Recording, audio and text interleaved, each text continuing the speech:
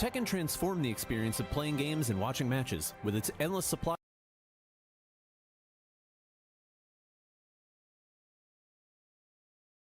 of slow-mo spectacles,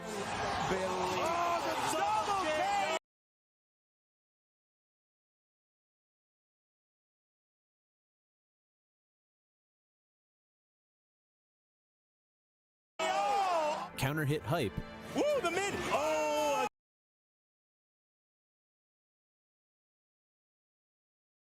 Again! its timeless narratives and rivalries, and a passionate community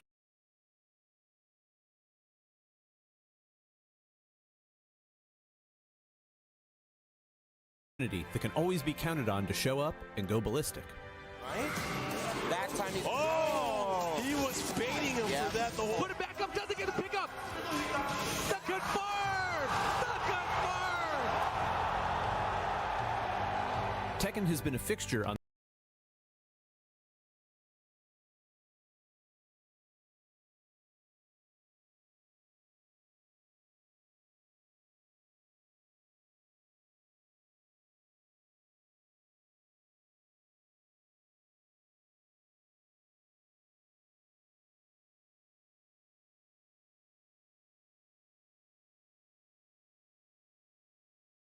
crowd out of their chairs, but you know it's going to happen.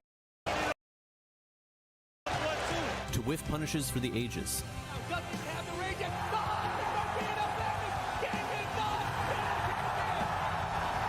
Tekken has delivered year after year.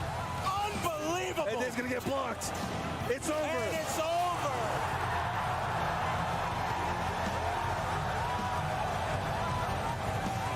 Oh! They trade blows. Oh,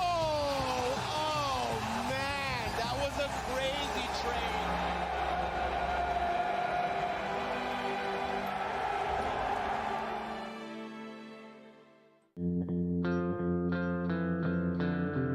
Every good Odyssey has its sagas, and Tekken 7 brought titans and challengers alike together to forge a new era. That cast made their indelible marks on Evo and Tekken's history, and set the stage for what's to come. From the golden age of Dragunov, to Saint and JDCR duking it out over and over. From a Tekken god cementing his place astride the Evo Immortals, What me is your Tekken 7 champion! to a new chapter, Evo Japan, giving the talented and passionate players of Asia a chance to compete and grow on their side of the world in a way that changed the Tekken landscape forever. Oh my God. He confirmed! That could be the tournament! That could be the tournament! From new blood shocking the world, to the birth of a new legend, Arslan Ash, and his absolutely meteoric rise. It seems inevitable. There it is! Arslan Ash is your Tekken 7 champion! Evo has become so sprawling that even an arena can barely contain it. No matter the venue, the FGC will take it all over. A sea of clacking controllers and furiously tapped buttons. An undeniable declaration that we are here, we are massive, and we're just getting started. Tekken's role in building that atmosphere is indispensable.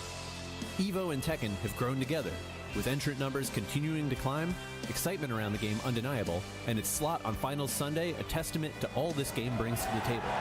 The scene has preserved its fundamental, local-driven ecosystem while becoming more global than ever before. Tekken 7's time as a featured game at Evo helped redefine the FGC and capture what makes it special for a new generation of players. It was must-see TV every year. Years and years of glorious Tekken have led us to this moment, where Tekken 8 watching takes the reins and leads Tekken 8 us on Showcase. But before 7 rides off into the sunset, let's have one I got last on showdown, late shall we? streaming because 7 I Evo champions, duking it out at the end, been at ushering church in a new all beginning. day playing. If you're ready for some good ass Tekken, make some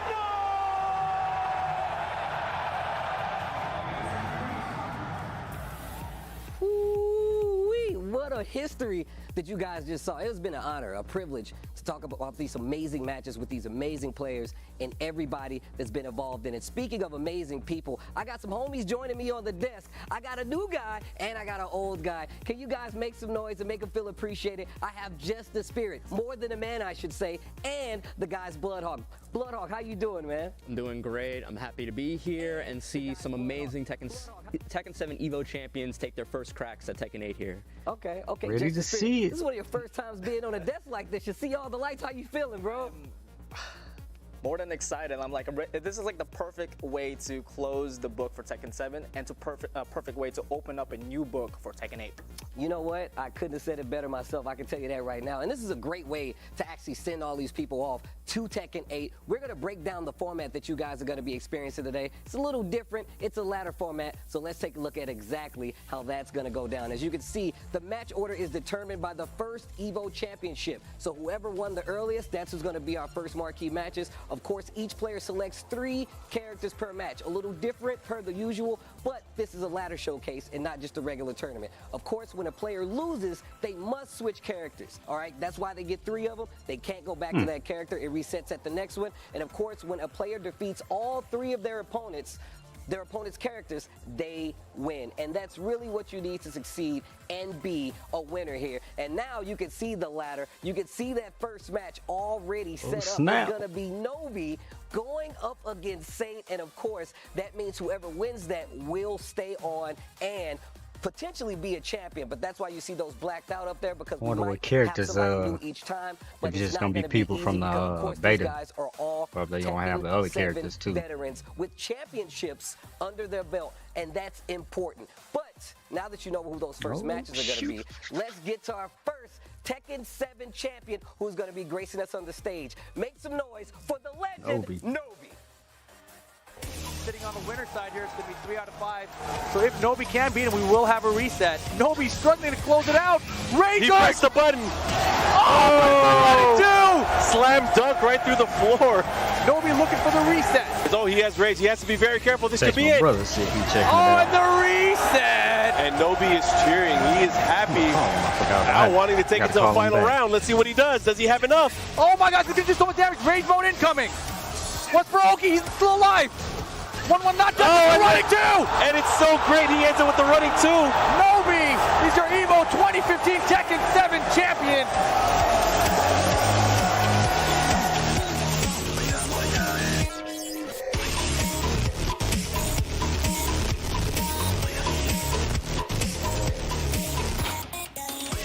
It's Nobi, guys. You can make more noise, and then make some noise for Nobi, man.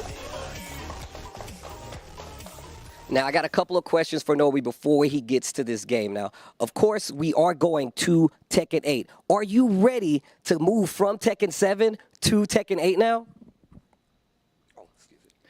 鉄筋7からもう終わりますので、鉄筋8はもう覚悟いいですか？自分の奥さんにもう人生捨てますって言ってるんで大丈夫です。Yeah, well, my wife will be there, so I'll be okay. That's a good sign, because we need Nobi here. How does it feel knowing that you are one of the first and strongest Tekken 7 players in the world? 鉄筋7のプレイヤーの中で、なんか初めと最強の中で位置しているというのはどう思いますか？自分が？いや嬉しいですけど、まあこの流れで最後に鉄拳8のこの商談これ勝って気持ちよく8迎えたいですね。Well, of course, he's really happy about that, you know, the fact that he was the first to do it. But now that we're moving into Tekken 8, you know, what happens here, if he can win, then he'll be really happy about that and can feel confident moving forward. Well, look, I've seen Nobi do this with my own eyes, but let's take a look back at what Nobi did to get here.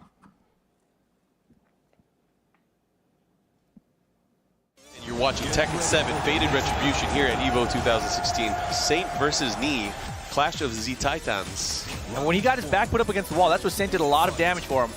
Can't count Saint out ever. Machine gun punches. Not over the forward one. It's turning point for Saint right now. He's trying to become Evo champion. Oh, he does it! He does it, Saint! Evo 2016 Tekken 7 MR champion. JDC are on the stage to celebrate with them. He is fired up. Saint taking it in.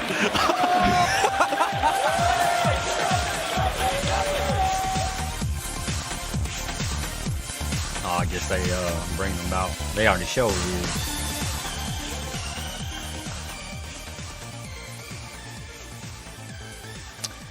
Saint, nice to see you. Nice to see you. Nice to see you. I have a couple of questions before you get to your match with Nobi. First and foremost, How does it feel now that he's doing Tekken the 7 has come translation. to an end and we move on to Tekken 8? 철권 7가 끝나니까 철권 8로 들어가니까 기분 어떠세요? Feels very good. 속이 시원합니다. He says it feels pretty refreshing. It feels pretty good. Is it good to be able to play Nobi one last time before we move on to Tekken 8? 노비하고 한 번 또 싸울 수 있으니까 기분이 어떠네요? 좀 어려운 매치가 되겠지만 최선을 다해서 재밌는 경기 하도록 하겠습니다. He said Nobi is a pretty tough opponent, but he's going to try his best to do his best. Well, that's what I like to hear. I mean, you're an Evo champion for a reason, so I expect nothing less. Nobi versus Saint is going to be a great match to see. Let's take a look at what these guys have done against each other to get to this very point.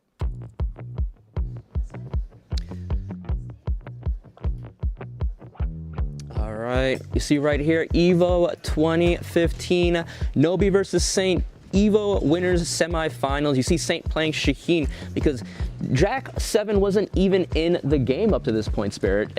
He was released in the FR revision. So this is the initial arcade version, 7.0 as people call it. But Nobi playing that tried and true Dragunov. And, taking it in the winner's semifinals 2-1 and sending Saint to losers. Yeah, and believe it or not, in losers finals as well, they ended up getting a run back, which ended up being in 3-2. And so far, Nobi has quite the upper hand when it comes to that Evo stage against Saint. And it's been a very, very long time that we have seen these two times go against each other. And that's one of the reasons I was like, how does it feel to go against them one more time before the end of Tekken 7? And that's really what you would like to see. Let's take a look at the card real quick for Nobi going up first here against Saint. Yeah, you see it. He only Still 32. a young man, early 30s of Japan, multiple Evo top 8 appearances. You know, it was a time where it was very common. It was just assumed that Nobi would make that Evo top 8. 2015, 2016, 2019, 2023. Saint, no different. 35, multiple Evo and Evo Japan top 8 appearances under his belt as well. And representing Korea as well, you know, one of the titans of the Tekken history as well. Definitely one of the first few, and having that clash between the, as you guys saw in the video, on the previews. And having these two going against each other, it is going to be a brawl, and I'm really excited of what these two players are going to pick out for their 3 characters for the showcase. Yeah, this is going to be really interesting. Like, I feel like you guys have had even more recent hands-on with Tekken 8, so I was watching you guys play it. So I'll be interested to see. I'm going to be learning a lot watching these guys play and just seeing how they approach the offense, even though this is pre-release, obviously. But I still want to see how these guys approach it, being like some of the veterans in Tekken 8. Tekken 7, excuse me. And we're going to see the characters these two have brought to the thing. No big surprises there. Nobi bringing out the Fang and the Lars because, unfortunately, we currently do not have Dragunov in this build. So his third choice being the Asuka. That is very interesting. I didn't expect that at all. You know, Fang and Lars, kind of works out perfectly due to that perfect playstyle. That resemblance Dragunov, some of it has a rush down, perfect poking, but going with the Asuka, that's kind of like a dark horse pick. But for Saint, obviously we knew about the Jack, but the other two as well, we know that he has the caliber of these, of the character knowledge.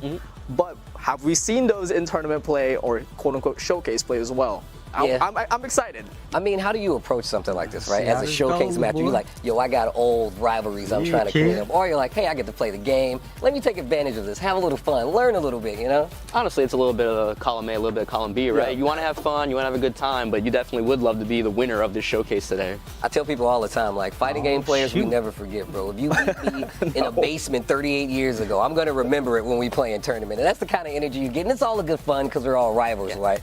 But that's the kind of energy you get from fighting games in general. And Tekken has been one of those games that has legacy carryover with a lot of grudges. So it's always been one of the more unique things about what Tekken brings to fighting games. Yeah, man. I want that salty run back all the way from 2015. Let's run it. Let's go. I like that. I like how you said that all the way from 2015. I'm right. I need that run back. I've been waiting, seething at the teeth to play you again. But that's what happens, man. And we were talking about this a little bit. It's about starting the stories of Tekken. A lot of people wasn't here to understand the rise of the knee, the rise of the Saints. And I know a lot of people have seen the rise of the Arslan Ashes, but like, you guys can be a part of this history too. That's why it's so good to go to a brand new game. We get these guys, these legacy players, getting their chance to show you how they're approaching it. And I think everybody's a winner here. Absolutely, absolutely. And the fact that we have our Evo champions to showcase the amount of potential that we have for the players that we haven't seen at all, I'm excited to have these in high level execution for every single one. So. Yeah, 100%. Just seeing what these guys can bring to the table, showing, this is also just being a showcase for what these characters as well these players can display in this new game as well. Well, let's take a look back at the 2015 finals to see exactly how that went down just before we get into this next match, because I feel like a lot of people really don't understand. I'm glad you pointed that out. We did have all the characters there, and on top of that, like, just looking at this is giving me nostalgia on the sense that these blue this is life a bars. very, I was about to say, this is so early. Yeah, the different filter over the stages. Just some characters, the way the rage arts used to be, without the huge cinematics. Mm-hmm. And Dragon's Nest being all gray as well, thinking like that Tekken 5 DR throwback. Yeah, I think maybe newer players don't realize like these first two Evos happened before the game was officially released on console. These were arcade, basically tournaments in a sense. So. We're going down a deep hole here because this is one of the first games that like Tekken 8 is going to go straight to console, right? Right. So a lot of these players coming from all the way from playing a game in the tournament before it was even released to now being some of the best players in the world, and this is going to be interesting. But I think we got our match ready. It's going to be Nobi versus Saint. What a run back! Let's get to it. And it seems like Saint is going to pick out the Law first, and Nobi is going to pick Asuka to start things off. Let's get it. All right, first game coming up with the Asuka versus the Law. The 1-1-2 not getting blocked there, but the reversal comes out right now. Nobi known for that really fast, frenetic, aggressive gameplay. He always wants to throw you a curveball, always with the backswing blows or evasive moves right when you think you're getting comfortable. And honestly, Asuka might be perfect for that playstyle. You throw out a reversal, you throw out a back three, you throw out a can-can kicks, and all of a sudden you ruin your opponent's momentum. But Asuka with that new install, and Saint just randomly throws out the backflip to get the launch. It evens out the life lead, and we got 30 seconds left in the clock. We got the slide, and remember, the slide's a little bit different now. You don't get that confirmed down to 3, and we're gonna start off with heat by Nobi, 30 things up. Ooh, he's wrecking that life bar. He was chipping away at that life bar with all that recovery. They're still new to it. But Saint not wanting to get bullied and fighting back at the last instant, taking that first round. Nice down forward 2 by Saint. Remember, we now have tornado flips instead of screw, so it's a little bit different now, and I love it that these players are already adjusting through the Tekken 8 changes from Tekken 7. But he jumped down from the 1-2 up 3, fakey. Ending it with the nunchucks. Down back 3. No guaranteed on down 4-3. A little down 4-3 once again. Yeah. Oh, the big flip. Shout out to Rip. Shout out to Rip. 1 down 3, just get the guaranteed. Remember now, with Tekken 8, there is chip now, and you're able to gain health back from dealing damage from them. And another big thing, if you have a lot of recoverable life, if you can manage to hit one heat engager, you will get all of it back. It can be a big start of your comeback. Attempt there for Magic 4. Remember, Magic 4 does not get that guaranteed counter hit. You have to commit to the second hit at the very least. Ooh, Arc Blast. It's a combo here, Saint is kind of a little bit in trouble now for the Oki. Holding his space back. Has the install now. Hasn't been able to really catch it out. She can do a big chunk of damage when she has that install as a combo ender, but 3 rounds straight with the Law. Saint takes out Nobi's Asuka, and now Nobi's gonna have to decide between the Lars or the Fang. Which one is he gonna bring up next? I think he's gonna go for the Lars. He's gonna go for the Lars. No, he wants Fang. Also, this outfit is great. It's ridiculous. It is the best. That throwback to that T5 suit. The glove? Oh my god, man. I think right now Fang and Law has the best suits right now in this game. With the throwback, and we're gonna go to open square. I like a lot of the throwbacks, like Raven having that T5 alternate outfit as well.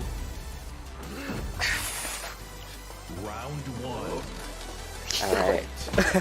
Bringing out the Fang now. Fang with a lot of tools to counter people that want to be super aggressive. The down back 3, obviously, the down 2, the back 1 palm, and when Fang is in heat in this game, that back 1 palm will knock down a normal hit in giving the shoulder follow-up. That is a huge change.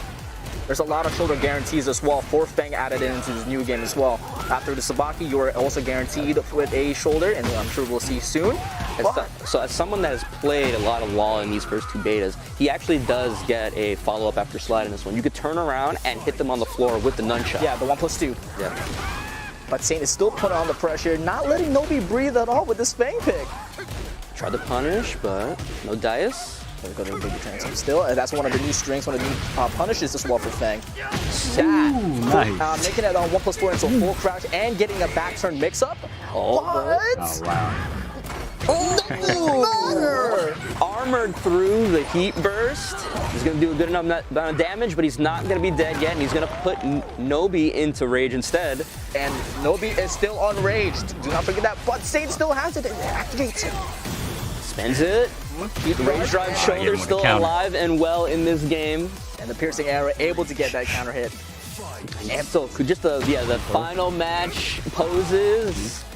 I love that addition to this game. Spends the heat burst to try to get to the wall here. Spends the heat rush to extend the combo, but gets the low wall splat, but Saint tries to answer back with the hop kick. Gets to the side, trying to control the wall here, but fires back with the DF2.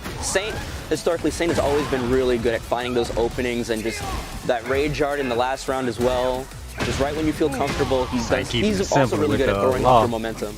He can do a lot more than what he's doing. One down, tries to get the counter hit from the down 2-3, and that's one of the new moves there from Fang. Puts in a lot of plus frames as well, and one of the greatest tools that he's had in a while. Nobi trying to wait out this heat activation. If you don't do anything at all, it is 12 seconds, but spends his heat smash, lost heat smash 14 frames, incredibly fast, and when you block it, he goes into DSS afterwards so you can try to keep pressure. Nice to the 4-3. A little bit too far there to get the tornado flip. Mix up? No, it doesn't go for the low, but does go for the armor, and activates heat, and Saint right back at you. That's a wild crouching move now. These guys, for both these guys, respect is not assumed. It has to be earned, and they are swinging on each other. Slide over the slidey. Beautiful whip under the backhand 4-3, down 2, able to get it out. Doesn't fully extend for the wall rising 1-2. And Saint spins the range up, I don't think he's able to connect, and that is all she wrote as Nobi eliminates Saint's Law out of this showcase. All right, we're 1-1 here. Saint now having the Brian or the Jack in his pocket. I'm expecting the Brian, I think. I can't wait to see this. I'm expecting the Brian out, and really coming out, and like right there, and the Jack will be the anchor for Saint's team. This feels so weird to say. But I'm really digging this format in terms of just the character curveballs we can get, the character variety. And it is, again, it is the perfect way to showcase all the characters for your showcase instead of just one character per player. This is the absolute way.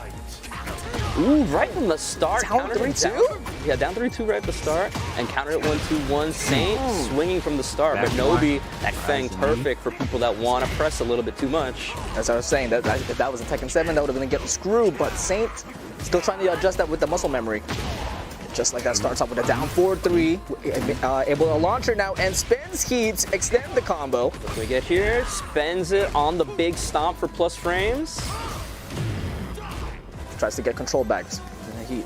You see instantly Nobi, if he's willing to just wait out that heat timer if he has to. But Saint makes the first move with the heat smash and takes the first round of game 3. Oh, so nice back one.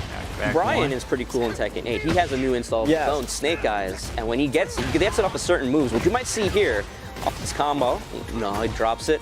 But when he has Snake Eyes, he gets some empowered extensions on a lot of his moves. For example, 3+4 gets a second hit that he can choose to bring out. And if he charges it up, it can do a lot of chip damage. We might see it. We might. But so Nobi is trying to deny that right now, but gets the control back as Saint is 1 round away to eliminate the Fang. Nice orbital to start it off. Oh, it's the combo here, and we are in one of the biggest stages for Tekken 8. So, wall carry's a little bit questionable here. Yeah, this stage might look like it's infinite, but no, there is a wall. It is just very, very far away. Spins the heal, wants to maximize the damage, but unable. Here comes the Mock Breaker, able to get the hit and able to regain all the health that he's lost. Drop the combo though.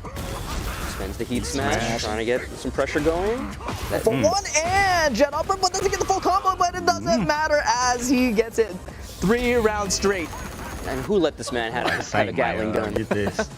I have no idea, but I think it's the coolest thing ever. The main, Yeah, what? Ah! All the way from, this Gatling gun's all the way from Tekken 5. Right, exactly. I've been carrying it with me the entire time. So now Nobi on his final character with the Lars. Nobi's Lars. I didn't watch any of their streams or videos. Lightning under his feet, just zip zapping all over the place. And I'm probably gonna say this all day, but this outfit for Lars looks super cool. That's ridiculous. You saw right there, he was charging up the second hit of the before, but he got stuffed out. There it is. Nobi is not letting Saint breathe at all, but doesn't get the counter hit and tries to get the control back, but doesn't get the straight to flip. Will end it off with the Mock Breaker, but Nobi will get the counter hit out of that and will. Can he kill here? I think so. Did. Yeah. That he can. Yeah, he probably actually, maximizing the resources and getting the first round. Nobi's ready. Lars. Full release. He's ready. Not punchable? Huh. All, just like that, Nobi's health is 50% and gets caught again by the 4-for-1 to stand it up with a 4-for-2. 23. And for people that might be surprised with this Lars pick out of Nobi, in Tekken Tag 2, his team was Dragunov Lars. So he has experience with this character. Drops the combo a little bit, but Saint will now try to get control back Forcing his way in. And the heat smash right back at you. It is 1-2-1. No, Saint. We tried to get cheeky with the string into stance, but Saint was ready to just challenge him right away. But again, full string too. He almost caught me there. Horrible. Steps on it, puts on dynamic entry, and then all the way having back. the dynamic entry into the stomp is so cool. It's so disrespectful to play. Instead of just him standing out there, I was like, I'm gonna keep moving forward. What shoes you got on there? Don't matter. Pretty even health here. We got 30 seconds left in the play, and both of them still have on, but does get caught. With the circle back one, super fast high from his sway back. His counter hit juggle starter as well. Both of them on range. Gets caught by the heat, and now. Oh! Got him. Right, potential final round of our first match of the Tekken 8 Showcase. Are we going to see this Jack come out, or is Nobi going to be eliminated? We shall see, and Nobi's trying to answer back, but beautiful jab on the float there by Saint. You saw that? Oh, he didn't finish it. Tries to go for 1 down 3, and still able to track. 3 and spends the heat now. And beautiful armor out of it. It is final round. It is showcase point, survival point. Nice walk, but the jet upper unfortunately whiffs. But Nobi comes right back in with a dynamic entry 1-2. He's in. Ooh, the big knee answers back from Saint. Has that Snake Eyes install. Right there it is. Yeah, it spends it right away on the empowered string. Beautiful flow combos. Roy able to get tornado flip, but doesn't get the full thing. Nice block out of the 1-2-3, and the G-clap able to spin it out with the heat. Engager, no, nice break out of the 1+2. Oh, he had that. Spends the rage R, but Nobi just waiting, and we are going to go to a final game here. We're going to see that Jack 8 coming out of Saint. All right. It is 2-2, and we are going to see the tried and true. They're having a good time. Hopefully all these matches go like this. That's the best part too. The first game and the matches are already so tightly contested. I might be exhausted by the end of the day. No, it's getting tense right now. And they're having so much fun. You can actually hear them like laughing and having a good time playing the game. That's a good sign already. But now we get the Jack versus the Lars. All right, let's see it. This new Jack 8 redesign, getting some Gigas moves as well to his arsenal, and a new stance on top of that with Gamma Howl. Gamma Howl is not a joke. And whenever you see that blue circle reticule, that's actually a Gigas move that he's doing as well. Oh, we're starting off really with G-Clock over and over, and Saint is trying to take the control back, but Nobi says no. Yeah, potentially good choice, just overwhelming the Jack, but he does have the counter right there. Step on that. And when he's in heat, his Gamma Howl 2 is a guard break. But again, Lars just not letting Jack get started here. He is crushing swarming him with options. He's crushing everything.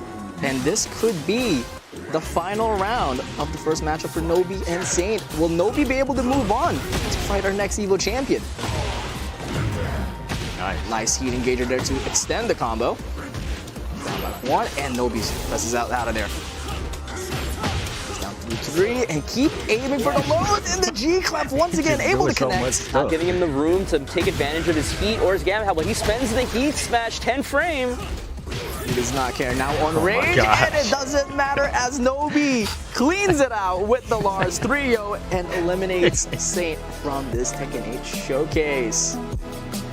Man, how did you feel about the matchup, Bloodhawk? I mean, I was surprised seeing the initial characters with the Asuka and the Law, but once we got to those final characters, it seemed like, you know, it was just business as usual for Nobi with that Lars. That Lars was a great pick, especially the way it just kind of smothered the Jack and didn't really give Saint a chance to get started. No, absolutely not. And that's exactly how he played it all throughout this weekend as well. He did not give any hesitation of his decisions and just kept it in your face, like rain zero at all times. No, it's one of those things that like you really see. That's kind of like a matchup thing, right? Lars is known for like keeping it close, and if you give him that space where he can kind of like abuse his quick lows and his stances and dynamic entry, you really gonna get like kind of overwhelmed, right? And Jack has historically had a harder time dealing with that kind of pressure. Anyway, I mean, obviously he has like his new armor moves and stuff like that to kind of deal with it. But once again, the game's not out yet. You gotta let him play, folks. You gotta let him learn.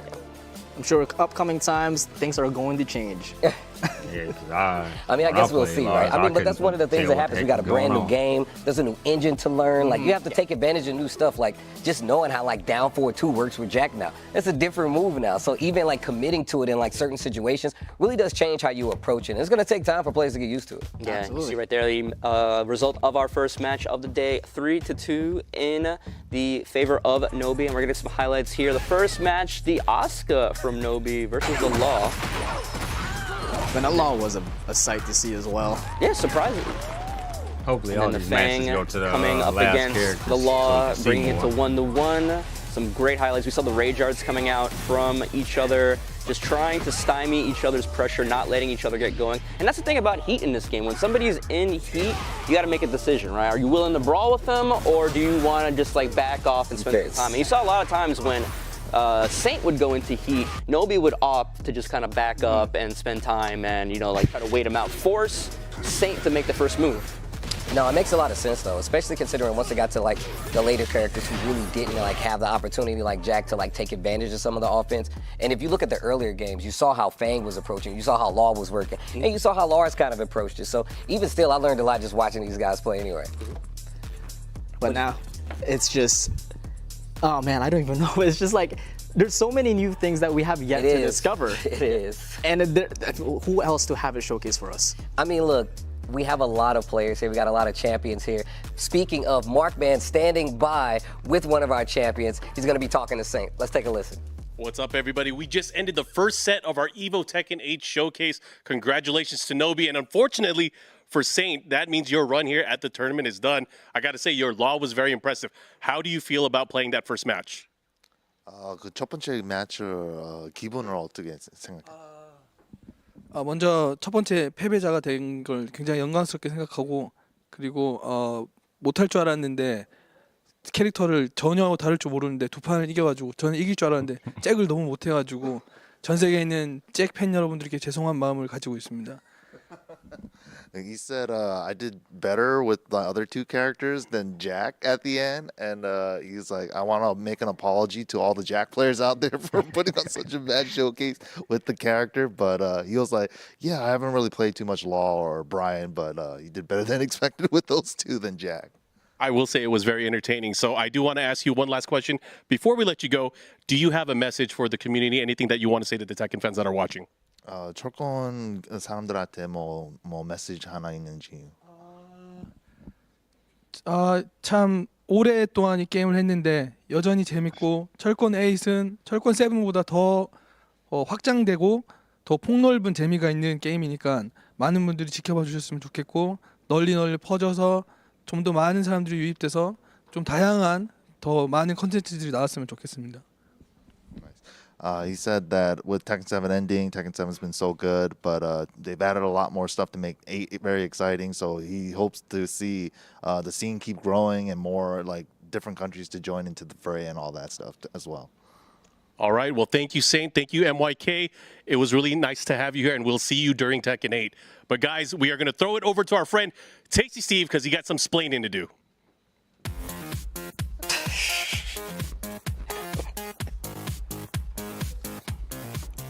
So first off, I wasn't expecting that. 2, look, Tekken 8 is coming out. We know a lot of new people will be getting into it, so we feel like it's only fair and it's the right time to explain some of these characters. But it's not regular explaining, it's Steve explaining. We're gonna start with Claudio, and we have 20 seconds. I have 20 seconds to talk about Claudio. Oh, you already started? All right, Claudio, one of the archers of Sirius, was introduced in Tekken 7 and was actually contacted by Heihachi and the Mishima Zaibatsu because he wanted to capture and trap the Devil Gene. They know that they're Supreme Exorcists, 15 seconds, Supreme Exorcists that actually have been controlling the European infrastructure for years. And I actually thought Claudio was a bad guy, but he's really not, and he has his own kind of motivations to stand alive in Tekken 7. And this is a Tekken 8 thing. Boom, done, out. And that's Steve explaining. All right, Steve. I learned a lot in that short 30-second segment, but as you see right here, we have the ladder here. Nobi moving on to face his next opponent, which is going to be our 2017 Evo champion, JDCR. Koreans, one from Japan. Man, JDCR was one from Pakistan. You know, one of the legends all throughout the game, and we haven't seen JDCR versus Nobi in a very, very long time. Well, now that we have one of our champions already eliminated, it's time to go to the next ladder match. Our next Evo Tekken 7 champion coming up will be JDCR.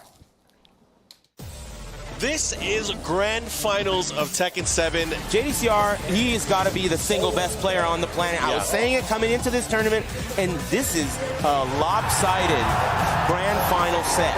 It could be. These guys play each other and know each other's styles so well. Wow. They have to do things at the inopportune times. You're absolutely right about that.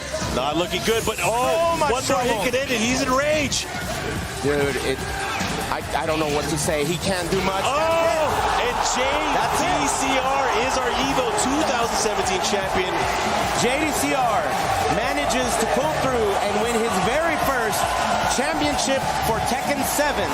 Very, very nice work.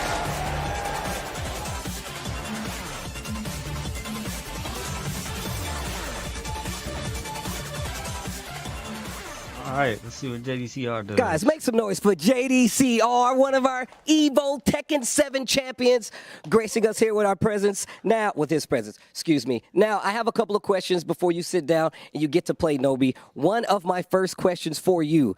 Do you believe Heihachi Mishima is actually dead? Heihachi Mishima 죽었는지 진짜로 생각했는데. I don't believe, because he is a symbol of Tekken series, right? So I don't believe it. My man don't want to let it go. He's going to have to play a brand new character. Next question. I would like to know, how does it feel now that Tekken 7 has ended and Tekken 8 is the next game? Are you prepared? Tekken 7 끝나니까 Tekken의 기분이 어떤지, 생각이 어떤지. Yeah, I'm really looking forward to Tekken 8 because it's not only about like fighting game. I mean, there are so many content like lobby, and then you have like customized, right? I mean, I think it's gonna be so much like we can enjoy more with different many kind of content online. So I'm really looking forward to it. I like that. Looking forward to Tekken 8 like everybody else is. You're going to be going up against Nobi, who did just take out one of his players. Saying, let's take a look at the history between these two players, why they get situated. He's 34. I didn't know that. Raw, and top 8 appearance for Nobi, you know, multiple years, and JDCR also has 2. But I believe in one of the semifinals, Nobi and JDCR went against. Nobi actually has the upper hand when it comes to the Evo stage against JDCR. Yeah, that might be true, but man, he only has 2 Evo top 8 appearances, but that 2017 was like the year of JDCR. He was amazing year right there. I think he won 11 out of 16 tournaments that he was in. But let's see what characters they're bringing to the table here.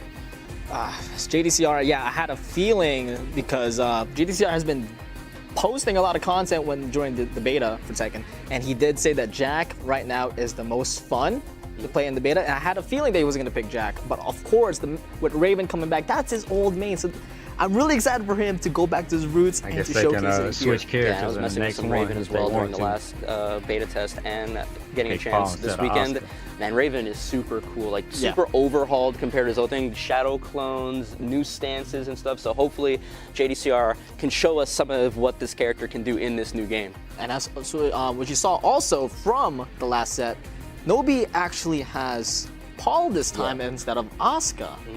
So I thought it was going to be like, oh, you're fully set the entire time. No, you actually get to change for every single set. So I'm really excited now if they're going to throw like some wild card all of a sudden. And we're about to get our games coming up for you guys. Nobi versus JDCR. Let's get it.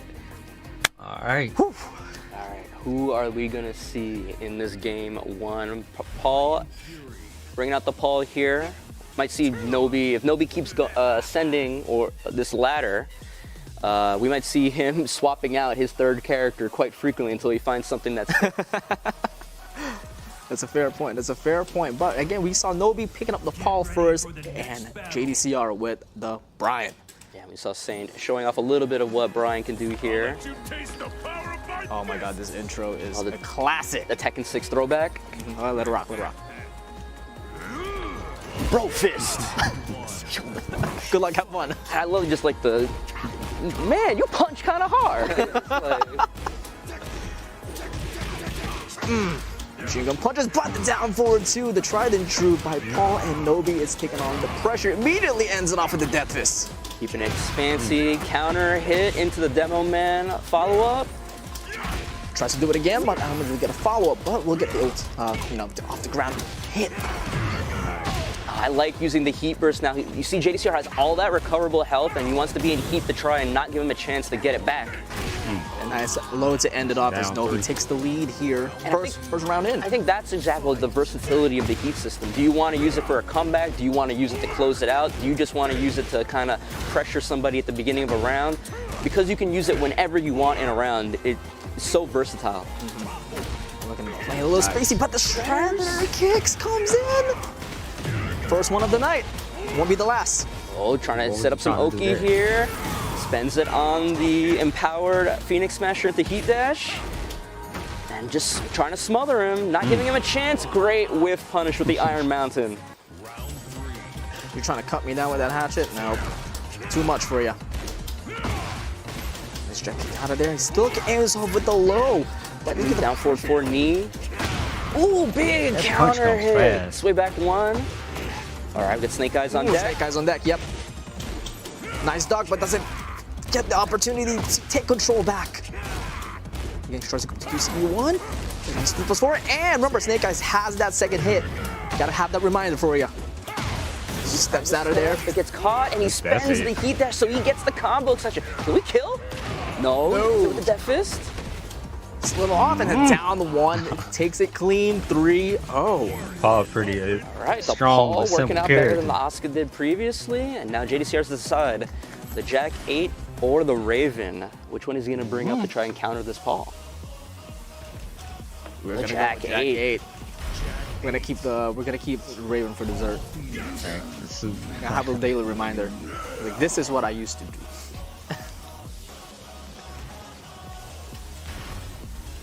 Get ready for the next All right, first time today we're going to be seeing the Sanctum stage.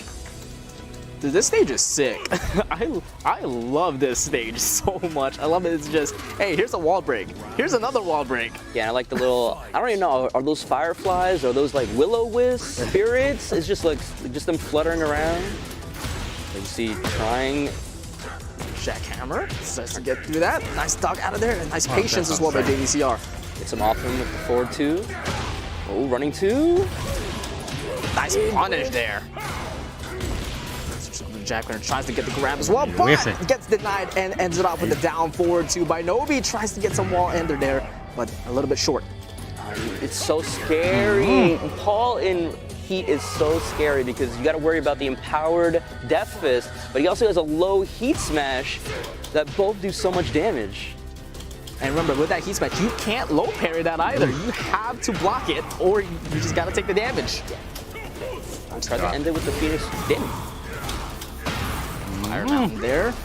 Just again, kind of similar to how it was against Saint. He's trying to smother this Jack 8 and not give him a chance, but saw his opportunity and got the forward 2 that goes into that hit throw animation. And Nobi put 2 him to rounds work. for this Nobi Paul. Are we gonna see another perfect game here for Nobi, taking 3 rounds straight again? Demo man, the wall there, but they will spin the heat and put on the pressure again. One more big hit, and this wall's gonna break, but JDC might be dead before then. Nice doc. No punish though, a little bit off. Nice forward 2 in there, trying to get control back. He's got a lot. If he can get a heat dash move, he'll get all this life back. It's a tough challenge, Nobi is but running through that him. challenge will not be overcome by DCR. And another 3-0 here by Nobi. I think Nobi found his third. Maybe. But you saw right there, Jack 8 in Heat, JDCR. He had all of this recoverable life on deck, and you saw Nobi just trying to play careful. Because even when you're about to die, the power, just that one heat engager, heat dash move would have connected. So much life, JDCR would have put himself right back into the match. Yeah, and if he was able to just chip out in any way possible, he was able to regain all the life that he's lost.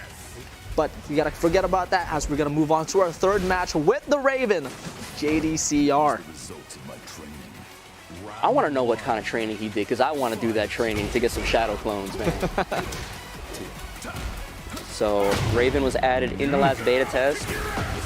He has a couple of moves that you can choose to add shadow clones onto, and when he's in heat, the shadow clones are either safe or plus. I'm not sure. It depends on the transition, I think, maybe, but you see right there, that DF1 into clone does so much damage right there.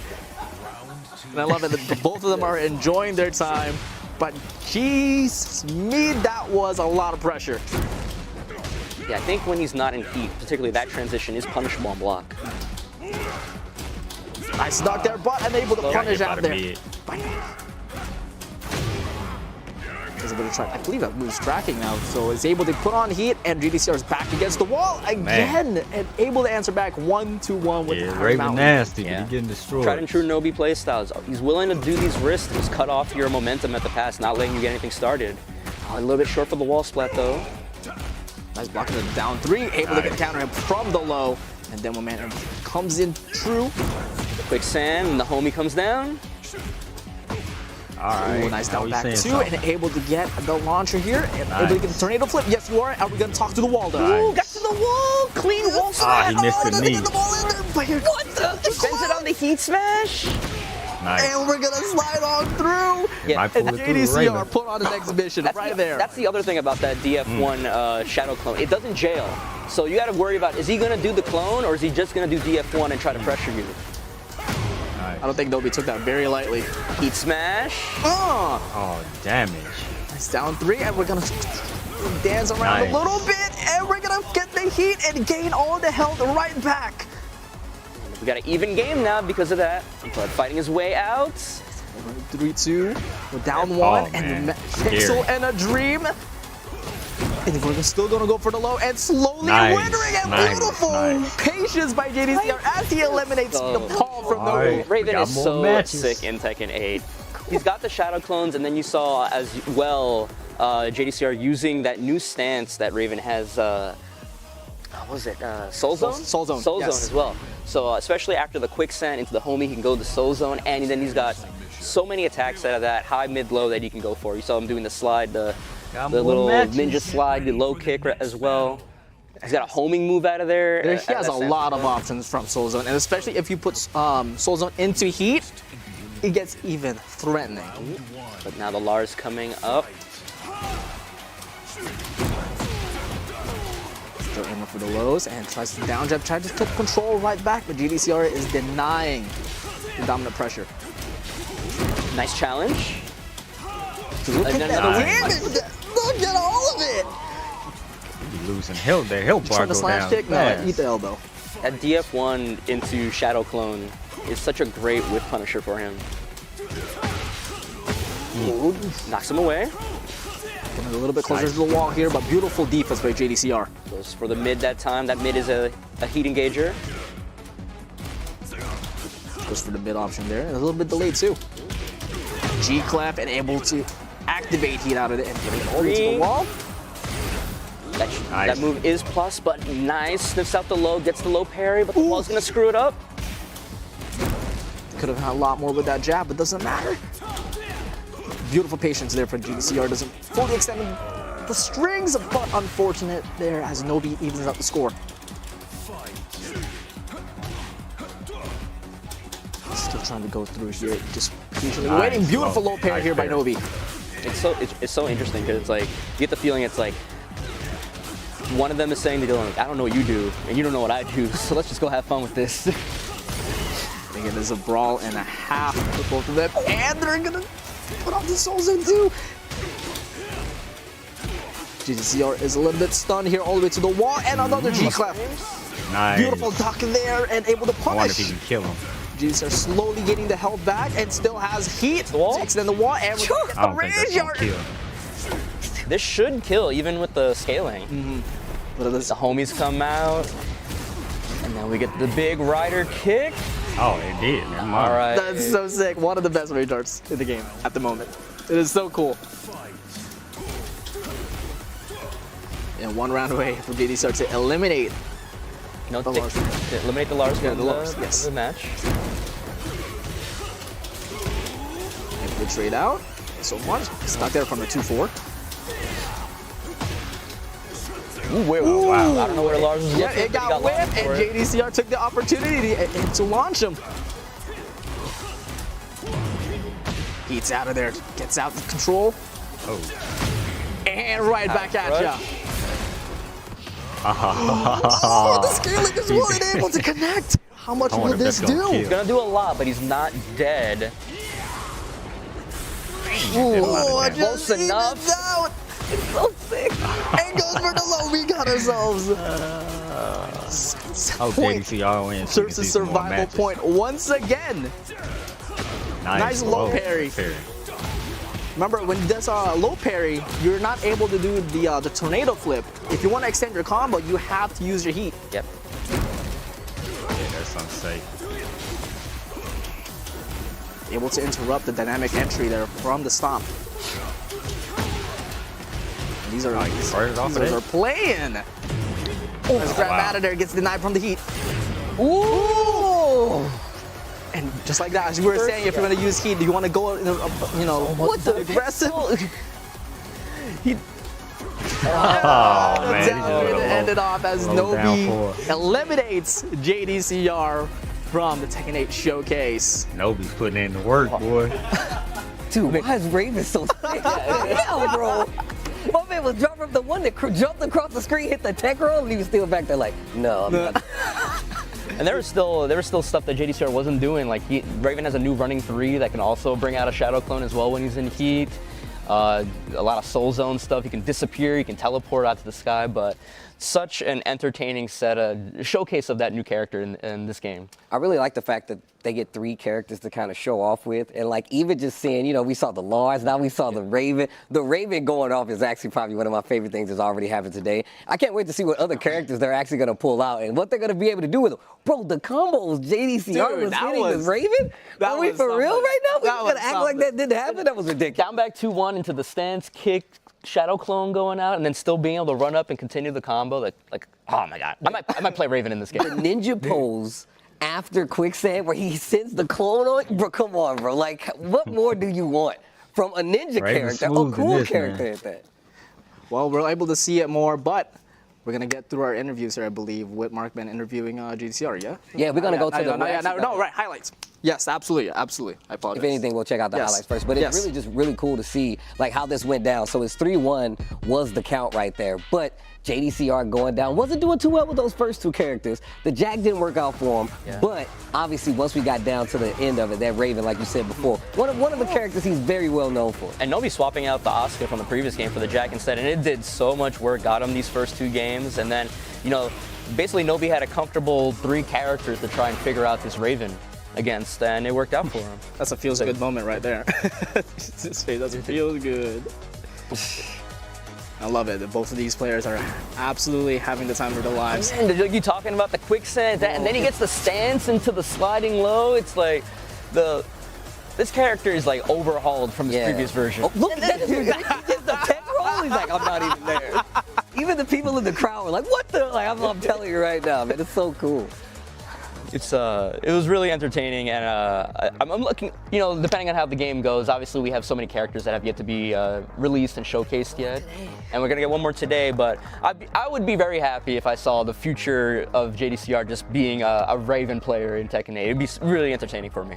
Well, I'm glad that we got to see JDCR play, but he will be going home. Markman has an interview with JDCR. Again, another big congratulations to Nobi as he moves on in the ladder here at the Evo Tekken 8 Showcase. I have JDCR with me. Unfortunately, you will be done for the competition. Talk to me. How did you feel about that matchup? My Jack is trash. And then, yeah, actually it was a little nervous, you know, like everybody practiced, but, you know, play on a like stage like this, I was nervous, but, you know, really fun experience. Well, I'm glad that you had fun. It was nice to see your reunion with your old main character, Raven. I got to ask you again, do you have a message then for the Tekken fans as you go into Tekken 8? Is there anything that you want to say to all the fans that are watching at home? Tekken 8 is so much different than Tekken 7. The one thing, again, what I really like about Tekken 8 is that, you know, we got, again, so many content like Ghost Battle, Lobby, Customize is amazing. And then also the game system is super interesting that you have like hit, right? So I think there will be a lot of like strategies and then depends on the players. And then so, yeah, it's going to be interesting Tekken. I agree, and I look forward to watching you in Tekken 8. But of course, we are going to go ahead and end our interview here, and we're going to go back to Mr. Tasty Steve for some more Steve Splainin'. Needs next. See what he does.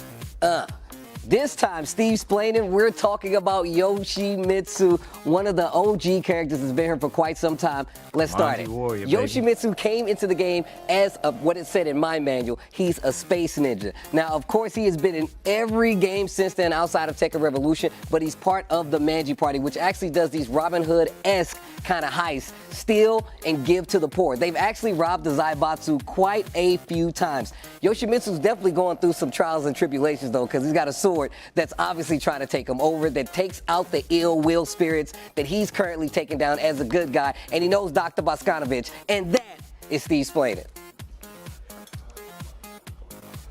Yoshimitsu. Can't wait to see his trailer. All right, thanks for that, Steve. I'm learning a lot about Tekken lore. I didn't know you were so informed on the whole Tekken series like this. I mean, look, I feel like it's my job to be so, but the story, I'm gonna tell you right now, I went in and did even more research this time around. Man, they go deep into these stories. It's a lot deeper than I gave it credit for originally. All right, so let's take a look at our ladder as it stands right now. Nobi trying his best, you know. It'll be a story if Nobi went, you know, first game all the way to the end, but now he's gonna have a very difficult opponent in his way. DRX's Knee from Korea. Wow, one of the first few and one of the only few multi-Evo champions coming up this early. And Knee, you guys are all familiar with Knee. Knee is that character. Yeah, let's throw it over to Steve so he can introduce our next Evo champion.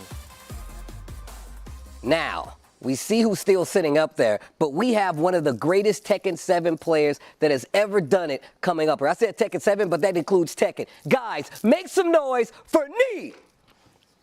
But here they are for our grand finals. No one had taken a game, as far as I know, against me, except for Khan either.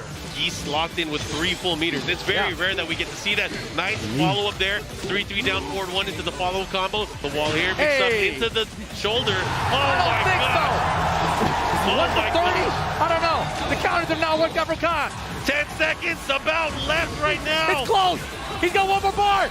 Nee can be champion in 5 seconds. He's got the lead. He's got the lead. Nee's gonna do it. Nee is your Tekken 7 champion at Evo 2022. Congratulations, Nee, South Korea, and Tekken fans around the world.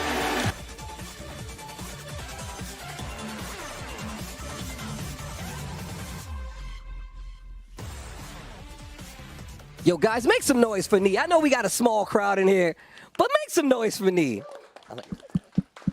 I said this before, but I'm sure it's already known that you're one of the greatest Tekken players ever. How does it feel to have your name in the history books for Tekken? 철권에서 그 이보 이기고 그 전부 다 이기는 거 그거 최고 선수를 사람들이 보니까 어떻게 생각했냐? 처음에는 그냥 이제 재미로 했던 이제 게임이 뭔가 인생의 거의 뭐 절반 이상을 이제 철권을 했는데 뭔가 이름을 남겼다는 게 굉장히 또 좀 기분이 좋고 또 많은 사람들이 또 응원해줘서 그게 또 좋습니다. He said that he only started playing for fun at the beginning, but seeing that everybody roots for him, and then his name being in the history books now, it's a big honor, and he's really thankful for everybody cheering him on. One of the coolest things ever. One of the coolest things ever. He does have his next match with an Evo champion already set up. So let's take a look at what it takes to get to a spot like this between these players. Steve, as Steve was alluding to in the interview, it's like it just feels like, that when I started the game 20 years ago, it felt like Nee was Tekken. Now Nee is Tekken, and honestly, I wouldn't be even surprised if 20 years later, Nee will be synonymous with Tekken. And deservingly so too. Like the legacy that he has built throughout the history of Tekken and the amount of trophies that he's had.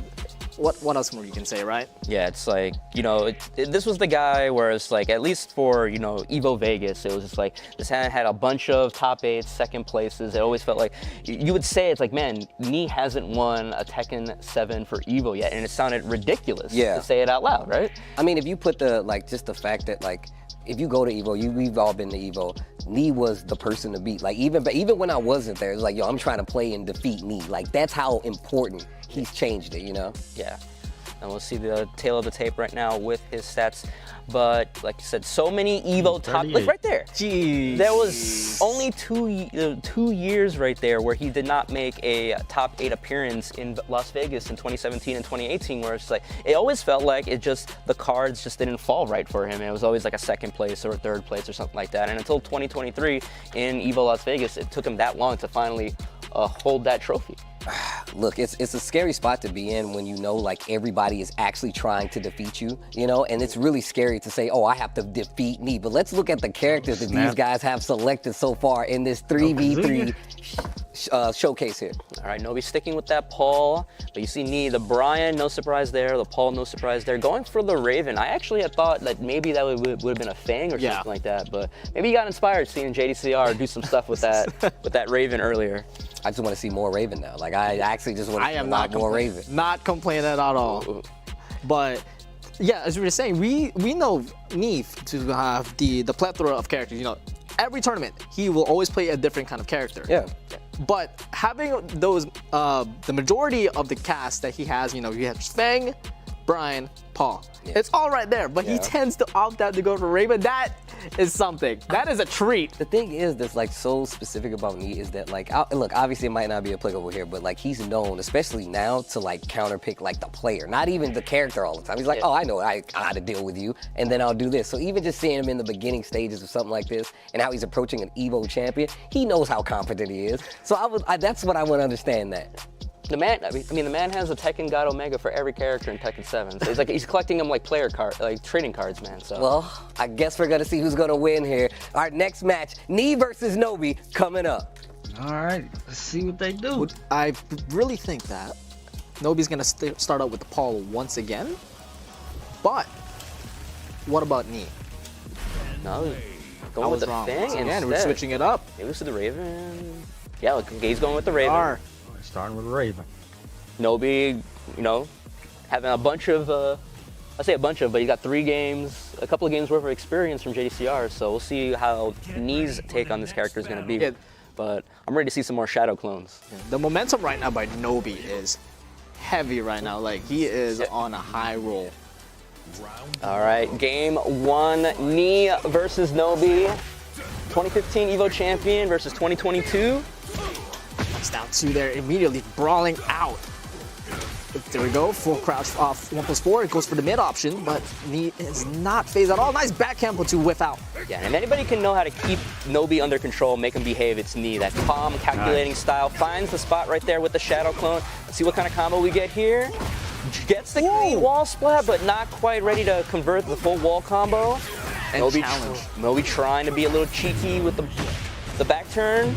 Spending each shoulder. I thought that heat burst might have whiffed there, but unfortunately not. Spends the homie. Still got it. But doesn't matter. Able to bait that out and gets the first round in. Knee, well calculated there. Let's go for the back one there to get the pressure and the Kempo steps. The Kempo step 2 just being this big overhead. And not so cool. Not able to get the punish out of the crumpled low with the delayed hop kick, but we'll get the back one counter hit out of that. Nice duck out of the back one and beautiful duck again and put the down 2. Ooh, counter hit out of the side step 4. And all the way to the wall as well. Look at the damage that Knee is showcasing. Ooh, that was so much damage. Nobi standing. Classic parry by Knee. We got 25 seconds left, and Knee opts out to use the range immediately as he down forwards 1 out of there to get 2 rounds up. I actually really like using the heat right there because then that makes the down forward 1 at the Shadow clone safer. So we can try to stuff out Nobi without any problems there. But Nobi spending heat early, trying to get something going. That back 1 knocks down on normal hit while he's in heat. Spending all of the heat tactics, but nope. Knee weathering the storm, gets the block, gets the punish. Gets the wall splat? Not quite. Not quite. And immediately goes away from the wall positioning, and Knee is now all the way to the the other side of the wall, but heat's in, keeping it hot. And now back away here, and Knee is trying to fight out of there. It goes for the heat engagement, the heat smashed. Able to connect again. All right. Side step 2. They're both in range. Nobi on a pixel. And takes that last little bit of damage. All right, Knee with this Raven putting on an impressive showing in the first game. Already getting cheeky with it. This is what I like to see. I like the grind early out of the gate because it really does shape how this game goes further down the line. I'm telling you right now, especially coming from a player like Knee, and now we get the Paul from Nobi. A big smile on both of their faces, by the way, which says a lot, especially because these guys, I feel like, are sworn enemies when it comes to just Tekken and fighting games in general. The Lars. You're getting the Lars.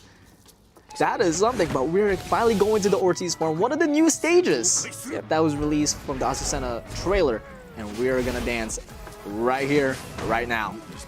All right, game 2, Lars versus Raven. That leaves Nobi's Paul as his final character. All right. Again, trying to overwhelm Knee's defense, just trying to mix him up constantly. That's for 1 and able to crush the jab with the launcher right off the get-go and extends the range for the wall carry. Look at that! Using the Soul Zone string to get maximum wall carry. All right, Knee already knows stuff. 1, 2. Dropped it again. And that Soul Zone 1 going at the crouch dash, I didn't even know you could do that. I'm learning new stuff about this character that I was trying to mess with. As I'm saying, the potential that these players are showing us is eye-opening, but that is one eye-opener right there with the first round here by Nobi. Yeah, Lars using the heat shoulder charge, try to force that final mix-up, working out. Tried to convert off the trade, but no dice there. Down for 1, down for 1. Never wrong with that. Tries to get the plus frames there. But the challenge with the 1-2-4. Nice duck. Punish. Oh, trade with the back 4. Get out of here, Llama. Then 2 rounds in, serving the dish right back out to Knee. Ooh, arc blast at the start. No dice. Nice block on the quicksand. We get the wall here. It's Lars, so probably. Yeah, all right, there we go. Ends it with the shoulder. He goes for the low slash kick. He's in the corner. He has to literally fight his way out of the corner right now, and Nobi does not want to let him. Trading heat burst back and forth. Powers through, but still able to block. Oh my god, what is happening right now? Gets the float combo. He still has heat, so he can make something happen here. Some pretty good health regained back, but they will not get a follow-up from that launcher. He still has one last chance. Goes for the low. With Soul Zone. He still has that last little bit of heat, and it's finally out. They're both in rage. And the string into the uppercut takes it 1-1. That Raven is now eliminated from this match. We saw a lot of things that we never seen before. That was beautiful. Okay, so we're gonna get the Brian or the Paul. He's hovering the Brian. Don't go with the Brian. We're switching on the buttons as well. But we are gonna stick with the Brian. More control. And we go into like the new outfit on top of it. Uh-oh. Yo, the Brian coming out. These guys are already swinging at each other. This is what I like to see. Next game, Brian versus Lars. The new Brian, the new Lars. Knee versus Nobi. Oh, he's got the classic Lars outfit on. Hey, remember this? Still throwing the girder. Remember that? Yep. Brought from T7 all the way with me. The more things change, the more things stay the same. Just like this outfit. The 3+4. Nice snap out of there, but we'll still go for the mid option. It's his back. Trying to use that knee, and he's one of the ways that you can get Snake Eyes. You see right there. How's he gonna use it? Oh, doesn't opt out with the 3+4 too. Yeah, you can use it whenever you want. You don't have to use it, but classic frame trap from the Lars. He's gonna get the wall, spends the heat burst. Yep, it still gets a tornado flip out of there. So much damage right there, jeez. And ends it off with a heat smash. To the next round we go. Emphatic first round in this game 3. Again, gets the Snake Eyes early. Hatchets out of there, tries to cut everything down slowly but surely. But Nobi is trying to negate that, and I see that Knee's trying to walk out of there. Some 3, no, doesn't fully extend to the G clef. Back 1, he's trying to get something going, but Nobi is so hard to pin down with this Lars. He's just dancing on him. Running 3 in the corner. Knee, nice duck. Knee in rage. Tries the heat burst. He's trying to clinch this next round. Nice down. Nice down for to just negate the move that he's going to do. That's 3. Oh my god. Thank you. Get out of there with that. Woo. Like, just absorbing everything and still managing to make the power crush connect. Big orbital. Out of this world, and we're gonna go over to the wall now. He doesn't have Snake Eyes, so he couldn't get the pull. Don't worry about that. Down for 1-2. 2 G gun punches. Yeah, with the G clef in heat right now. 4-4. Nice. I can't follow what this Lars is doing, man. But he can, and he gets the block and the wall standing 1 to close it out, and he gets 1 up on the board. Man, Nobi on this Lars. It's like I can't follow. He's moving too fast. Everything's the dynamic entry went under the high. Just so smooth with it. New stuff. The mid out of dynamic entry. He finally gets the heat. He has me against the corner. And he's keeping him there. Spends the heat dash. Still manages to get the pickup, but all axis. Convert off of it. Nobi is absolutely ready with this character. He is keeping me pinned down, and that is it. The pressure is with Nobi as he takes out the Brian from Knee. Literally no space Lars, given. looks like he's gonna be real strong. This Lars might be a problem. Nobi's Lars might be a problem, man. Lars with the whip. You think you can stop me, bro?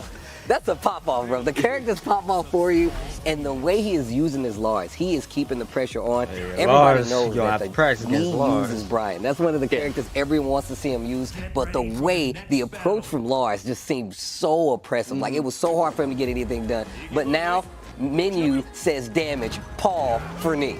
And here's the thing, you know, from the previous matches with the Lars, literally 10 seconds in, Knee was literally back against the wall. But now we are in, you know, in this stage where there's walls are way too far away. Counter hit down forward 4 into the guarantee back again. That is 50% right there. Magic 4 gets the counter hit, the guaranteed as well with that. But the Art Blast, beautiful whip punish by Nobi. We're gonna get some damage out of there and spends the heat. All right, spends the heat, but doesn't use it in the combos, so you can spend it right here, trying to get something going.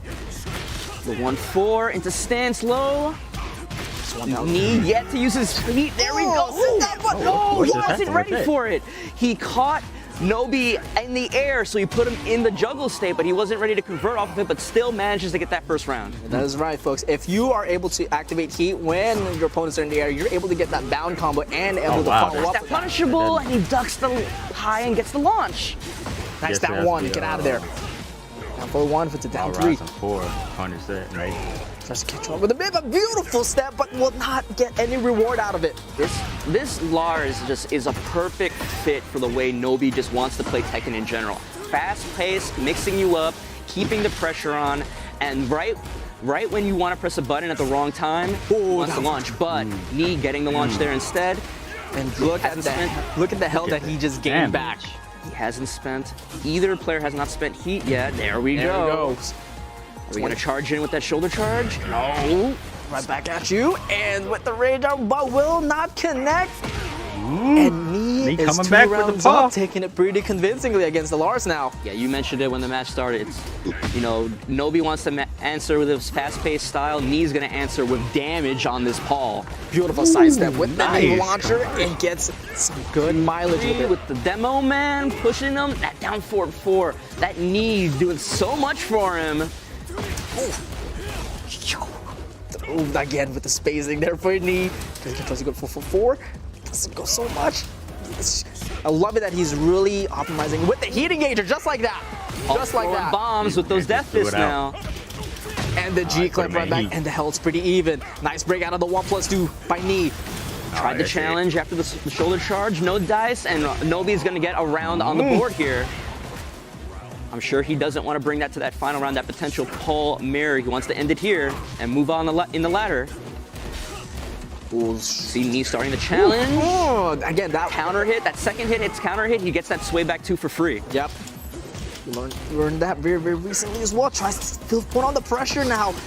It's Nobi's turn. It looks like as this match is going on, Knee is getting better and better at starting to weather this Lars storm. He's starting to see the gaps, knowing when he can challenge. And that's what's so perfect about Knee, you know, as a player. He knows when to adapt. And just like that, yes, he will.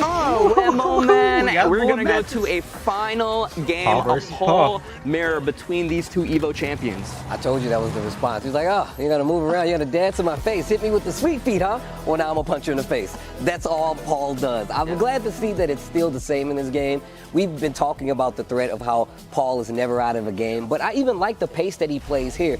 The heat system really does. I really thought, like, all right, how are they going to apply this to a character like Paul, who really has this, like, did you duck? I'm going to hit you. Did you just stand there? I'm still going to hit you. How do you apply that to a game like Tekken 8? You're seeing it in action here. The last characters for both of our Evo champions, Paul versus Paul, man in the mirror, double wall break. My man's dressed like a president. Let's go. We'll see if Nobi has picked up a few little things from watching these Paul go at it right now. They're trading little blows here and there.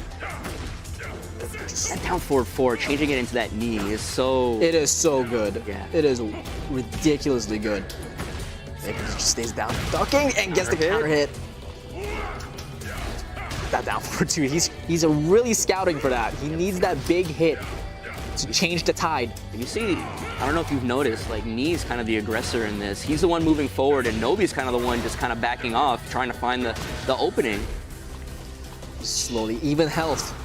Everyone still got heat in hand. We got 20 seconds left in the clock, but beautiful whiff punish there by Knee. Bends the heat, and nice down 3. Get out of there. Try some out of that Phoenix smash. We got 10 seconds left. We got 10. Slowly. 1 second left. Run away with it. 2%, 8% taking that first round. I'm so glad they brought the percentages back. That was so neat, but beautiful start there by Nobi to change the tide here with the single shredder. Got this back to the breakable wall. This wall is unique in that you need multiple strong hits to break it. It's not going to break on the first one, but they switch sides. Nobi trying to spend heat burst to try to keep some semblance of momentum going, but they're down for 1-1, but you should kill off this demo man. And the blue sparks. Little fireworks there to start, you know, if it ain't blue, the show, it ain't true. Bars. No break on the throw. But again, you see Nobi kind of just being the hesitant one and Knee being the aggressor here, but gets the wall standing to launch. And try and push towards this breakable wall again. Down the one. Spikes him down for Oki. Nice. Duck! That string, that wall standing 1-2 is not natural combo. The heat burst comes through, trading it right back. Right back. Okay, 30 seconds left. We have about 70 versus none, and Nobi takes the lead as one round away to advance. Yeah, we saw it against JDCR as well, willing to throw out that Iron Mountain shoulder, that 12-framer, just to get you offered, especially if it's going to win you the round. And now Knee is trying to fight back. Slowly, surely gets the counter hit, Magic 4. We're on the other side of the stage right now. Nobi trying to move away from that wall, gets the counter hit low into the Demo Man follow-up. Tries to go for the sledgehammer, put on the plus strings as well. He's being the aggressor. It's trying to catch that Magic 4. The frames right now is in town. Gets the counter hit, gets it guaranteed. And the Phoenix Smasher, we are in a final round. All right, is Nobi gonna move on, or is Knee finally gonna eliminate him from this ladder format and move on himself? Final round, we're going downstairs into the temple. Kind of reminds me of the Hell's Gate from Tekken 5, right? Yes. Oh, shoot. Beautiful down forward two there to start off with Knee's round. And he gets the wall as well. Down one string, ends it. Side step 3. Half-life in the favor of Knee. Nobi trying to fight back with the wall to his back. One right back at you. But you already see that homing move, that new mid homing move. He jumped over the kick. Over the low into the Demo Man. Breaks the wall. He wasn't ready for the wall break. But he's still in heat. That spans the heat smash. And just like that, explosively, Knee finally eliminates Nobi from this ladder format. Bro. Look, it's a hard time for me not saying anything during those matches. First off, that stage is ridiculous. The song was crazy. But the match itself is something I feel like we need to look at. Just seeing how they're adapting to each other's pressure in real time, the way that they're applying heat in some of these situations is actually something that obviously we've never seen before because it's a new game. But seeing it happen at the highest level, from the highest level players of Tekken over time like this, really does kind of put it in the scope of like how people are actually going to approach it in real time when the game is finally released and they get their hands on the game themselves. But it's very so much between the characters, like how Nobi approached it with Lars comparatively to Paul was different. Like obviously Lars is a lot faster, the offense is in his favor, but once they started getting to the who's gonna move first game, it really much felt like classic like Tekken. Like I'm like, what are we about to do right now? Let's take a look at the results of what we just saw there. 3-2 in favor of Knee, and man, that was an amazing set, but that's what you get when you see a player like Knee go up against Nobi. I mean, the matches here have been good, ridiculous, but let's go back to that first match, Fang versus Raven. Yeah, they're just bringing out so much interesting stuff with the Raven. I saw combos, that JDCR wasn't doing, like their little things. And then later on with the Lars, this version of Lars is a perfect pick for the way that Nobi wants to play Tekken. It's like, it gives me like the Steve reminder, bro. I feel like this is like he's always in your grill. He always wants you to like respect his space. And look how close he can get these small whip punishes and start his offense. It didn't work out though. He had it didn't work out, but that stage right there, I feel like if it was any other stage, that's a whole different story would have been told. Yeah, I think the big thing was like you saw when Paul came out against the Lars, a couple of key counter hits by Paul. You saw that down 4-4 counter hit Knee into the guaranteed back 1-2. You eat a couple of those in a row, even Nobi's gonna want to behave. Look, man, like I said, Paul brings the damage and nothing less. And I like the fact that was the last one. There's like, you know what? How am I gonna do this? It's gonna be Paul. I'll be back, y'all. We have an interview with Nobi, who will be removed from the ladder. Let's take a listen. All right, of course, a big congratulations to Knee for moving on in the ladder here at the Tekken 8 Evo Showcase. I got to ask, you know what, Nobi, it looked like you had a lot of fun playing all those matches, defeating all those previous champions. How do you feel about the games that you played? 今のゲームは超楽しめたみたいですけど、今は感想を述べてください。めちゃめちゃアドレナリンが出てる。もう最高のゲームでした。He says there's so much adrenaline running through him. It's such a great game. Now, I got to ask you just an extra question because I really want to know personally as a fan. You were our first Evo champion. Which character are you looking forward to playing the most when the game comes out next year? ゲームが発売されてから一番やりたいキャラは誰でしょう？本当はドラグノフって言いたいんですけど、どうしてもビクターがかっこいいなと思ってるんで、まずビクターをメインキャラとして候補にしてます。So, of course, he really wants to play Dragunov, but the character called Victor, yeah, he's super looking forward to getting to see if he can put him into a main. Understood. Last question, of course, I just want to ask you, what is your message to the Tekken fans, everyone that's watching? So, みんなを見てるファンへ何か言いたいことありますか？多分この後の試合もあると思うんですけど、これ見てもらって楽しくないって思うはずがみんな絶対ないと思うんで、少しでも面白いなって思ったら皆さんぜひ鉄拳8プレイしてみてください。So everybody who watched this game and did the favor of watching him play, he thinks you probably don't think that it's not a fun game. He's sure that you are a little bit excited for it. So he just wants everyone to try it out and have a fun time themselves, just like he got to do today. Awesome. Well, thank you, Nobi. Thank you, Peter, for coming here to the Evo Showcase event. We're going to throw it to our friend Tasty Steve because he's got some splaining to do.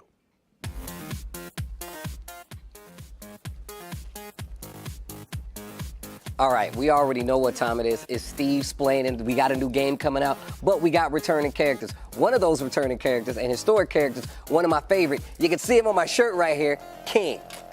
Now, King is King II right now, but the first king was actually killed by Ogre. He actually has an orphanage in which he actually takes care of kids, so that's the best story you can have for anything. But during the events of Tekken, the first king actually got killed, and one of the orphanage's kids actually takes up the mantle of the new king. He actually goes to avenge the murder of him, also actually goes to avenge the murder of a second Armored King, the first Armored King, who was his mentor, who taught him after his first mentor died. And still in Tekken 8 right now, Steve Splain. That's really hard. All right, thank you so much for that, Steve. I forgot that it was King II, actually. But we're gonna look at the ladder, how we're going to get to this point so far. Nii, unfortunately, taking out Nobi. It would have been real cool if Nobi went all the way to the very end, but Nii is going to move on now, and he is going to face off against our next Evo champion, Low High. So let's take it over to Steve. One of the young gunners of the Korean Tekken community and a very good player on top of that. And, of course, an Evo champion, our next contestant, player and champion, Low High. Low High, first Evo, and it is 3 out of 5 set. We are about to see history. He's trying to get that. Look at this! Oh my God! Oh, and he low parried it. Low parry, Low High. Very nice work. Insult to injury. Another one. This one's counter hit. And that leads to a free juggle, the follow-up, and looky. Hey, look at Low High, 1 round away from being Evo champion. He can taste it, he can smell it. Oh what is he doing? Unbelievable. And it's gonna get blocked. It's over. And it's over. Low High, the Evo 2018 Tekken 7 champion. Congratulations. Low High won it. First time he has ever been to Evolution. And he took it in a convincing fashion.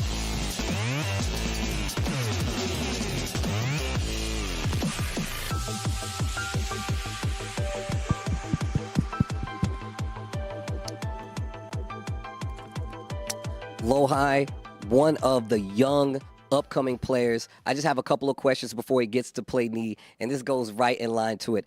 How does it feel to be one of the strongest newcoming players out of Korea? 새로운 선수니까 새로운 플레이어니까 기분이 어떠네요. 이렇게 크게 높게 갈 수 있는 거. 사실 제가 그렇게 어린 나이는 아닌데 이제 제가 어렸을 때 아케이드 센터에서 같이 게임했던 그 당시에 이제 최정상에 있던 선수들이랑 이렇게 같이 경기를 할 수 있게 되어가지고 굉장히 영광스럽습니다. He said he's actually not that young. And he's like, he's just lucky that he was able to grow up at a time at the arcades where he can learn from older mentors in the past in Korea. How strong do you think Korea is when it comes to just Tekken overall? 한국에서 철권이 얼마나 강한지 궁금한데요. 저는 한국이 결국에는 제일 강하다고 생각합니다. 그냥 세계에서.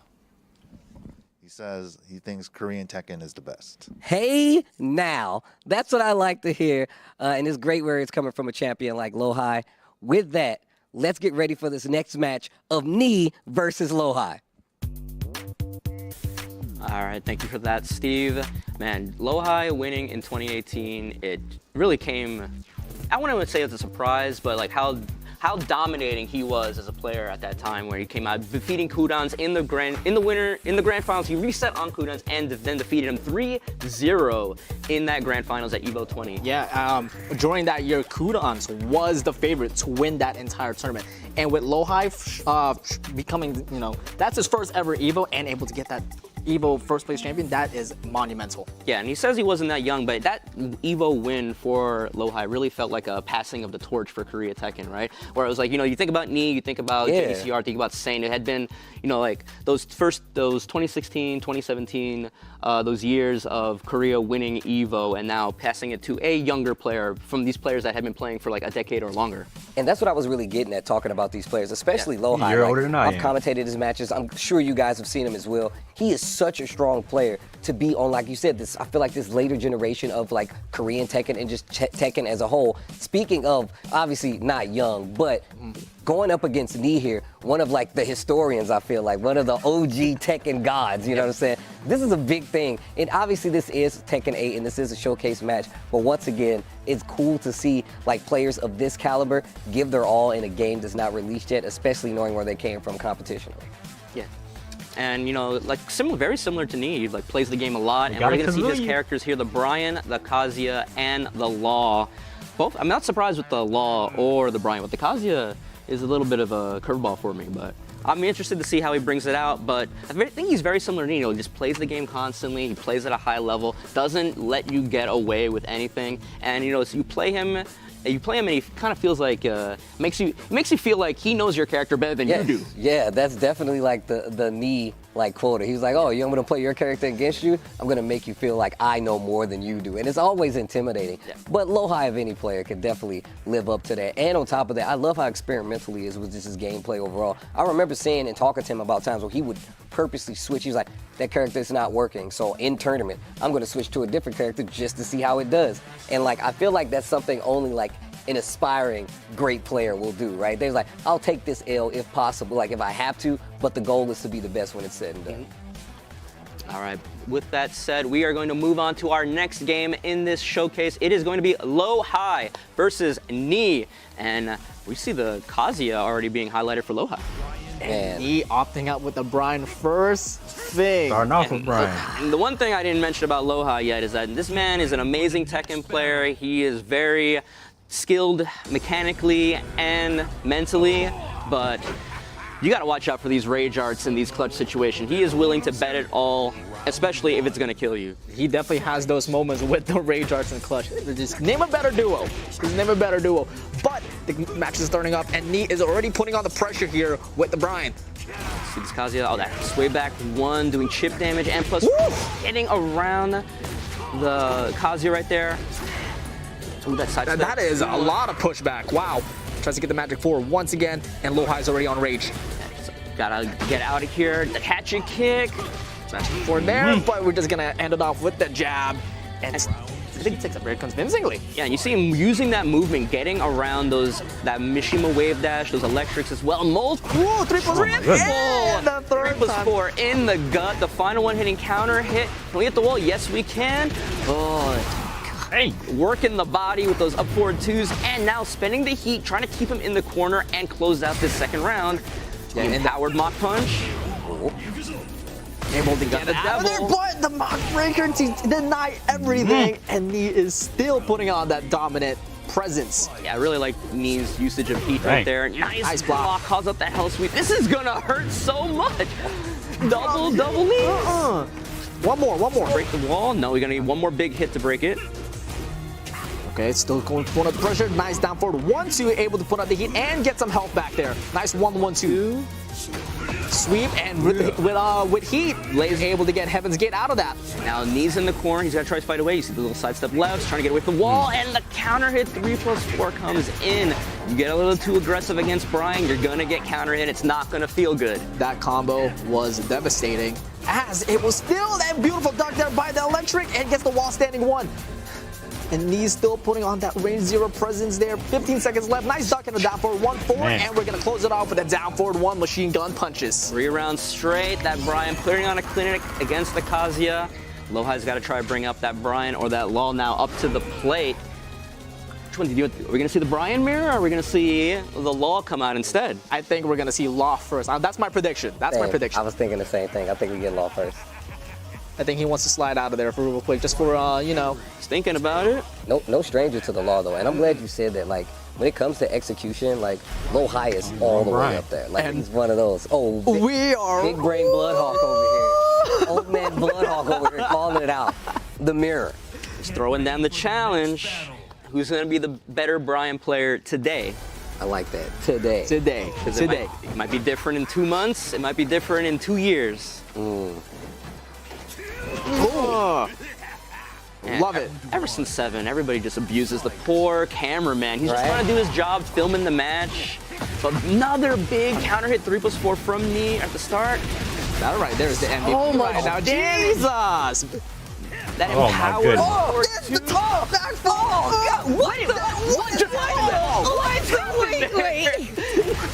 Dang. We just get that's honestly. That's because Lohai's Brian threw the girder at the cameraman, so the cameraman helped out. Now you're blaming the cameraman again. No, I'm just saying you abuse the cameraman, he's gonna help out your opponent. There we go. Nice control there by Lohai, trying to get the pacing back. Both of them are in heat. Oh yeah, both of them in heat in 15 seconds. Mock kick out of there. It's control and 3+4 connects again. Ooh, nice hatchet. And mock kick again. Gets the follow-up with the kickoff. And guess that heat smash. Up the kill. No, it is not. And run up, down 2, takes it 1-1. Lohai trying to match Knee's Brian. Beautiful step there with the whiff. My bad, with the 1-2, Again, machine gun punches comes in clutch here for Lohai. And the 3+4 punch. Mine's faster. And gets all the way to the wall and gets a tornado flip and Snake Eyes activated. Gets all of it. That combo is so sick. It's so cool. But Knee trying to get himself out of, get with the wall. He does with the 4-4-4 into the guaranteed kickoff. Another round on the board for Lohai here. Trying to get that beautiful whip punish there with the jet upper and gets a tornado flip and activates Snake Eyes. While we're at it, are we going to see the end of the whole combo? Yes, we are. Trusty steps out of there with the down forward 1. Gets the hit confirm, back 1, trying to get some pressure going for himself. And he has the wall, instantly he knows that he has the wall to his back and switches sides with Lohai just from pure Tekken movement. Big counter hit, dumps him in the mouth, tried to save that combo. The hatchet kick matches him with the heat burst. All that chip. That was a huge delay and beautiful patience there by and we're gonna again with a final round with the Bryans right now. All right, who's moving on? Whose Brian is getting eliminated? Big counter hit, back 1. They go to the sky in this game on that counter hit. It is such a cool animation now in this game. Yeah, no, he didn't have Snake Eyes on that one, so he can only do 3 hits on that up forward 2 string. Beautiful block punish. 40 seconds left with the taunt there. We got 40 seconds now and heat activated for both of them. Nice step. Oh, and then the 1-2-4 into the heat dash, and then the simple down forward 1 takes it at the end there. 1-1. Knee's Brian is eliminated from this match. Are we gonna get the Raven or the Paul now? Actually, no, we got Fang. We got Fang this time. You're right. This is the character that I really wanted to see me play, actually. Especially after talking to Bloodhawk last night about some of the changes to Fang. I'm like, excuse me? And we saw a little bit of that today. Some of the back turn issues, options that he has now, but that's going to be the next one. And that's Fang versus exactly Brian. what we're going to get. Yeah, that back turn 2 being an armor move, and then while he's in heat, getting that big jumping stomp, jumps to the sky, comes down, and if there was a move that gave Fang advantage, that is definitely going to be one of them. There's a lot of those for Fang. There's a lot, but here we go. We're going to showcase that. That new move right there. Shifting Clouds 2. It is menacing. He's going to down forward 3 there with a tornado flip. Man, how he backs up. Shoulder to end it off. That new, I think it's a forward 4-3-2. Yeah, 4-3-2 now. Yeah. That's a new end there instead of the 1-3 to shoulder. Back tempo 1 heat engage here. Big stomp right there. coming out. Eat this frame advantage, but low high sniffs out the mix up. Gets the big fisherman slam. Switches sides. Tries to get another big jumping stomp. This time the low works out. Can we get some wall carry? How far are we gonna get here? Three quarters of the stage. Not that bad. Nice patience there. Again with the back one, no counter hit this time though. But beautiful defense now for every poke right up against the back four, doesn't get the roll off of it. 4-2-1, nothing. And nice side step 1. And I was gonna say he's in heat, but he gets the wall splat off that side step 2-1. I believe the second hit on that string is high, so you have to be ready to hit confirm it. 4-3 there. Oh, he jabbed out of there. So that's a little bit of note there. You remember? And you saw just a quick twitch duck made that second hit whip. Runs up, down 3. Nice block there with the down 2.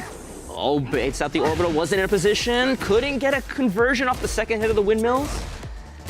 Look at this dominant pressure right now by low high. Still trying to get control. Nice hatchet. Counter hit. Doesn't matter. He went to the sky on that counter hit while standing 2. Shoulder. And the shoulder ender. Another round on the board for Knee's Fang. And 1 round away to eliminate the Brian from low high. I've got to get something going here. Ooh, that's a good start with the counter hit 3+4. Are we going to break the balcony? Possibly. No, we're not. Later. Oh, there we go. Back forward. A little bit too far. Trade. Oh, wow. Honestly, in Knee's favor, that. Oh! No, that was an accident. I thought he was going to block it, but you are going to the sky. Big punch. And the Dragon Gods praise you. So how's Low High gonna match this? Spends the heat. Sidesteps out of there, puts on heat now. And you gotta be careful. Ooh, the side 2-1. And 2, and we are in a final round situation. Who's gonna eliminate who with the characters? Nice step out of down 2.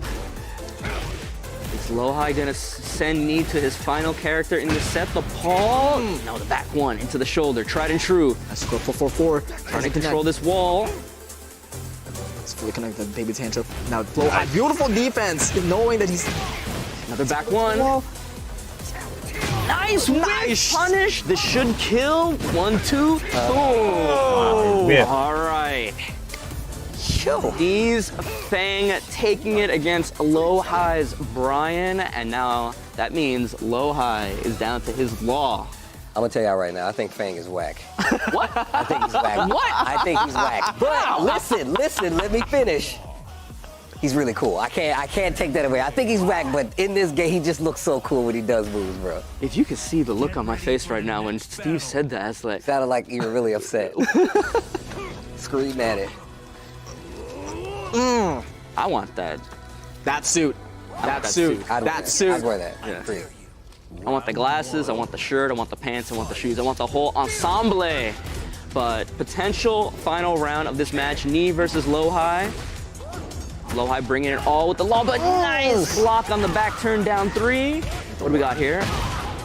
Full wall carry. Combo the short neck, just spraying the wall setting 1-2. Will not get a wall splat, and beautiful duck and punish there from the slide by Knee. Gets a tornado flip with a 4-3-4.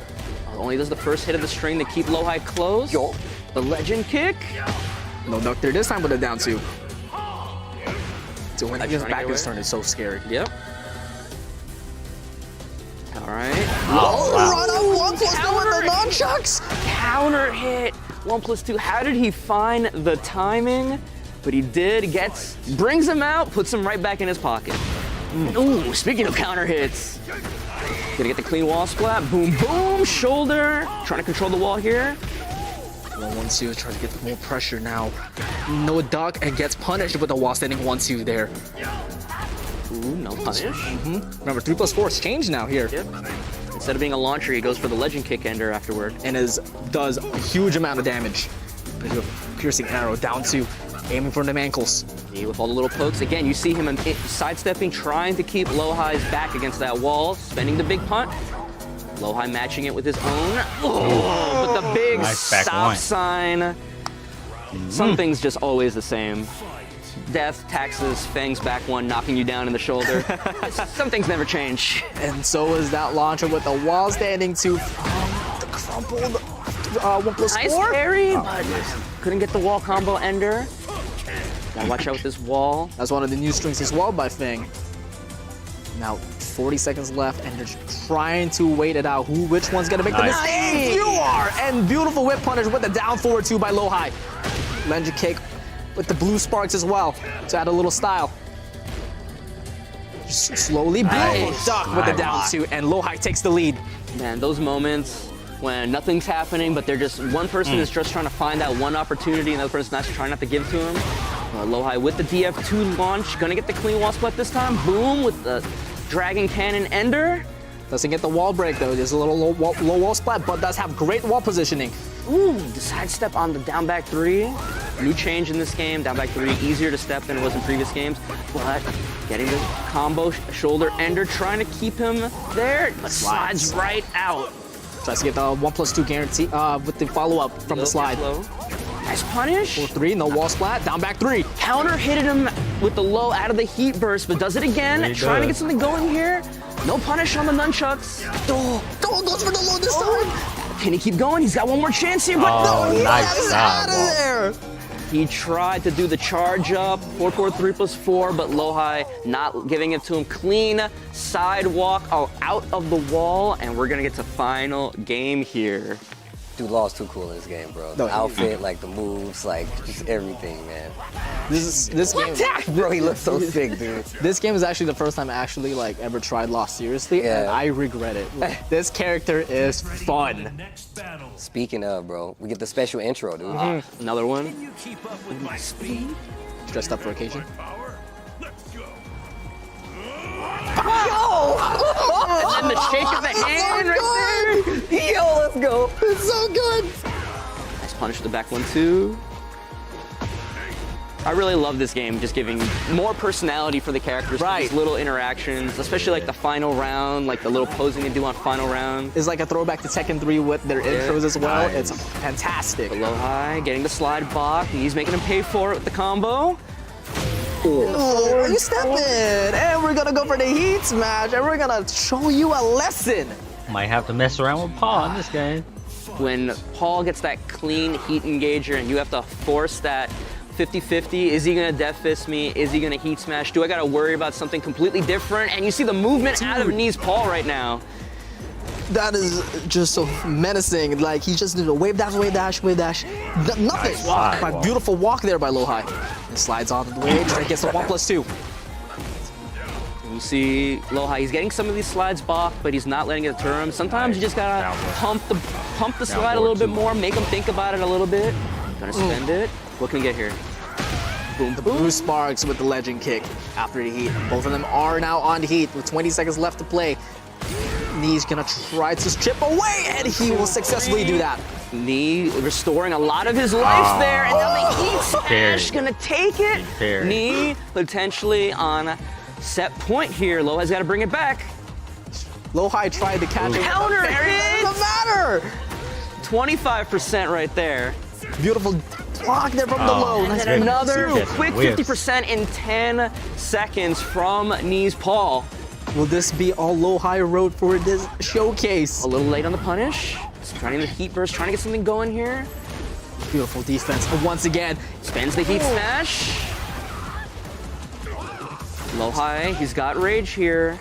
One thing that I don't think we talked about is when you hit somebody with a rage art, it takes away all of their recoverable health. So if you can poke down Knee enough and get that rage art, you can even it up. But looking real good, triple death fists out of Knee's Paul, and just like that, he is gonna move on and Lohai is going to be eliminated from today's ladder showcase. Man, great matches all around though. I'm gonna tell you right now. It's been going incrementally up in like hype and just like the matches getting more and more intense as we get like higher in this ladder. As we get to the end of this ladder on top of it. But that's why I said, man, Lohai is definitely one of the newer, and I say newer as this is the next generation of Tekken players is gonna be here for a while playing this game. And it's just great to see him go up against a player like me, especially this early in the game's life cycle. Yeah, you can only imagine that's going to be the first of many times that those two are going to meet each other in this game going forward, right?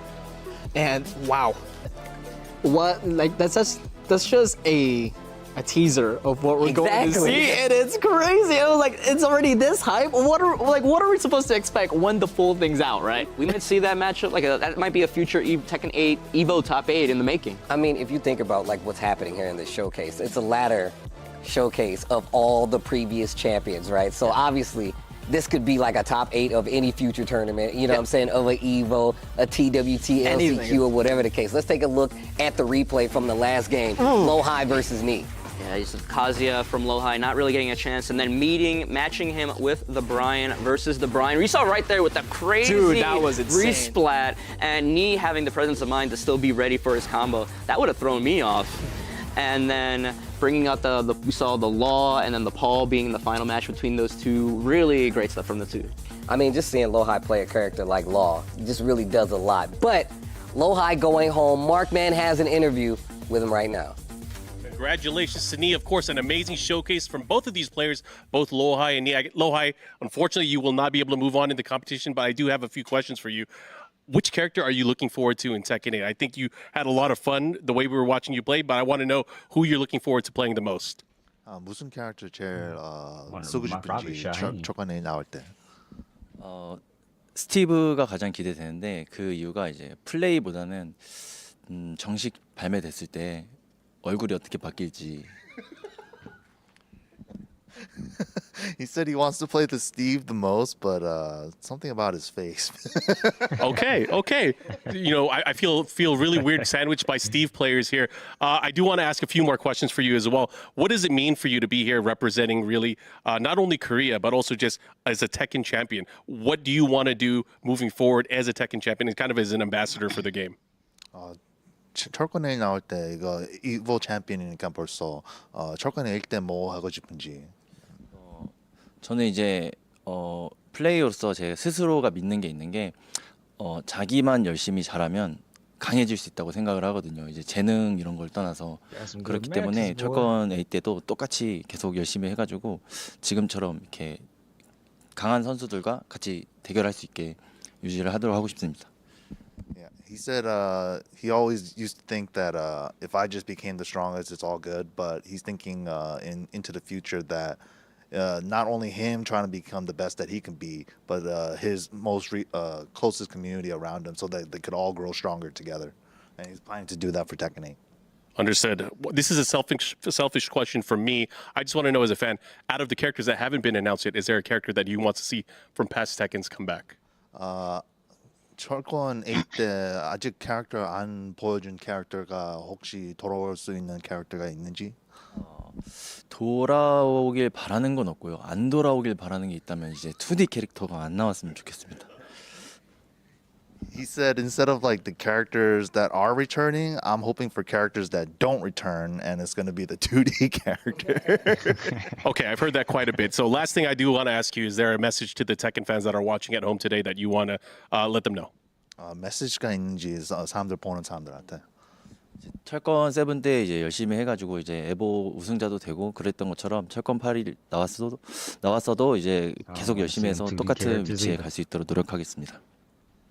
He said that he was able to try his best and become a Tekken 7 Evo champion, and he's hoping that when Tekken 8 comes out, he's able to keep it going. Awesome. So Lohai, thank you so much for being here. And we are going to be continuing more with our Evo Tekken 8 showcase. But first, we got to go back to our boy Tasty Steve with another session of Steve Splainin'. This time, we're going to Raven.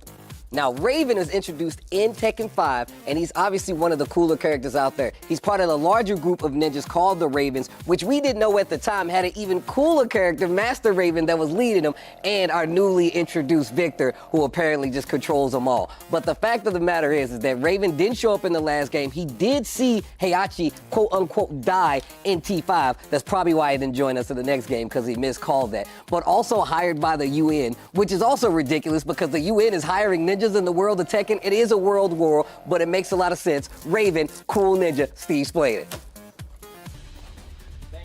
Thank you, Steve. Tekken University is open for enrollment, and with this right here is one of the professors. But we're gonna take a look at this bracket real quick, and we'll see whose knee's gonna move and face across. And we see ourselves, I want to say right now, the rival for Tekken, Knee versus Arslan Ash. This is a matchup that we are always so excited, and whether we see them, it is always an impactful match to watch. I was hoping this one was gonna happen, but let's let Steve do his thing and introduce our next Evo champion. Now that we're getting to the topper parts of this ladder, I hope you guys understand what you're witnessing right now. We talked about what Knee has done for Tekken, but Arslan Ash has actually put the Tekken world on its head, and with that name, that's gonna be our next Evo champion, multiple Evo champion, Arslan Ash.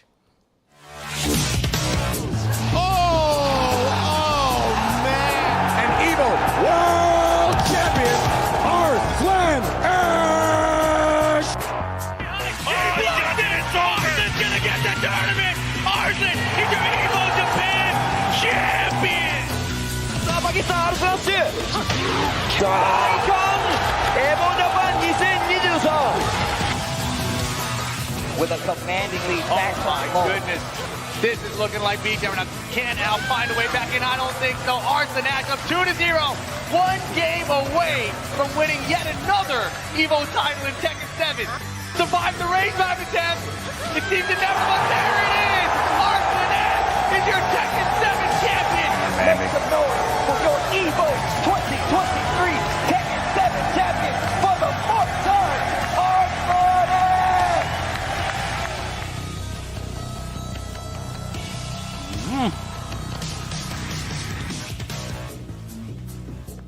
Y'all can clap it up, it's okay, bro. This is an Evo champion you guys are looking at. Arslan Ash, the not one, not two, not three, the four-time Evo champion. I don't even know who else can even claim that. Do you understand how important that is? That there's nobody else that can be like, yeah, I've won it 4 times. Yeah, it's a dream, I think. I think it's a dream. I think I'm living a dream, you know. It feels so good to even realize that I have won 4 times, yeah. So I want to ask you this, and I haven't asked you this before, but I feel like I know the answer.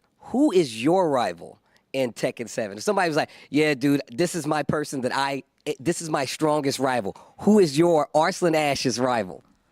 I think there are a few. One of them is definitely is Knee, and I do actually consider Atif, and yeah, I think these two, I guess. Mm-hmm. So last question, and I'm gonna let you get to your video games, right? I'm gonna let you get to the fighting. What character would you like to see come back in Tekken 8? I think I really wanted Jun to come back in Tekken 8, and she's back. From past characters, I think I don't want anybody else. Nobody else? Not Armor King? No Armor King. What? All right, you know what? I thought we were friends. I can't believe you, Arslan Ash. With that being said, let's take a look back at these 2 competitors that you're about to see play. No Armor King? No, that's crazy, bro. Oh, man, I love that character. Steve trying to bait him with that Armor King setup, but no dice. But you see right there, this man, 28 years old, he's got 4 Evo championships to his name.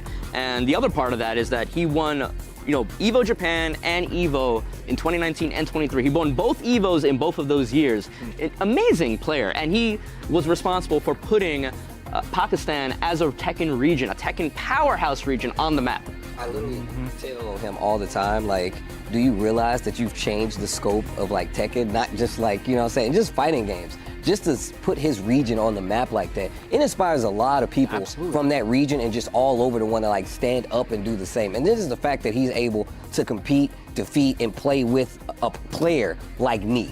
All right, I'm not actually surprised by any of these character choices right here. You got the Jun, as he was talking about in the interview, the Nina that he's said in the past that he loves playing that character as well, and the Azucena coming up. But Nee, on the other hand, swapping out the Raven for the Jack 8 this time. Any thoughts on that? Actually, that's quite surprising. You know, we're coming up the rivalry. I thought that he was gonna bring up the A game, you know, sticking with the Raven or the Brian but we're gonna stick with the Jack. But the Azucena finally having the moment to shine in this showcase. Well, I mean, look, we're gonna get an opportunity to see it with our very own eyes. These guys are ready. Arslan Ash versus Nee is our next match. This is gonna be a good one. Let's take it to the games. And we're gonna ride through it. And like you said earlier, Arslan is responsible, you know, for waking up the sleeping giant called Pakistan, and I'm so excited what's coming up with Tekken. Speaking of waking up, we got the Coffee Queen on deck, Azucena. See what they can do against Nee's Jack 8. Just go for the Jackhammer immediately. We'll see if this character kind of just custom built for the Tekken 8 system, right? You do the heat.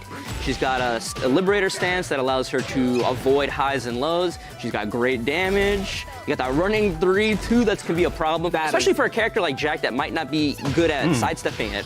That down forward 2 reached all the way from downtown, and we're gonna dance right on through, showing the new moves as well. A wall running 3-2 is a problem. That is a mid-high, and it jails. And trading the heat burst back and forth. And you see right there showing off the Jack 8 when he's in heat or gamma charge. That punch becomes a guard break, and then cashing it out for the heat smash right away to take that first round.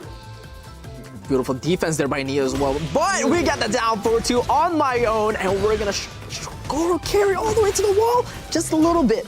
Has a really good wall presence now. I'm really hoping you see it in the background, that fence. I'm really hoping we break that and we can show off a little bit more of what this stage has to offer. We got that lower level, and then that lower level has a breakable floor. But Arslan getting the launch here, spending the heat burst. How are we gonna do things? Yes, we are. Boom, boom, boom. And now we're gonna dash in with Liberator maybe? No, the running 3-2. I think we're gonna see that move a lot. You're probably right. It is such a good move. Punch on the string. Jackhammer, not that back turn 3, that jumping low, if that hits counter hit, she can get a free crouch throw, and her crouch throw can put her into heat. Yes, you're absolutely right. And speaking of heat, Nee's activated his own, but he does get whiffed. We're gonna see the guard break again. No, we're not. Liberator 1+2 launcher. Double low into the mid, and we still got the tornado flip. Are we gonna go into the wall? Yes, we are, but doesn't get the right wall splat. He's trying to get the control back. And gets the heat smash to end it off. It's tricky if you don't know what she's doing. It's 2-1.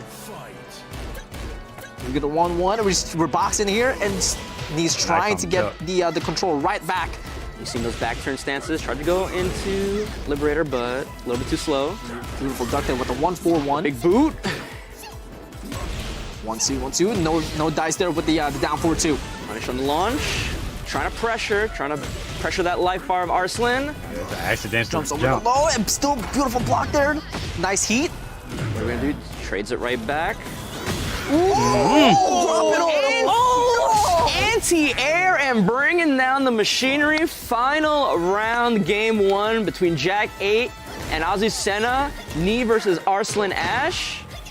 Beautiful tuck and punish. Jackhammer put it on the. Health? No, not so quite. Not so quite. Yeah, it's like that. Y'all press down. Oh, that is a hit grab low. Yeah, hit grab low, and block that throw. Yeah, if once you do block the low, damage. yeah, you actually damage her. It is such a cool concept. On the wall running 3-2, tried and true with the MVP as always. It's, you know, like me trying to be cautious, not wanting to run into anything from this new character, but the problem is you give her that space, that's the perfect spacing for her to just run back in with that running 3-2. Bro, did you see Arslan's face when we cut back? Nothing but teeth. Nothing but teeth. My man's having a good time. That was fun. A lot of these players today have been just having fun, just been all smiles playing. As it should, right? As it should. I mean, this is it. Tekken 8. This is what it does. Right there, bro. We're literally right there. It's almost time for the next battle, bro. So close. All right, Nee bringing out the Paul right now for the Azucena. You know, because Paul better movement than Jag, better sidestep. One thing that you can do to deal with that really oppressive running 3-2 is that you can it's a mid-high, but it jails. You can sidestep the first hit and then duck the second one. I don't think Jack could do that. I'm sure Paul can. I agree with you. I think Paul has quite the better movement here, but and with punished, able to move out of that down forward 2 now, will ya? Somebody. Down back 3 into the back turn 2. Oh yeah, you got Arslan practice being her a to know what menace she with doing. his Azucena right now. Yep, so she says fácil there, calling him easy. Sledgehammer out of there, but he's right back. Frame too slow of trying to counter hit him out of that heat burst. Spends the heat smash already, puts him to stance. He's down 3. Spends it. And he still has rage. Spend it on an empowered Death Fist or his own heat smash, but the running 3-2. Do it again. Back to back. You don't know how to break that it. time. You don't know But how we'll to break break the it. ankles. And the sweep. How could She's we the perfect forget person to about pick. the sweep? Yeah, she has a knockdown sweep out of that Liberator stance. She just does it so freely. The floor is yours, man. The floor is yours.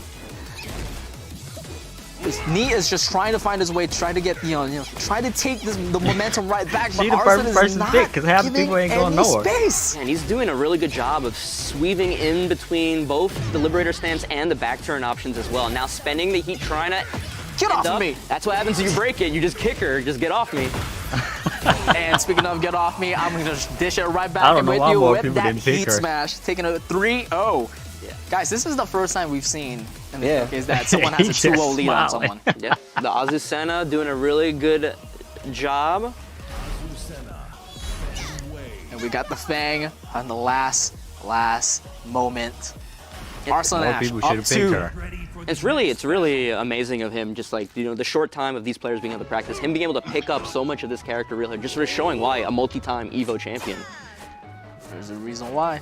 I'm just gonna dance through freely, and this is where I am right now. Mentally. All right, the Fang coming out. Nee's final character. Can he make the full comeback here? He beats Arslan's ass Azucena. He still has to deal with the Nina Williams and the Jun Kazama. And both of those in Arslan's hands, not an easy time for anyone, really. Yeah, I've played a little bit of Arslan's Nina the other day, and it's, No, 'cause don't it is nobody know what impressive. the girl Yeah, doing. that's the best way of saying it. Yeah, it is hard to get away from that character, but She's a brand new another character. If you round hadn't on the played board her. here.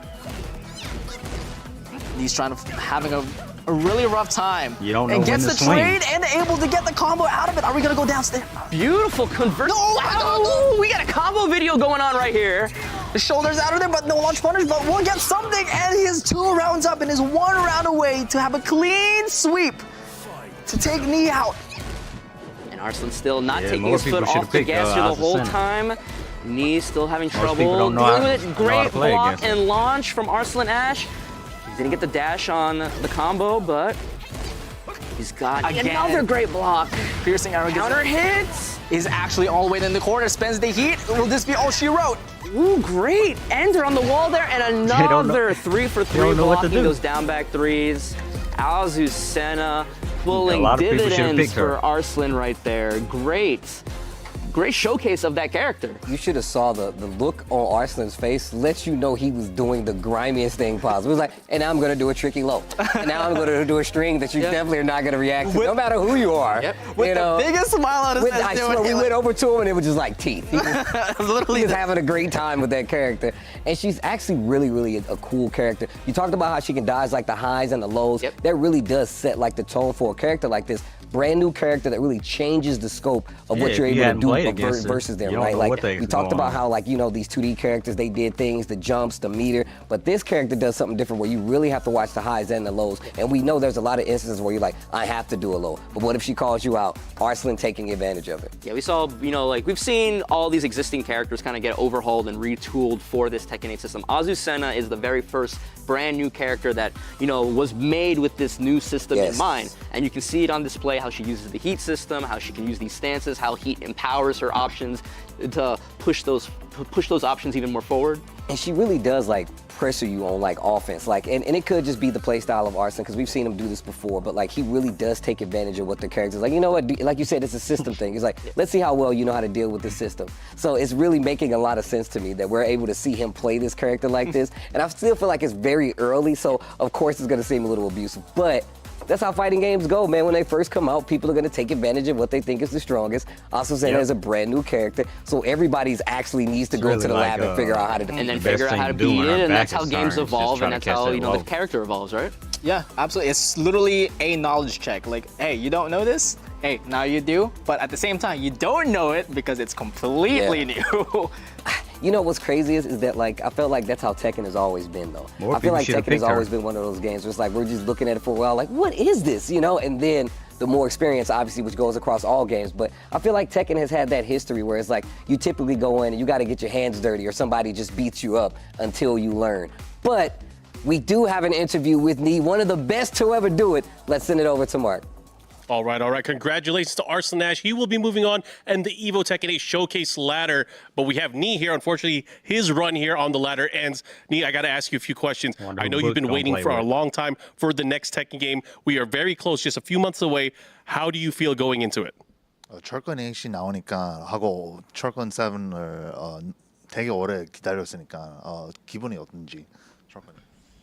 뭐 항상 이제 신작이 나오는 거는 굉장히 좀 설레는 일이 아닌가 싶습니다. 그리고 이제 세븐을 솔직히 너무 오래 했기 때문에 저는 8이 나온 게 너무 이제 어떻게 보면 안 나올 줄 알았어요, 신작이. 예, 근데 이제 8이라는 게 나오니까 너무 좀 기대가 되고 빨리 이제 내년 1월 26일에 되었으면 좋겠습니다.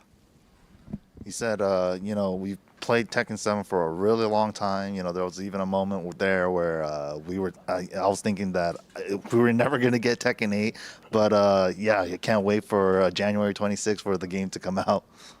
Awesome. You know, with so much that's changed over the last decade for all the Tekken players, do you plan on changing the way that you train and that you plan for the competitive Tekken scene in the future? 연습 방법을 혹시 바꾸는지 안 바꾸는지 철권에 나올 때.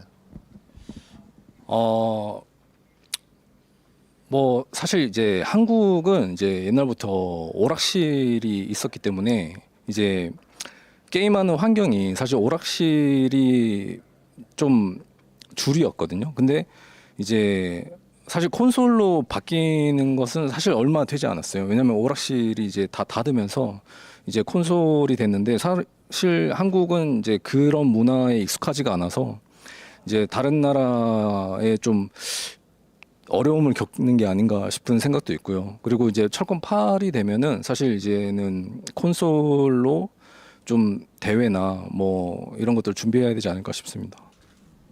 He said, you know, arcades have been a pretty big thing in Korea for a long time, and we're kind of just going into it right now with arcades all closing down and moving over to consoles. So thinking about going into Tekken 8 with training more on console in mind, because that is the competitive format. Understood. Now, my last question is something I've been asking all of our champions here. What is your message to the Tekken community? 메시지가 있는지 Tekken fans들한테. 네. 철권은 사실 뭐 굉장히 이제 오래된 게임이죠. 저는 이제 철권 1부터 이제 90년도 때 철권 1부터 했는데 지금 철권 8까지 하고 있다는 게 사실 좀 믿기지가 않습니다. 그만큼 정말 재미있기 때문에 지금까지 할 수 있다고 생각하고, 또 철권 8에서는 이제 대회나 이런 것들이 좀 더 커져서 철권으로 이제 좀 생계가 되는 그런 좀 시대가 왔으면 좋겠고, 더욱 이제 프로 선수들이나 이런 뭐 상금 규모가 좀 커져야 되지 않나 그런 생각이 듭니다. 그리고 앞으로도 이제 열심히 할 거기 때문에 응원 많이 부탁드리겠습니다. He said he's been playing Tekken since Tekken 1, and you know, he kind of finds it unbelievable that he's playing now till Tekken 8, but he really hopes that Tekken 8 grows a lot bigger than it is right now currently, especially for the players, so that we could take this more professionally and take it to that next level. But yeah, he said he's excited about Tekken 8. I think we are all excited, so thank you, Nee. Thank you, MYK. We will be back, of course, but first we are going to go to our friend, Mr. Tasty Steve, with another session of Steve Splaining. Wonder who Book's going to play with. More people should have picked Oz Center. Speaking of Tekken 1 through 8, a character that has been there the entire time, Kuma. Let's do it. No, that is not Kuma. That is Panda. Panda is not the same as Kuma, and that's because it's Ling Xiaoyu's pet panda. It's actually still trained in the Mishima style Zaibatsu, but it also has used the same kind of like Kung Fu and karate as Ling Xiaoyu. But what's crazy is that it's actually raised in the high school for Ling Xiaoyu, so it actually gets to travel around. The bear that it was supposed to be up there was Kuma, who she actually hates, but Kuma loves her, and that is Panda. Had 3 seconds left. Steve explained. Thank you, Steve, so much for another lesson of Steve explaining with the Messenger Panda. But let's go ahead and check out the ladder. Next up for Arslan's next match, and that is going to be the last Evo Japan of 2020.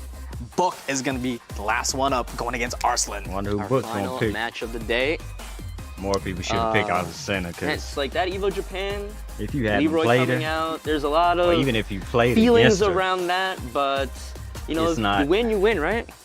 it's gonna be hard to go against her. And it's Well, look, I talked to Book about this himself. He questioned his Leroy win at Evo Japan. I didn't question it. I was there. Still one of my favorite players to watch. Guys, it's Book.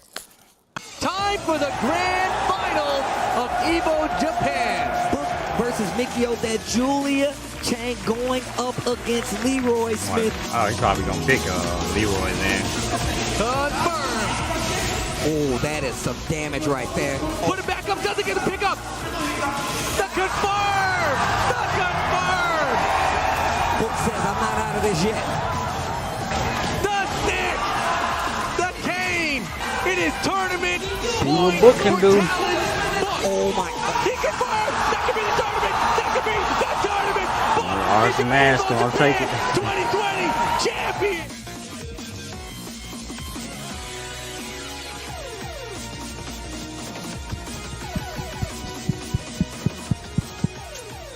How you doing, Book? Now, I was there for that historic Leroy win. Is Leroy part of the stable now? Is this a character that you always have to play? I mean, you won Evo with it. I want to play him honestly, but I'm quite not sure that the tool that he got is fit to my playstyle. With Tekken 8, there are a lot of new playstyles. How do you like the heat system so far? I think his is something that, like, right now everyone consider is overpowered. So I just hope that when the final game release, maybe there's something change or improve something. But totally, like now for me, I enjoy Tekken 8 a lot, even right now. Well, that's good to hear. That's good to hear. You are going to have to take on Arslan Ash as the final member of this ladder bracket. With that, let's get to the stats and see what it took for these players to get here. All right, thank you, Steve. You see right there, he's from Talon's Thailand. Book of Thailand, 26, our youngest player today. With that Evo Japan 2020 win under his belt. He's had Evo Japan top 8 appearances in 2019 and 20. Actually, these are both our youngest players of the day. Wow. The future of Tekken is in some very capable hands, I have to say.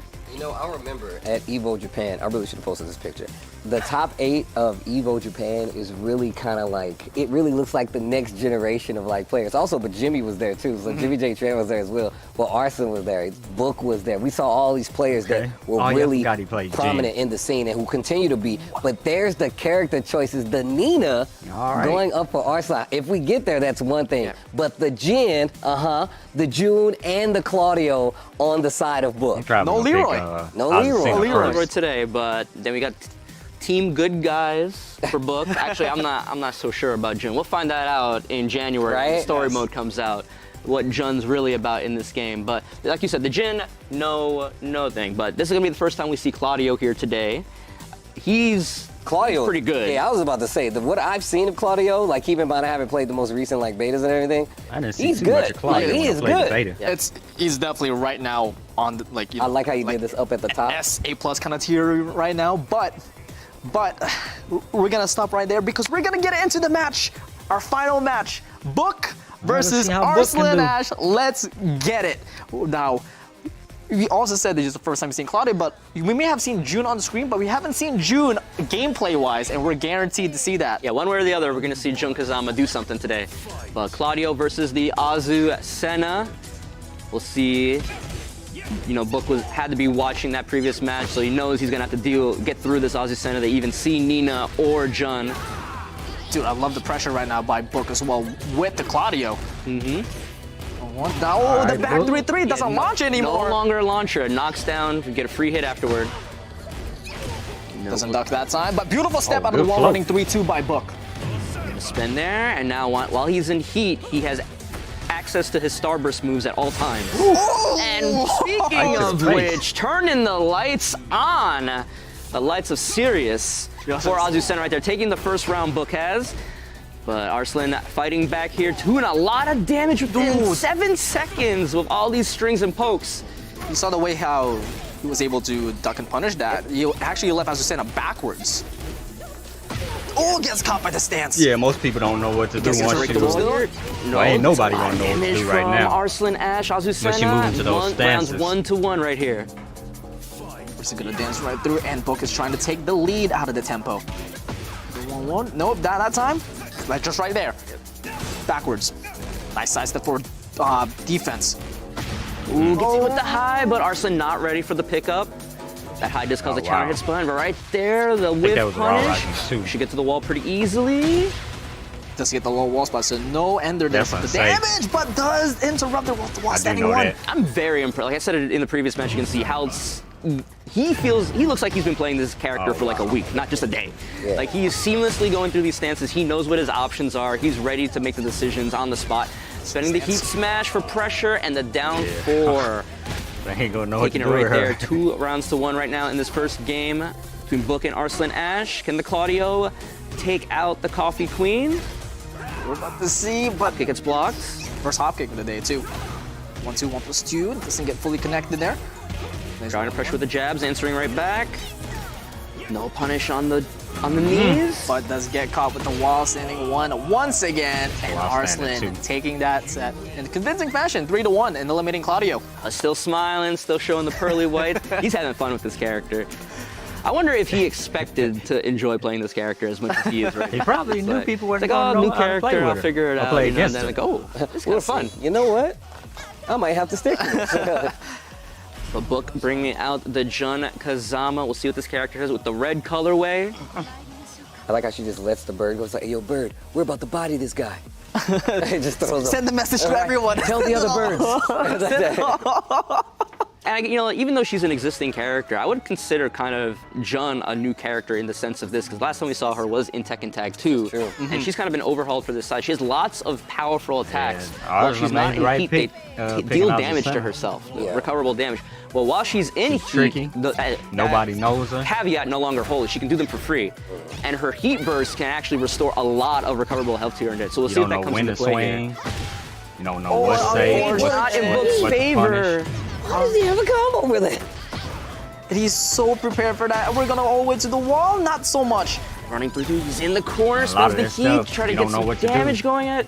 Book trying to weather the storm here, doesn't fly the low hit throw, and still in the corner, spring kick, and heat burst, trying to get some stuff going. You see right there, here it comes. Spending the light moves.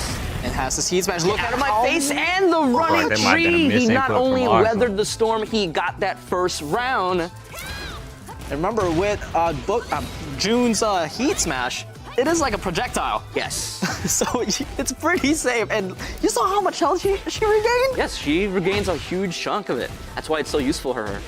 So it's really interesting how this character, it's kind of how this character is like built around like losing life and then getting in the heat and then trying to get it all back with that really useful heat strength. But Arslan, again, pressuring. Book using the heat burst, answering right back. Oh, heat burst cancel. Cancel, love it. With the bait from the heat smash, but they get the 4-2 out of there.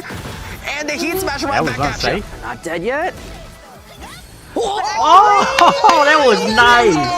That was nice. The big back 3 coming out and getting the second round by the skin of his teeth. Just 1 round away to eliminate Azucena from the team. Nice duck. And Book do it? Finishing it. So patient. They're cautious, both of them. Using this new stance back turn options. move is punishable. Trying to get the float. Nice duck. Book again, just trying to weather this Azucena storm. But again, with back near the wall, counter hits. And still able to pick that up. Doesn't get the side wall splat, but that is okay. Dash that out of there. Safe. Spends the heat now. This is a familiar story. Oh, look at that. Just the quick sidestep and now all the way. Oh, he spent it all trying to get that one hit, but can he get something going here? Or can Arslan get a win, a round on the board here in the second game? Yes, he does. can. Going into round 4. This Jun is looking real sick out of Book. Come on, Book. I kind of want to see the mirror match happen if Book can manage to take out this Azucena. Actually wishing for that. That would be so sick. Oh, punish. Punch there. Down for 2. A little Oh, off sidestep 4. axis. Yep. Sidestep 4 into heat. Nice break. Break 3. Running 3, 2. Nice duck again. Book is already used to these Azucena strings. Gets the heat smash. No, not so much. 1-3-2. Keeping it close. Does it that time though? Steve just made the biggest, like, what the hell face next to me right now. But no heat on Book's side. Arslan finally pulling the trigger on his. 20 seconds left the clock. No whip punish there. Nice break out of the 1+2. Ooh, dashes in with the empowered Liberator stance. Using strings. 10 seconds on the board here. And the 1-3-2. Close it out. We got final round. Which character is going to get eliminated? Oh, the 1-1 into stance. The 1+2 he gets just the got launch. so much Jabs stuff. for You wall don't know what to carry. do. Doesn't get a clean wall splat right there.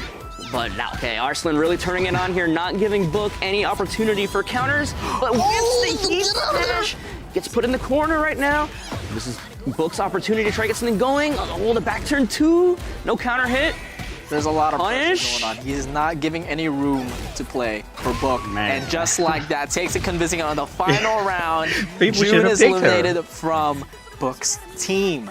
Yeah, Book had some really good Maybe we moments should have picked her. with the Jun Kazama, but couldn't close the door on Azucena. And now, the tried and true for him in Tekken 7. He's got to pin all his hopes on winning this showcase today on Jin Kazama, the classic outfit too.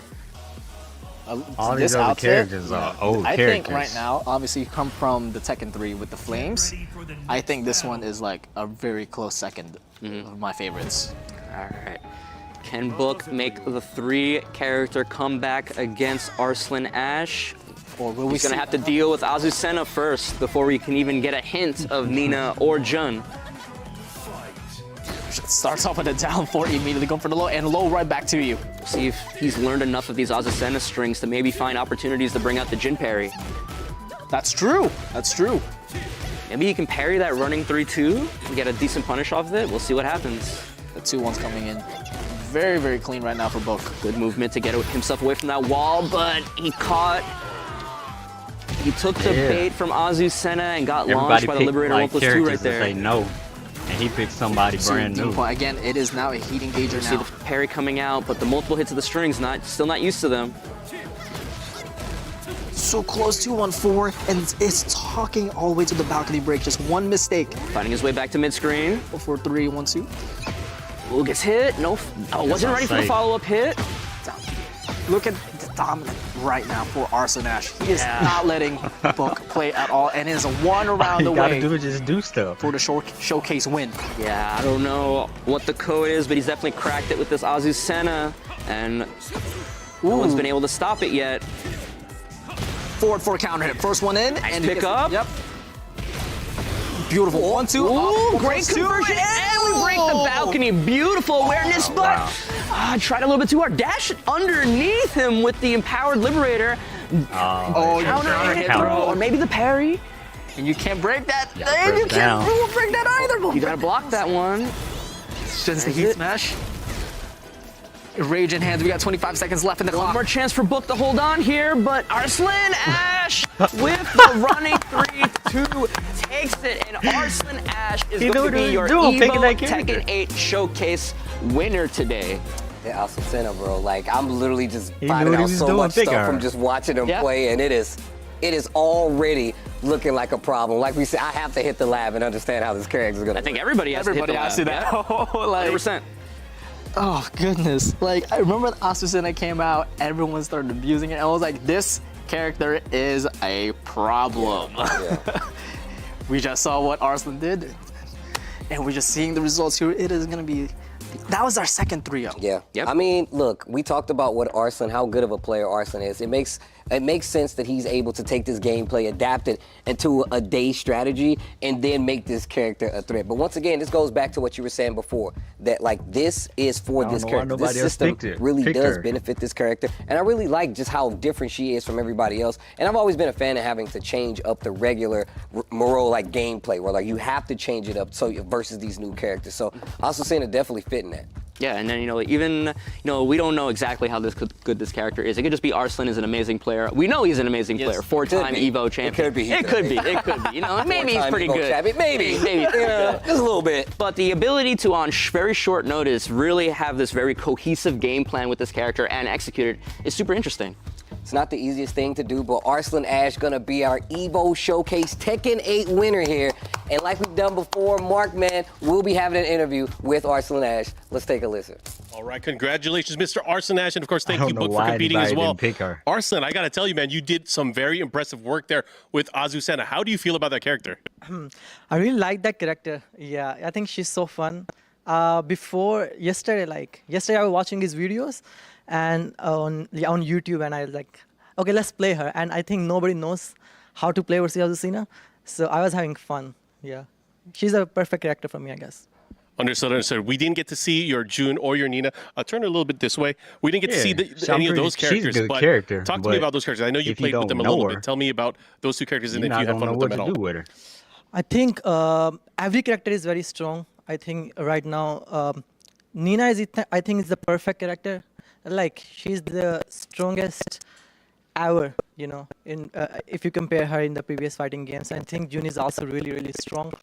I just don't like Heat a lot, but expect that part. I think Nina, June, Asusena, I think that is for me, it's very fun characters. Understood. I gotta ask you, how are you planning to train for Tekken 8 when it eventually comes out? Yeah, I think a lot of people, especially like people who hate, they are saying like Arslan is the champion. Arslan is amazing in Tekken 8 and he's not gonna perform well. I'm just gonna say that don't worry about me. I'm gonna win again in Tekken 8, like Tekken 7.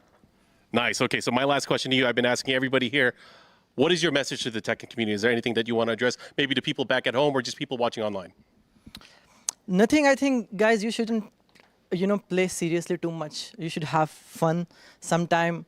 I have seen a lot of pro players, taking too much pressure on themselves to prove I don't know what. But I think sometimes, you have to chill, relax, and play for fun. Yeah, I want to say this, and I'm excited for Tekken 8. Let's see how it goes. Okay, I'm excited for Tekken 8 as well. And again, thank you for coming out here, all the way out here to Los Angeles to participate in this showcase. But right now, we are going to go back to our friend, Mr. Tasty Steve, and the final installment of Steve Splainin'. That was fun. That was a fun watch. And anybody that played in this shouldn't this is a hefty one. I am supposed to break down the lore of Tekken in 2 minutes. They've already started the timer. It started when Kazuya was a kid, and he got tossed off a cliff by his father, Heihachi, at the time. Not only did he toss him in there, he's like, hey, look, if you're my son, he'll be okay. He'll make it back. He changed that story a little later, but that's not what happened. Then he activates the tournament. He says, you know what? We're going to have a tournament to see, since my kid didn't make it back, we'll see who out there, what martial artist can actually take up the helm. What ends up happening? Kazuya survives, makes it to the finals of the tournament and says, you know what? Now I'm going to return the favor.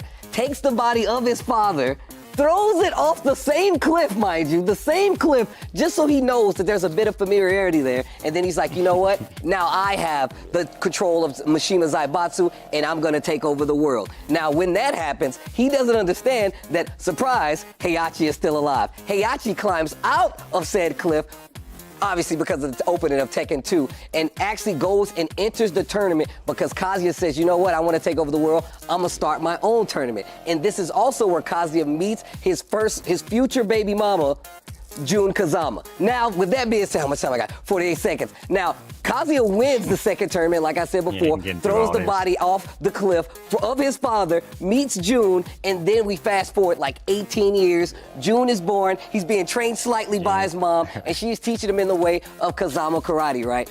But she says, yo, if anything happens, go find Heihachi. He's like, all right, cool. She gets attacked by Ogre. He goes to find Heihachi, and when he finds Heihachi, he's like, you know what? Heihachi's like, you know what?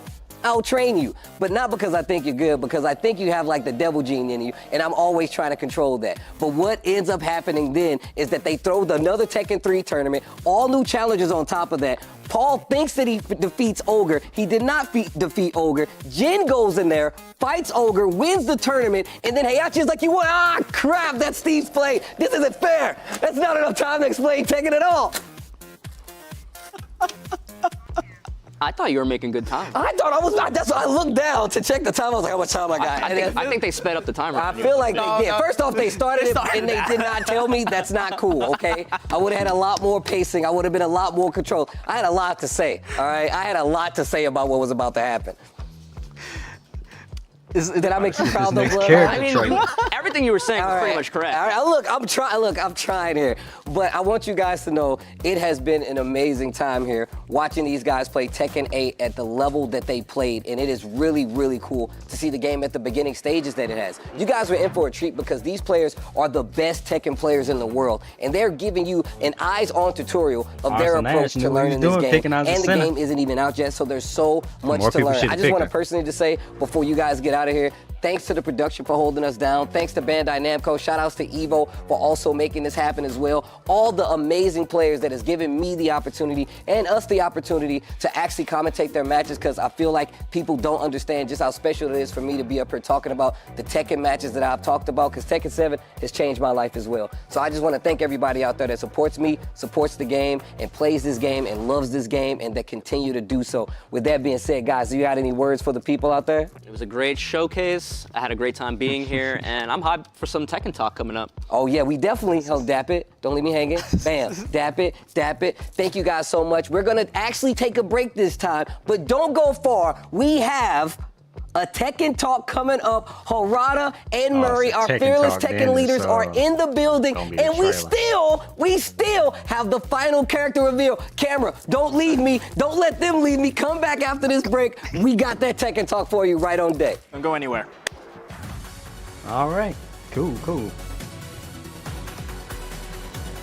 Yeah, I guess I might sit and take a talk.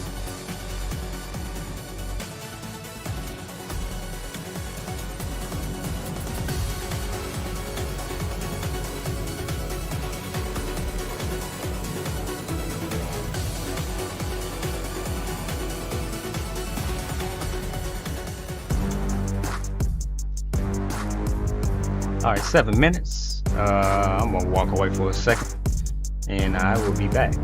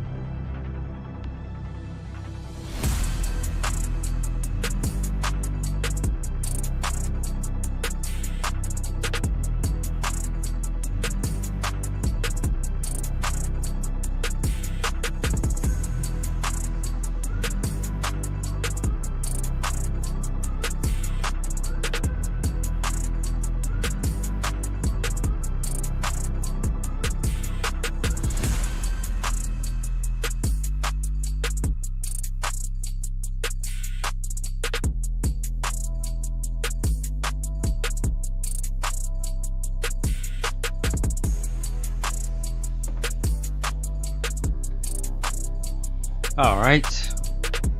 Wonder what they're gonna talk about. I'm excited. Ready for January 26, 2024. It'd be nice if they give like a roadmap of like the next trailers they're gonna show. Kind of how they did with the these last two. I just want to see the Yoshimitsu and Safina trailers. See what they got new.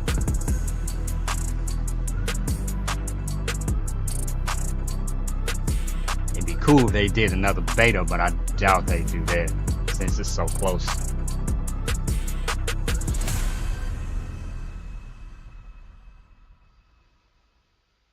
That was a fun watch though. See some of them approaching Tekken 8.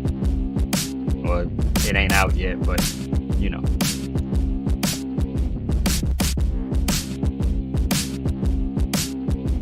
I still don't know why more people didn't pick out the center.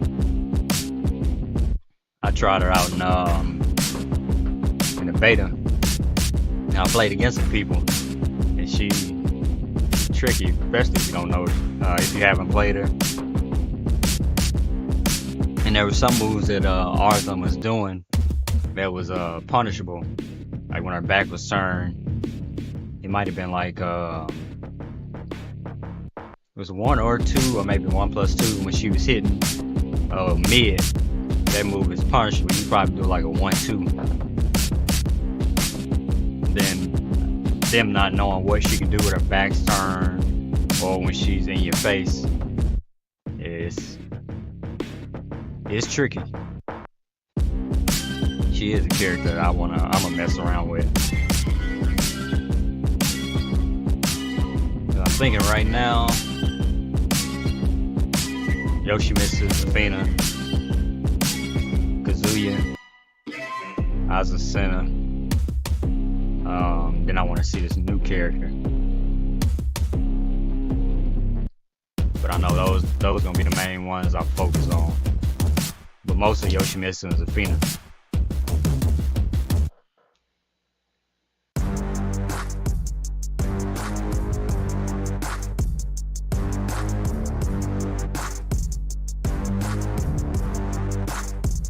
Minute 15 seconds left.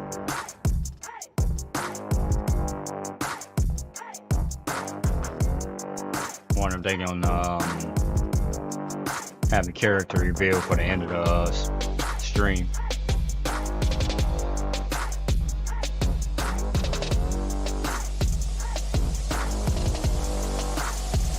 See what they talk about. Wonder if they gonna rehash the information. Hope we don't hear some new stuff.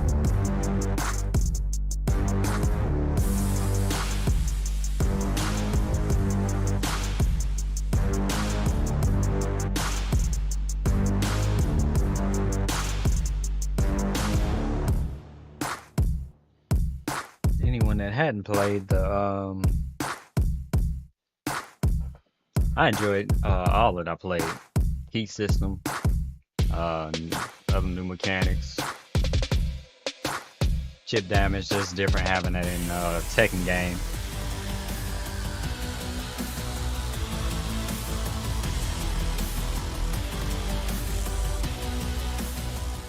What's up, guys? We just finished our Evo Tekken 8 showcase, and we're starting now with our Tekken Talk. My name is Mark Mann. I'm the Director of Business Development for Evo, and I have some very special guests with me. I'm gonna let you guys introduce yourselves. First off, Michael, go ahead. Michael Murray, Tekken Series Producer. はい、皆さんこんにちは、原田です。テッケンシリーズの、なんだ総合プロデューサーとかディレクター的ななんかそういうのいろいろやってます。はい、よろしくお願いします。And I'll be translating for him, but this is Harada. I'm sure you're all aware, the Chief Producer and Director of the Tekken Project. Okay. はい、テッケンプロジェクトの池田です。テッケン8ではゲームディレクターを担当しております。中津と呼んでください。よろしくお願いします。And this is Kohei Ikeda, who is actually the game director on Tekken 8. Michael Murray he's doing probably more well known by the dual player name translation. All right, guys, we are going to get into this. It's going to be very exciting. Of course, everyone wants to talk about Japanese, Tekken 8, man. but before we get into that, let's talk a little bit about Tekken 7 and the Tekken World Tour. Let's do it. Okay, so I believe we have a slide. Here we go. So first off, I would just like to say thank you to everyone who participated in the 2023 Tekken World Tour to make it one of the most exciting years to date. Next slide, please. And so the top 19 placements on the global leaderboard will be automatically invited to participate in the global finals. And not just that, but starting November 17th, we will be reaching out to the 20th through the 60th placers, and they will get priority for registering for the LCQs. Yeah, the LCQ, of course, the last chance qualifier. Right. So be sure to confirm with us, though, by the 26th, because after that, we will be opening up those slots for the general registration. And the global finals themselves will be held at the Civic Theater in New Orleans and USA this time, with the LCQ first occurring on January 12th, and then the global finals taking place over 2 days on January 13th through the 14th. And of course, if people want to find out more information on this, they can check out the information at TekkenWorldTour.com. But talk to us about the global finals. There's not only the LCQ and the global finals, kind of as you mentioned, but what's the process? How does the LCQ guy go to the global finals? Right? So if you're not one of those lucky 19 and you want to register for the LCQ, we're going to be opening up the registration over 3 phases. This is to accommodate different time zones, etc. So the tickets themselves will be going on sale at $40, I believe, and that also includes spectator passes for the global finals. And then also for the global finals themselves, you can also register for that. That opens up December 4th, and those are $25 each. Please keep in mind that that's only for the global final spectator just pass. To watch, right? It doesn't include LCQ. 12 days before Next slide, please. Tekken 8 comes out. And for the detailed ticket sales, like we were saying, it's going to open up in 3 phases to allow people in different time zones to be able to purchase them. So this will start at the 27th and run through the November 29th for the LCQ. If you want a spectator pass for the global finals, that will start from December 4th. And also, please check out TekkenWorldTour.com for details regarding that. And regarding the information and rule sets for the LCQ and also the global finals, we'll be releasing that info on the same time as the first wave of LCQ tickets. So that'll be happening on November 27th. Again, please check out our website for the details. Yeah, of course, that's very, very important for the players that are participating, but also any would-be hopefuls that are entering in the last chance qualifier. Like every other day. One last spot, right? Yeah. Maybe like Tuesday, Also, Thursdays, another exciting thing we're doing this year, we did it once previously, but we're doing this fan art campaign. So if you have any cool Tekken art that you have, please upload it to X, formerly known as Twitter, with the hashtags Tekken or fan art out. Both would be preferable. And we'll be selecting these to be aired during the broadcast of the global finals. So you have until January 7th to do that. Also, if you've uploaded some really cool art in the past and you want to be considered, please re-upload it. And we'll be looking out for that, so please take part in it. Yeah, hopefully we'll be able to see, of course, a lot of you Tekken fans out there at the Tekken World Tour Finals in January. Some drawing But let's go ahead and talk about the closed beta that just happened for Tekken 8. I think Tekken 8 is really what the focus of today's event is, but I think what everyone is excited for that's coming out in early January. Yes, sir. I'm excited. Yeah. じゃあ原さん、鉄拳トーク始めましょう。あと中津。 Okay, let's get started. で、中津からどうぞ。I guess Nakatsu's going to take it away. Go ahead and drive. はい、そうですね。まず10月にクローズドベータテストを行わせていただきました。多くの参加ありがとうございました。おかげさまで結構好評で、ゴーストだったりこのロビー含めた体験が雰囲気も含めていろんなお声をいただいて、今開発も最後の追い込みに奔走しております。あ、ごめんなさい。俺喋るパートだったもんね。So Nakatsu was just mentioning that we did have a closed beta test, which we assume many of you took part in, and you were able to see for the first time areas, not only just the characters we introduced, but the online lobby for the first time, as well as Ghost and that system. And so the dev team is hard at work taking that feedback and implementing that into the game that we're currently still working on.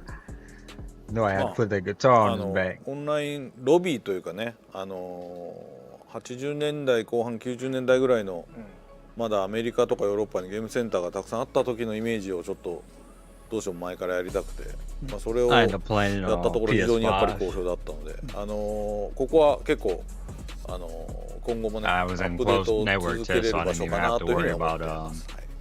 So a very good comment from Harada, just mentioning that when we were developing this online lobby, the idea was to kind of take that feeling and atmosphere from 80s or 90s arcades that many of us experienced, but maybe not some of the younger players, and to make that kind of atmosphere that you can enjoy online with other players. And it seemed like during the CBT, everyone really enjoyed this. We got a lot of positive feedback. And we're hoping that if this continues, then we can update that area to make it even better. That'd be cool. そうですね。で、次の Once ス the ライド game 行ってみま comes しょう。 out, I'll be out in Fighter Lounge more. この日にちとか I was just trying to practice for the most So part. just to run Get some through videos the recorded. basic details of the closed beta test. If you didn't participate, it happened from the 20th through the 23rd of October. And first time for Tekken series, we did cross-play across all three platforms, PlayStation 5, Xbox Series X and S, and Steam. In the contents, we had 19 playable characters and 6 stages. And the modes we had also, Harada was just mentioning the Tekken Fight Lounge, but also rank match, quick match, battle tutorial, community, and other options were available during this time. Pretty much. Yeah, I think one of the new things as well is the Fight Lounge. So go ahead and kind of focus in on that and talk about how that really played out for the CBT, because I know the CBT version of it is not reflective of the final product. There are going to be some changes, right? Yeah, let's hear about some of these changes from Nakatsu. じゃあ中津さんはクローズベータからの変更点とか楽しみにできる要素は？はい、テッケンファイトラウンジですけども、毎日本当に通いたくなる場所っていうのをキーワードに開発してまして、ベータでは、バトルエリアとカスタマイズショップの、2つの機能しか、使えませんでしたが、製品版においては、ビーチエリアで、鉄拳ボールで遊べたり、道場エリアで練習ができたり、本当にここだけで、コミュニティ同士の交流ができるように、拡張していきますんで、期待してください。So during the CBT, actually the whole theme of this area itself was we wanted to create an atmosphere and a place where people would want to kind of check in every day to see their friends in the community like you would in an offline arcade. That was kind of the theme when we were developing it. During the CBT, people had access to not only the battle area, but also the customization area. In addition to those, when you actually get your hands on the final game, we'll have the beach area in which you can play Tekken Ball. But then also a Tekken Dojo area where you can practice online with friends, etc. Nice. I know there were some changes as well to ranked, so let's go ahead and talk about the ranked info in regards to the ranked match in the game. ランクマッチも変更がありそうなので、その辺も。はい、ランクマッチは変更というよりか、テッケン7からの変更点をお伝えすると、基本的には、日本2先で、無制限でのリベンジマッチは廃止しました。理由は、やっぱりそのランクをしっかりと担保するっていう試合形式と、マッチングに、偏りをもたらさないためっていうこの2点において、テッケン8では、日本2先を採用しています。で、一部のはい。2点目は何だっけ？ 2点目は、一定のランク帯までは、下がらない、上がり続けるだけっていうところで、改造してます。So basically, we made a few changes, not from the CBT, but from Tekken 7 rank match, in which it's going to be best of 3, and it's no longer infinite continues, right? And this is just to try to ensure that the rank is an appropriate estimation of your actual skill as a player, and then also. We made it so that in certain lower ranks, it would you could get demoted in the past, but this time you don't get demoted at all until you reach a certain rank. Got it. And aside from the rank match, there's also been some changes to the other type of matches that you play online, the group matches, right? あとグループマッチの変更もありますよね。あと1個前のスライドちょっと戻ってほしいんですけど。Can we go back one slide, please? So back to the rank. はい。ランクマッチで実はその勝敗が決着ついた後に、自分のフレンドだったりそのライバルっていった、人の表示がランクに出るんですね。そこでやっぱり、今日はちょっと友達より少し上に行きたいなとか、こいつだけには負けたくないっていう人を、設定してそのモチベーションを保ってもらいたいなと思ってそういう表示を入れました。And so another cool feature that we've done is when you actually exit a ranked match, you'll see other info about maybe your rivals or your friends, like how far along they are. So it's kind of motivating me, like, hey, I'm going to play a little bit more today because I want to get farther ahead. I want to catch up, right? Right? Keep our friend in the beta. It's a cool feature to keep you playing. Okay, that's cool. So let's go and go to the group matches then. はい、グループマッチはその目の前の人と遊んだり、グループに、なった筐体で、友達と遊ぶ機能なんですけども、筐体の実は、看板が、グループのアイコンを示してたんですけども、クローズドベータテストでこれどうやったらこの人と戦えるんだろうっていうのがちょっと分かりにくかったので、そういう声を結構たくさん聞いたので、グループを LINE で囲むことでより、このグループで対戦できますっていうのを視覚的に分かりやすく、改造しました。ですよね。元々ゲーセンにあるような発想だ。そうですね。はい。So this is actually the group match is kind of, if you've ever played Tekken 7 in arcade in Japan or Asia, you would understand that there's certain groups that you play in against other players in that similar group. This was in the closed beta test, and although on the actual arcade cabinet in the game it had the same panel layout for everyone in the same group, some people apparently weren't able to pick up on that. It wasn't quite intuitive. So we made some lines on the ground, etc., to make it easier to understand who's in the same group as you are. これだからちょっと面白いのは、そういうふうにレイアウトを変えてくれとか、あと日本人だと有名プレイヤーの後ろにブワーって行列本当に作っちゃうその行列を作るからその行列を作るためのラインを引いてくれとか割とバーチャルなゲームセンターを運営してるぐらいのこう要望が来るから、ちょっとそこは面白い気づきだったね。And Harada was just mentioning that we received some interesting feedback that people wanted to change the layout or wanted us to change the layout, or perhaps one thing we saw in Japan at least was that if there's a famous player online on that particular machine, then you had a line of people like that wanted to spectate the match. So like, please make it an orderly line like you would see in a real arcade. Yeah. So all these things you would see like you're actually running an arcade was kind of the suggestions we received from them as well. So it was quite interesting. Nice. So that's a great new visual update for the group matches as well. I think one of the other things that we're going to talk about is the ghost battles, right? I believe so. So, Super Ghost Battle について。はい、クローズドベータテストで、遊んだ方は、分かると思うんですけども、本当にプレイヤーの動きを素早く再現して、その人の特徴を、再現してくれるゴーストを今回搭載してるんですけども、製品版ではですね、自分のゴーストと戦える機能も、アーケードクエストっていう新モードを遊んでいると体験できます。So this Super Ghost Battle is quite different than past Tekkens. It's really cool because the ghosts will remember all of your characteristics, like your movement, the techniques, and your punishes and stuff like that. Exactly. And so this was a really cool new feature for Tekken 8 that people were able to see in CBT.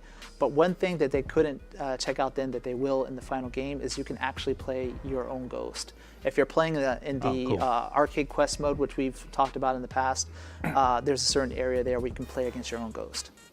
なんで自分のゴーストと戦うと結構面白い効果があって、どんどんゴーストが成長していくのを見てるとまるでなんか息子がこう成長していく様を見ている感じで、自分の分身なんだけどすごく愛着が湧くんですよ。それとやっぱりその客観的に自分のプレーを見れるので、その自分の弱点だったり癖が分かって、ここをもっとこうよくすれば強くなれるなっていう気づきもあるはずです。Nakatsu was just mentioning that it's quite interesting that one of the cool things that you get from playing your own ghost is it's kind of like raising a child, as in it's a reflection of you, and it grows as you get better as a player, right? But another cool feature of it is that as you're playing your own ghost, it may lead you to find some of your weaknesses that you can't necessarily see from first-person perspective, right? You got to take a step back to notice that, which is something that you'll find when you're playing your own ghost. Understood. おそらくこのジャンルの中ではもう業界でも最高峰の AI を使って学習させてるので相当なことができるんで、割とねコメントで多かったのがAI は下段ガードが弱いとか言ってる人いるんだけど、実はねそれそのプレイヤー自体があまり下段ガードできてない証拠なんですよ。で自分のとやると分かります。割と下段ガード甘い人は本当に甘くなっちゃうので、そういうところまで覚えちゃうということを考えると、自分の成長に合わせて本当 AI も成長してくれるので、そこは本当ミラーになってるぐらいの感じで遊べると思いますね。So Harada's comment was quite interesting that it is kind of a reflection of yourself, and it is much more complex than anything you've seen so far in fighting games as far as how much it is able to remember and actually perform in a match. But one of the kind of interesting things of feedback we received from players that tried it out was it seemed like the Ghost was really bad at blocking low attacks. But Harada's like, well, that's because you're bad at blocking low attacks, and the Ghost is just a reflection of that. So that's one thing that kind of lets you realize things about yourself. Cool feature, but of course we have a lot more. I think one of the features that was developed in between the seasons of Tekken 7 is the My Replays and Tips. One of my favorites. Yeah. So I think that was super useful for especially up and coming players. But let's go ahead and kind of focus on how that's coming back in Tekken 8 as well. 7にも途中に追加した Yeah, especially like this, all the stuff they add to it, man. はい、マイリプランチップスの前にもう一つゴーストでお伝えしたいことが一つ前のスライドに戻っていただきます。Sorry again. There's another cool thing that Nakatsu wants to talk about the ghost, so if we can go back a slide, please. Oh, there was another ghost slide. Okay. Yeah, no, just this. Oh, okay. ゴーストバトルにはですね、実はそのリーダーボードから、ゴーストをダウンロードすることもできて、そういうことができると何がいいかっていうと、例えば新キャラクターだったりいろんなキャラクターと対戦したくてもマッチングしないじゃないですか。だけどそのリーダーボードからゴーストを選択して、対戦することでそのキャラクターの対策ができたり、苦手とする人がもしいた場合はその人の癖をつかむといったロビーで会わなくてもできる、疑似対戦みたいな形もできるので、結構このゴーストの遊びはかなり鉄拳8で力を入れて体験としても強化した部分なので製品版に期待してほしいです。Another important difference from the CBT that you just had to mention was that, in the CBT you had to be online with someone. I had to meet you in the lobby to play your ghost. Yeah. But you can actually, in the product, go through the leaderboard to do that. So I can find, a famous player to fight against a ghost. Right. Or another useful measure is if there's a certain character that you don't see much online, you can find that in the leaderboard and play against that ghost to kind of learn more about that character. Understood. 今回もね、ほらプロ同士のね、実は裏でこう、そうですね、プロ同士のゴーストを作ってプロゴースト同士を対戦させるってやったら、さっきの試合みたいに本当ノビがボンボンボンって3連勝してたけど、本当そんな感じでさっきの結果に似たような感じでね進んでいったもんね。そうですね、検証中のちょっとバージョンでやらせていただきましたけど。素晴らしい。だからそれぐらい結構いい面白い遊びがどんどん今後広がっていくかなという予想がありますね。俺のゴーストもね、中津のゴーストに勝ったしね。俺のゴーストはチープだしね。So he was just, Harada's mentioning there's other stuff we plan to do in the future if people really enjoy this aspect, like have maybe a champion's ghost each fight each other. Oh wow. Something we do in the dev environment currently, where I've mentioned my ghost defeated Nakatsu's. I was quite happy about that. And of course Harada's is a pretty cheap ghost as well, so please look forward to that. Okay, we're gonna look forward to that for sure. Let's go back to the My Replays and Tips again. You were kind of talking about one of your favorite sections or updates to the game. How is it in Tekken 8? Tekken 8では、はい、変わったところで、マイリプレイ&ティップスはですね、自分のリプレイからその改善点を、リアルタイムに表示してくれて、その場で練習できるっていう機能なんですけども、オンラインの対戦だけではなくって、今回、テッケン8で追加するアーケードクエストのバトルだったり、スーパーゴーストバトル、いわゆるゴーストとの対戦でもそのマイリプレイ&ティップスに対応しているので、例えばちょっと対人戦で、挑んでその改善点をこう自分で見つけるっていうのはちょっと抵抗がある人にも、オフラインでの遊びの中で自分の改善点が分かるようになっているので、ゴーストと対戦してリプレイで改善点を練習するみたいな、こういった遊びもできるので、その辺は製品版で楽しみにしてほしいです。So what's really cool about this My Replay and Tips is you don't have to actively go out and look for the information. You can just boot up the game and look at it, and it'll tell you what you need to improve on to get better as a player. And so you can use this with not just your online plays against other people, but if you're playing in various modes or with another ghost character or something like that, it will also give you access to My Replay and Tips. So I could play against someone's ghost rather than playing them directly, and it kind of lowers the hurdle a little bit if you feel really nervous about going online. なんで、もしかするとそのオフラインのバトル、ゴーストとのバトルだったり、オンラインでもそのプロフィールからゴーストと対戦できるって機能があるので、対人戦は一回もやったことないんだけど、すごく強くなりましたって人が生まれるかもしれないですね。So you can even go online and visit someone in their lobby if you find a very strong player and play against their ghost and just keep doing that.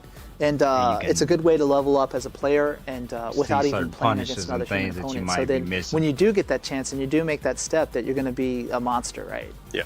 It's really cool because, again, a lot of these players will get the experience, get to play on their own, and they can review the tapes afterwards. So that's good stuff. Cool.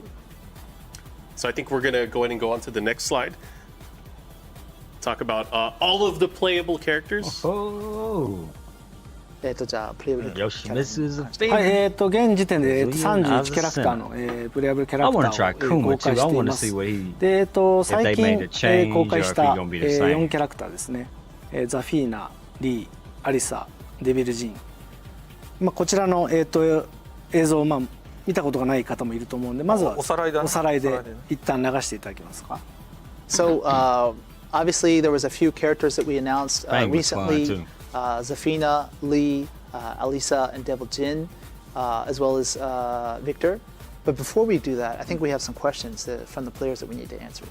その前に質問書いたですね。That's right. You know, a lot of the players have been following, obviously, the game since the announcement, the closed network test, the closed beta test. We actually talked to some of the players, some of the champions that were here this weekend, and got some questions out of them that they wanted to ask you guys for your personal opinion. So the first question I had from one of our players is, what is your personal purpose for making Tekken? Do you want it to be more of a attractively casual game or a more competitive esports title?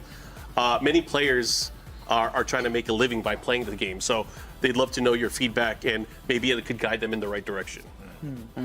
集まったチャンピオンからさまざまな質問をもらって、その1個目が、鉄拳を作る目的はどういう目的ですかって、もっと言うと、カジュアルのオーディエンスに向けたものなのか、この e スポーツに特化したプレイヤーに向けたものなのか、どういう人のために作ってるのかという感じですね。でこの人もそうなんですけど、その人の周りにもこの、自分のなりわいとして、e スポーツプレイヤーではあるので関心がありますと。そうですね。まず簡単に言うと、もちろんできるだけ広い、層の人に遊んでもらいたいというふうに考えてます。かといってじゃあうちの母ちゃんに遊んでもらいたいかっていったらそういうところをターゲットにはしてませんけど、ただe スポーツのタイトルとして作ろうっていうふうには最初からそういうふうには作らないですよ。裾野を広げて結果的に楽しむ人が増えたら結果論として競技する人も出てきたっていう形が理想だと昔から思ってやってるので、できるだけ極端な話オンラインで遊ばねえぞという人がパッケージで買ってもこのストーリーモードとかいろんな充実したモードをすっごいお金かけて作ってるので、実はそっちの方がむしろねなので本当にパッケージゲームとしてオフラインのゲームとして買っても満足いくぐらいっていうつもりで作ってますが正解だよね。そうですね。多分理想はバスケみたいな同じ競技ですけどすごい軽くに遊べる人もいるし、それを極めた人が NBA とかで活躍するという感じが理想ですね。いい回答するね。最初から君が答えた方がよかったね。So Gerardo was just mentioning that we obviously want to appeal to a wide audience. Whether that's casual or not is kind of maybe a different way of measuring that. But that said, it's not like he's expecting his own mother or someone to be playing Tekken avidly. So we hope to appeal to a casual audience, but also people, esports players, etc. More than that, though, it's not just that base core game. It's more about all the one-player content, the story mode, all the other stuff that we have that you can enjoy by yourself. So it's a very a wider audience than perhaps this question kind of hints to. And I just said it's kind of like basketball, right? You have the same kind of sport that I even enjoy and a bunch of casual people can enjoy. And if you're good enough, eventually you make it to the NBA. But it's still the same sport, right? Understood. And Harada said, "Wow, that was a really good answer. You should answer that." So that was your version. Last question then. This one's going to go a little bit deep because it kind of talks about the Tekken series as a whole. What does the team think personally about some of the attractive points or maybe even the negative points of the Tekken series that they kind of want to shape into how that would reflect into the development of Tekken 8. 3人で考える鉄拳の強みと弱点を考えて、鉄拳どう持っていきたいかという質問ですね。結構難しいな。Yeah, very difficult. 彼はね、僕を取材してた側でもあったので、面白いんですよね。プレイヤーでもあったし、メディアでもあったし、今や開発者でもあるっていう3つの顔を持ってるので、逆にいろんな視点で言えるかなと思うんですけど。So Harada first throws this question to Nakatsu because he's kind of got interesting experience that he started off as a player of Tekken. Then he was a journalist who actually interviewed Harada about Tekken, and then he joined the development team. So he's got a variety of different experience surrounding this. そうですね。鉄拳シリーズのやっぱり魅力っていうのは本当にいろんな魅力的なキャラクター、例えば格闘家もそうですし、その動物も出てくるし、メカも出てくるっていう本当に多種多様な個性的なキャラクターが出てくるっていうのが魅力的だっていうのと、やっぱりたくさんのその実在の格闘技から、我々オリジナルの格闘流派も含めていろんな技、動かしていって楽しい技をたくさん提供するっていうところで、本当になんていうんですかね、裾野がすごく広くて、受け皿としてもとても魅力的なコンテンツだと思ってるんですけど、それをやっぱり一番どんどん長年積み上げていくと、どうしてもかなり数が多くなったり、習得するまでの時間がかかったりって、これ魅力の部分でもあるんですけど、そういったところをどんどんテッケン8でよくしようと思って、スペシャルスタイルみたいなものをつけたり、そのアーケードクエストとか、ゴーストを含めて、よりカジュアルな人にも遊びやすくするってところで、魅力が反面裏返しでマイナスポイントになるところをいろんな機能モードで補っていくことで、たくさんの人に遊んでもらえるようなゲームにしたいと思って開発しました。Very good answer. So he was mentioning that if you're familiar with Tekken, which I assume most people watching the stream are, that we have a variety of different characters, whether it's a master martial artist or some kind of a bear or animal, or even robots who are like Alisa or Jack or something like that. So obviously all these different unique fighting styles, some of them real, some of them created by us, and all these characters have so many techniques on their own, right? And so it appeals to a wide audience because it's likely you'll find a character that you really can connect with. At the same time, if you're brand new to the series, it is a lot of content that you have to kind of remember and get up to speed on before you can really jump in with people who are long-term fans. So it's at the same time like one of the strongest benefits, but that's one of its weaknesses, right? So how do we kind of conquer that weakness? Especially for Tekken 8, we put a large focus on the special style, which is quite unique. And that's really supposed to help people who are new to the franchise. Also, Arcade Quest, which as you're playing, it kind of teaches you the ropes of Tekken, and the buffed tutorial mode, the practice, and these various things that we've implemented in the game to make it easier to make that jump into Tekken. すごいね。このパート台本ないのに弱点言うふりして製品のアピールポイントを喋ったからね、この人。さすが中津。でも同じこと考えてた。よかった。いや俺危ない。俺最初だったら俺変なボロクソ変なこと言うとこだったんだけど。よかったです。よかった。もう言わんとくわ俺。So Rada was just laughing. He thought it was interesting that Nakatsu. We don't have a script at all. If you're not aware of that, he was just saying that it was interesting that Nakatsu took that he's supposed to say a weakness and he kind of disguised it and turned it into the benefit of the product. And I was like, well, we're on the same wavelength because I was thinking the same thing. And Rada's like, I was just going to say something out of left field, so maybe it's better that Nakatsu answered that one. All right, well, thank you for the answer. Thank you. We do have to move on, of course. We were just talking about all of the playable characters. You know, you just mentioned Victor as well. I know we had a video as well that we wanted to play, so I think we'll go right into that, right? Yeah. Let's do it. Is this the last character? Oh. Let's see who it is. Oh, snap.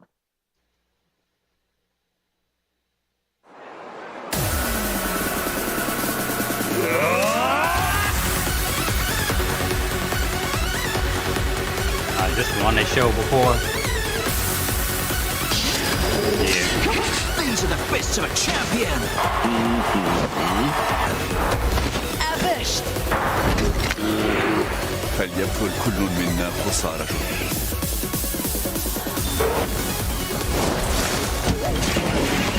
Your fate is already decided. My girl. 食べさせてもらおう。プレゼントしよう。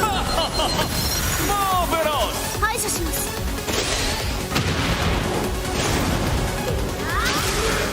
罪と共に生きろ。孤独な戦いこそが食材だ。お前は消えろ。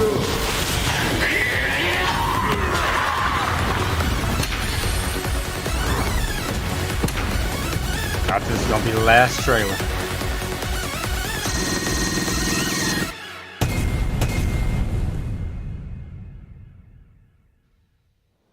We saw this. Awesome video. Of course, that was previously released. The return of some legendary characters, some beloved characters. You guys want to walk us through who's coming back? Well, there's obviously my favorite Devil Jin, my main character. 復活キャラは帰ってきたんだよね。それについて何かあります？そうですね。今回こういった機会いただいたので、あまりなかなか世に出すことがない開発のデザイン資料をお持ちしたので、それでそちらを見ながら何か伝えられればなと思ってます。So Mark, actually, everyone's seen the trailer probably already, but we actually have some special kind of behind-the-scenes artwork and other details regarding these characters that we'd like to talk about today. All right, so kind of focusing on the return of the legends, these characters coming back. Let's go ahead and take a look at our first slide as we kind of go into each one in depth. So kind of as you mentioned, Lee, Zafina, Going Alisa, clockwise, right? Zafina, Devil Jin. Lee, Devil Jin, Alisa. Okay, let's go look at Zafina first. Let's do it. Oh, look at that. じゃあ中さん、ザフィーナのデザインについては。そうですね。ザフィーナはやっぱり今回アザゼルの手を含めてどうやってミステリアスな女性にするかってところで結構コスチュームデザインはしっかり考えて行いました。So one of the key concepts of Zafina is like how to present her as a mysterious female character. Obviously, she's got that special hand with the Azazel kind of trapped in there. はい、特にこだわったのはそのフードだったり、この左手の封印されているところのディティールにはデザイナーがこだわって作成してます。And so the designer was actually really putting a lot of detail and work into the hood of the character. Not only that, but her left hand, which contains that power. はい、でデザイン以外でいうとやっぱりストーリーにもかなり重要な役割で参戦していて、その抑えられなくなってきているアザゼルのその暴走っていうところが、結構そのメインストーリーだったり、彼女のその登場シーンだったり、勝利シーンにも描かれている、そこも注目してもらいたいです。And this is actually, plays an important part in the story this time as well. And this shows up not only in her story portion, but in some of the intro scenes when she joins in the battle. Like she's barely able to contain Azazel in that hand. 次のスライドお願いします。Slide, please. Go ahead and go to the next Zafina slide. はい、こちらがさっきのこだわって制作したっていった、左手の部分の、細かい腕輪だったりディティールが描かれたものです。So this is a close-up and just some of the kind of setting materials that we have regarding her hand in more detail and some of the other elements that Nakatsu was just talking about. かなりコスプレは大変だと思うんですけど、もしコスプレやられる方がいたらこの辺の画像を参考に制作していただければ。じゃあ俺がツイッターで上げとくか。そうですね。We believe it might be difficult if you plan to cosplay as Zafina, but this should help you in creating your costume. And Harada said he'll upload it to his X account, so you all can work on your costumes. Yeah, please look forward to it. That's cool. Nice Zafina update. Let's go ahead and move on to the next character. はい、次行きましょう。なんかここら辺の話が長いからトイレ行けるか、食事行けるかって聞いてる人が結構コメントでいるんだけど、大丈夫です。トイレと食事行けるぐらいの時間あるんで、どうぞ行ってらっしゃい。行ってらっしゃい。また後で。Harada's reading the chat, which we all know we're not supposed to do, and they're asking if they can go to the bathroom, get a break to eat or whatever. Sure, go ahead. Feel free. 続けますか。Yeah, let's keep it rolling. はい、次にリーチャオランなんですけども、今回、バトルスーツに身をまとって参戦しています。でもこれはバイオレットシステムズ社が開発したバイオレットスーツっていうもので、そのリーが自ら発注して制作されたものです。So Lee Chaolan makes another appearance, this time wearing a battle suit made by Violet Systems, aptly named the Violet suit. And so this is something that he actually created firsthand. Lee Chaolan is. Next slide, please. はい、こちら実際銃は撃たないんですけども、リーの腰のところに銃がついてたり、ストーリーの中でも結構出てくるスーツになりますので、製品版出たらストーリーモードで楽しんでいただくと、この辺のスーツの活躍も見れると思います。And so you'll notice he has like a firearm attached to his suit. That's not something he uses often during battle. It's more just kind of the part of the setting of the suit.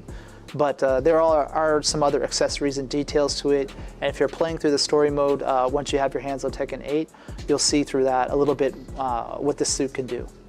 じゃあ今騙されてトイレと食事行ったやつ多いからそろそろ今の人トレーラーの So Rudd is saying while the people are still taking a break to bathroom break or food, let's do the trail right away. And 帰ってきたら No, that would make me so upset. 今裏がバタバタしちゃうから。Anyway, ざわざわし始める。So Nakatsu and I aren't part of that. Send all the hate to Rudd. Well, excellent update on Lee. Let's go ahead and move on to Alisa. アリサ。アリサはですね、実は鉄拳6でアリサをデザインしてくれた開発のデザイナーの女性が今回担当してます。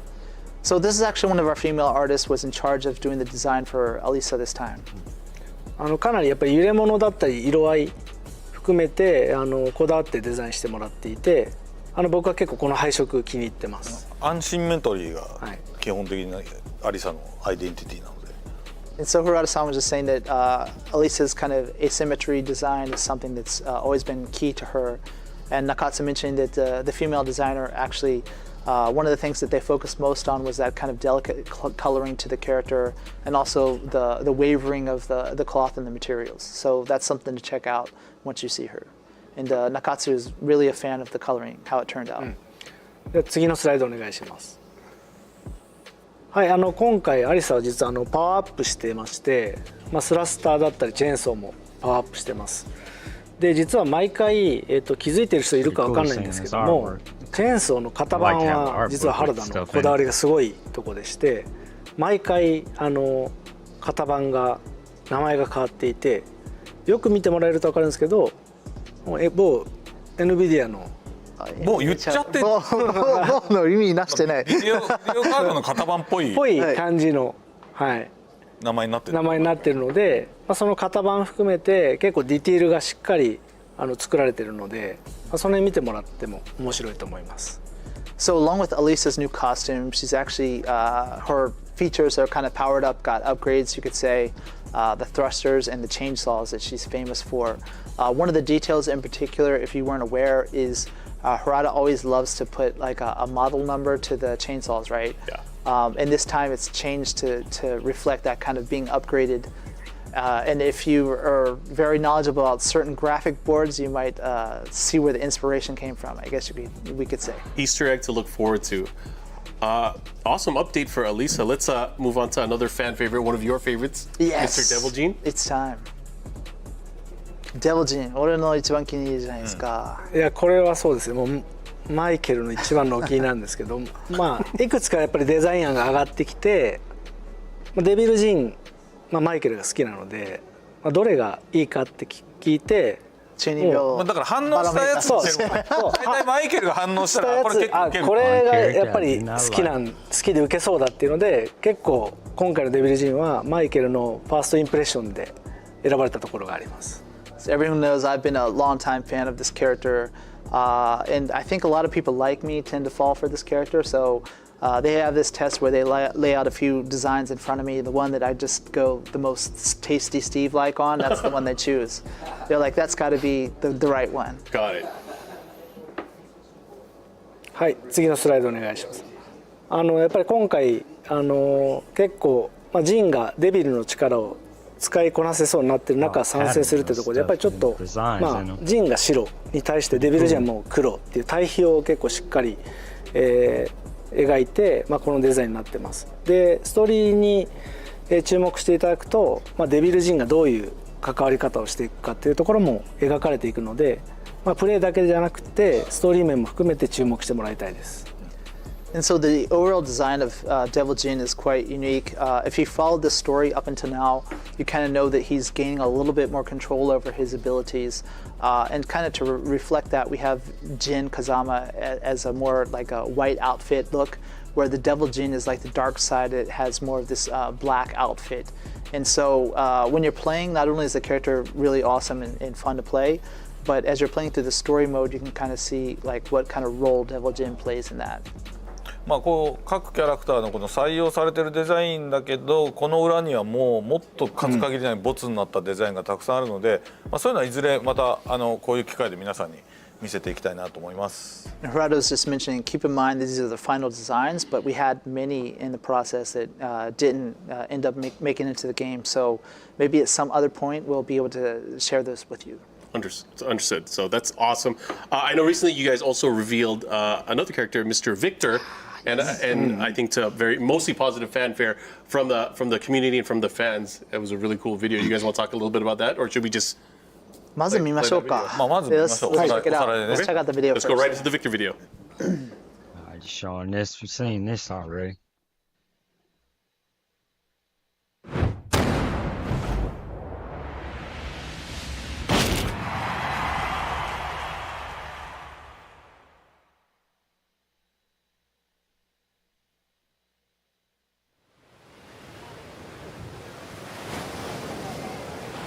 Les couchers de soleil sur la scène me rappellent ce que je dois protéger.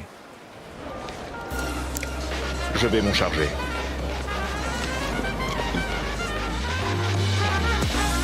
Get ready for the next battle. Tekken 8. New challenger. Accepte ta défaite. Tu as perdu d'avance. Victor Chevalier.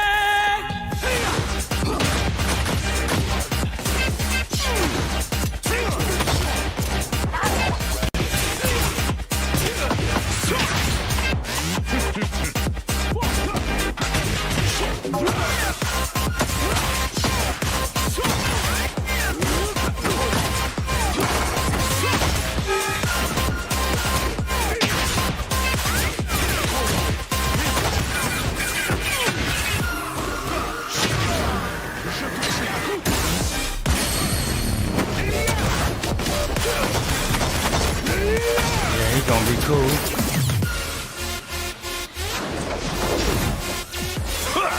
Il y a de l'amélioration, Raven.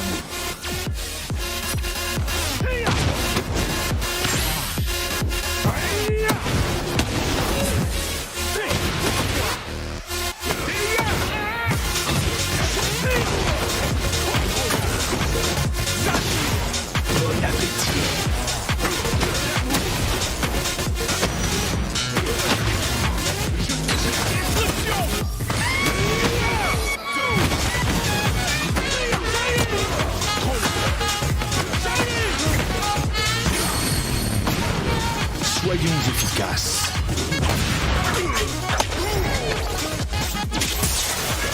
My favorite track so far too.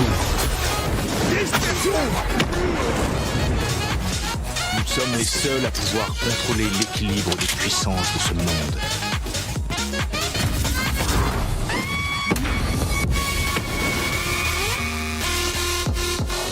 Victor is looking really stylish and really cool. Talk to me. What led you guys to create this awesome character? One of my favorite newcomers, right? すごいかっこいいキャラなんですけど、まあどういう意図で作ったのかと。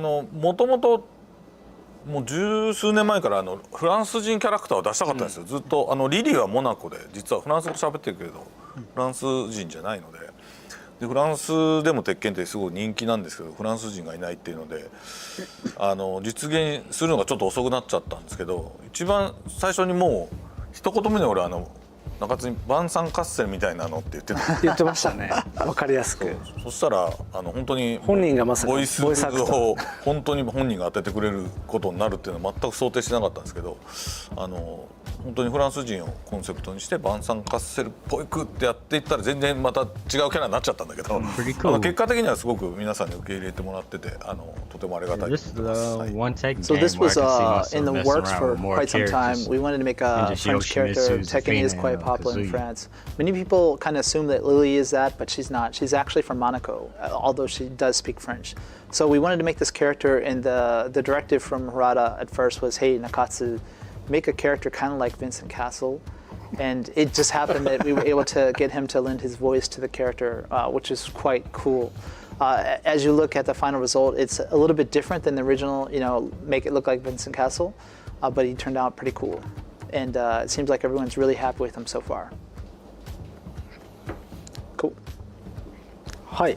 でビクターはですね、本当にたくさんの武器を使って、コンバットナイフだったりカランビットナイフだったり、この、でっかい剣の竹三日槌っていう剣を使ったり、あとフラッシュライトと拳銃使った本当武器のスペシャリストで、近距離戦も得意ですし中遠距離も得意って、距離の、制圧が非常に得意なキャラクターになってます。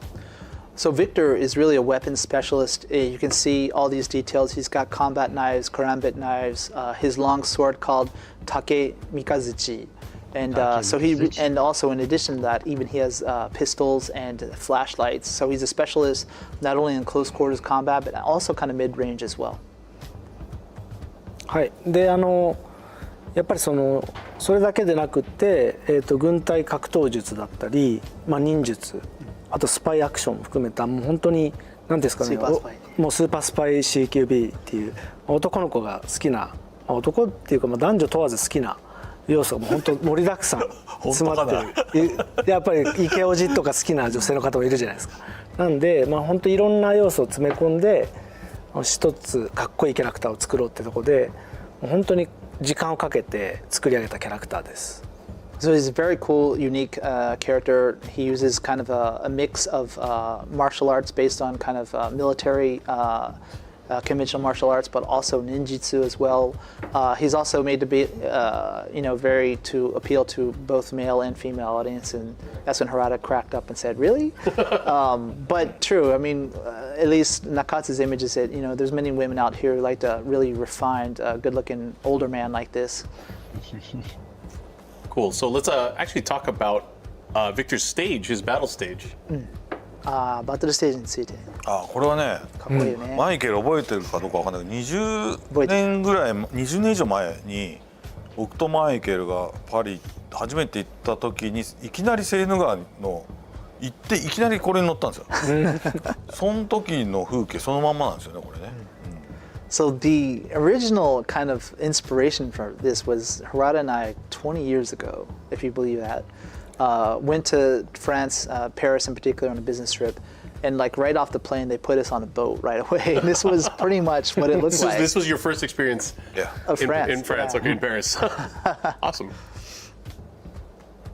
Any other details in regard to the stage, Nakatsu? そうですね。その情報を聞いても僕は残念ながらまだフランスには行ったことないんですけど、いろんな動くんだよね、でも確か船が。いろんな映画だったりドラマとかをすごくたくさん研究のために見て、おそらく多分こういうことだろうなっていうところと、その動いていくことで風景が変わるっていう面白さがあるんじゃないかっていうところで、背景のスタッフと一緒にイメージを共有しながらできたのがこのステージです。そうだから背景スタッフも行ったことないのに。ここまで作り込んでちょっと作って俺が見てこんな感じって言うっていうのを繰り返すみたいな。そうそう。So keep in mind, Nakatsu's never been to that location, nor have the artists who are working on it. Okay. So it was pretty much they consumed a lot of movies and other content to try to get a good image of what it would be like. And as they keep creating it, Harada and I are kind of like, oh yeah, that's exactly what it was like. And it is kind of interesting that the boat is moving, so as the time progresses during the match, you're kind of going slowly down the river, which is kind of a unique twist on that. So yeah, we hope that you'll check it out. Yeah, so not just does he have a cool stage, but he also has a cool design story. I know we have a little bit of behind the scenes from when you guys were creating the character. So I think we're going to go to a short video as we kind of talk about a little bit more about Victor. Behind the scenes のビデオに。I've seen all this already.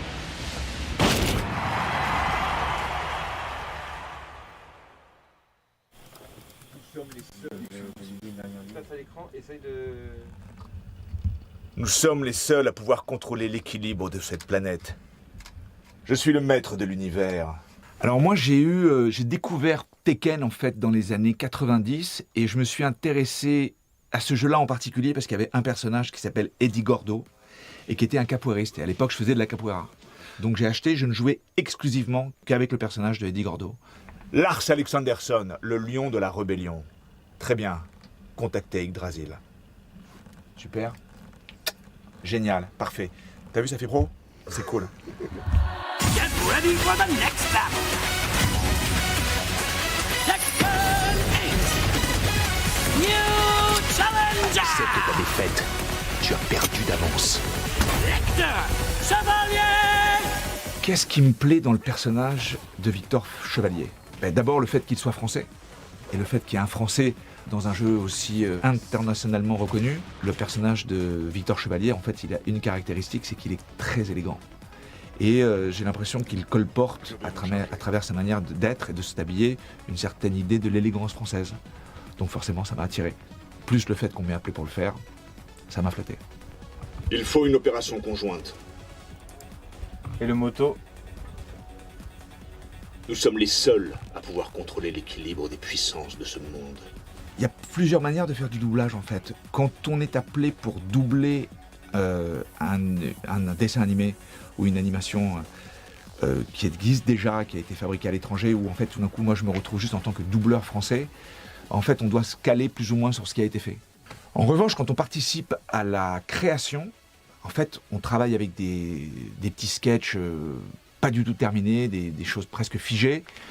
Et en fait, ce qu'on va faire dans la salle d'enregistrement va servir à l'élaboration du personnage. Tu peux écouter? Commencez les préparatifs. Commencez les préparatifs.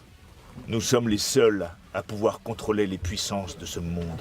Fais en sorte d'être à la hauteur quand tu combats en face de moi. Dispersion! Dispersion! Dispersion! Échec et mat. Échec et mat. Dispersion! Appelez-moi Victor. Je n'aime pas mon nom de code. Ooh, exciting. Such a cool video. Yeah, super cool. I mean, I'm sure the experience was super fun to do that. Now, that's 31 characters. That's correct. But I hear there's one more. いやー、今回ね。 Anything you want to preface before we get into 待ち it? かねてるキャラなんですけど、何かその前に一言ありますか？みんながトレーラーを見る前に。中継から JGCR, 書いてきてるといいんですけど。 JGCR, I have one comment for you. Heihachi Mishima is completely dead. So it's not Heihachi. Okay. Not Heihachi. So I think we are going to go into the video we're about to play. I hope everybody's back from the rest. What's up? We need that person with us. I would actually feel safer if we had Steve here. Come here, Steve. I've been training. I think. You've been training? Yeah. All right, come here, Steve. Get in here. Steve, I'm gonna I've been in a gym. Hold on. When you're ready, tell him to play the film. Me? Yeah. Do it. Do it now. All right. We getting it, y'all. Let's get it.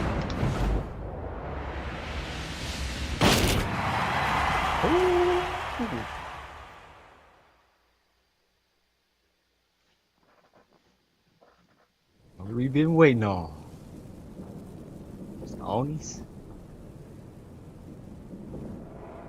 Oh, shoot. せいぜい私を追い詰めてみせろ。 I see her fighting style. I think I like her already. Get ready for the next battle. Purple lightning. Oh, shoot. New challenger. 不服の味を知るがいい。Reina. Whoa.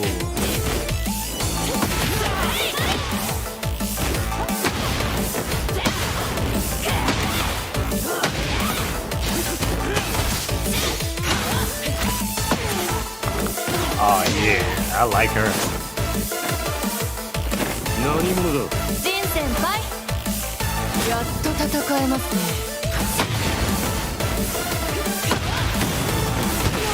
Dang.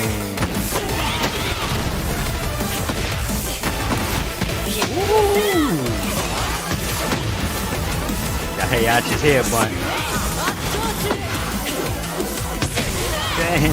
少しは楽しめたぞ次だ貴様一体何者だ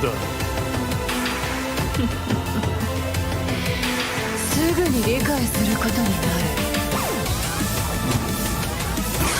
Oh, she got the lightning! Oh, snap! Oh my god. Yeah, I gotta play with her.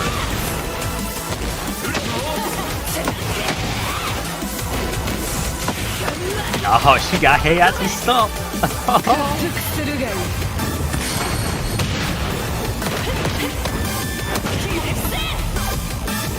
立場をわきまえろ Oh, this is ridiculous. Oh, man. What's up, Oklahoma? Oh, yeah. Yeah, I gotta play with her. Yeah. I had to take the same I see what you did there. I already know. I have defense against the Steve Arts. I trained it. I'm safe. I'm sorry. So talk to us about this new character.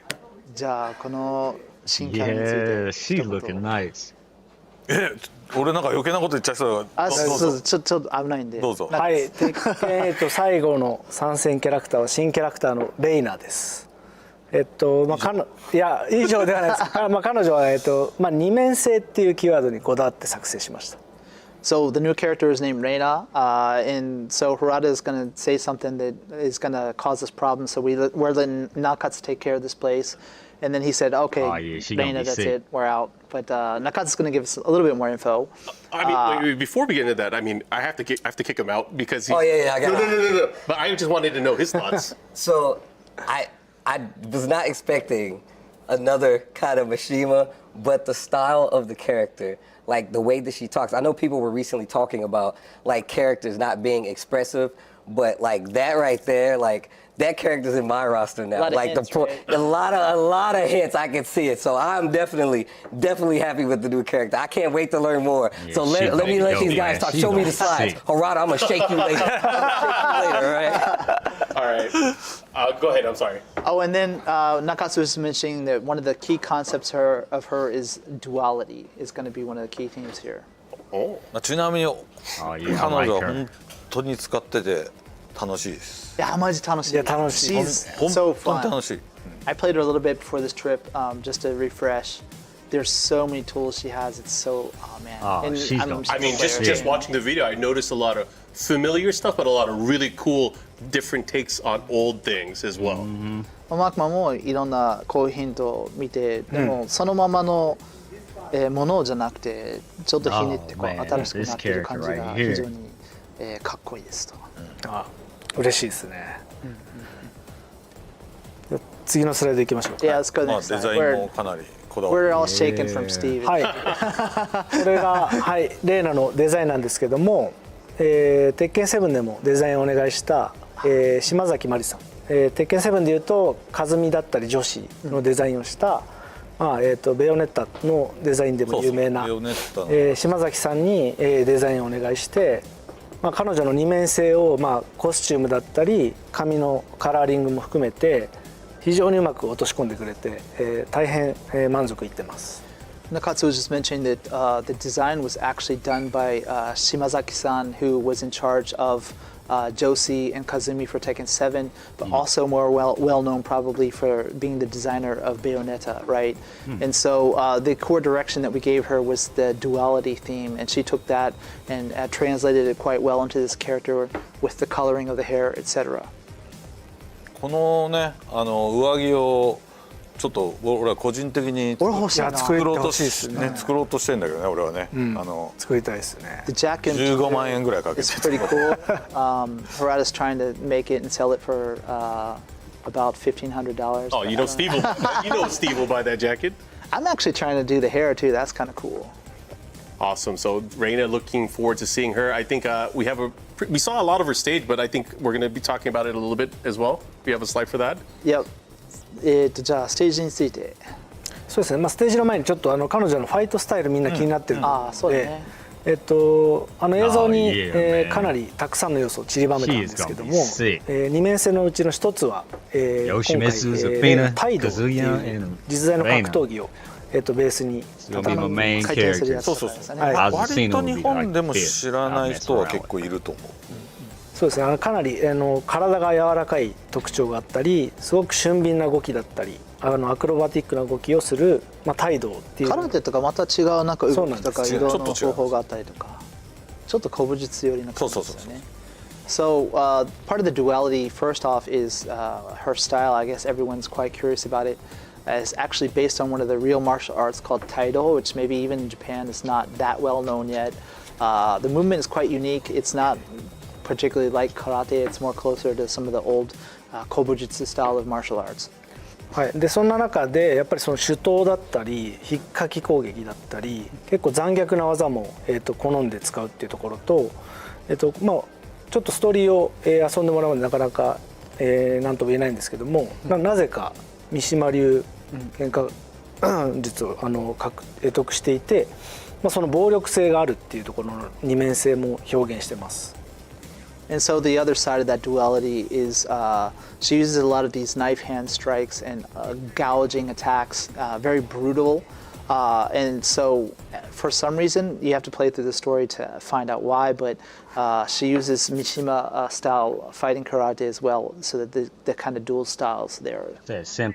なので、まあ、その風神剣のような技も持ち合わせていて、態度のそのスピーディーな動きによって間合いを一瞬で詰めたり、動きの中で、技をかわして、その攻め手を掴んでいくみたいなところで本当に動かしていても楽しいし、見た目も含めてものすごくこだわって制作したキャラクターです。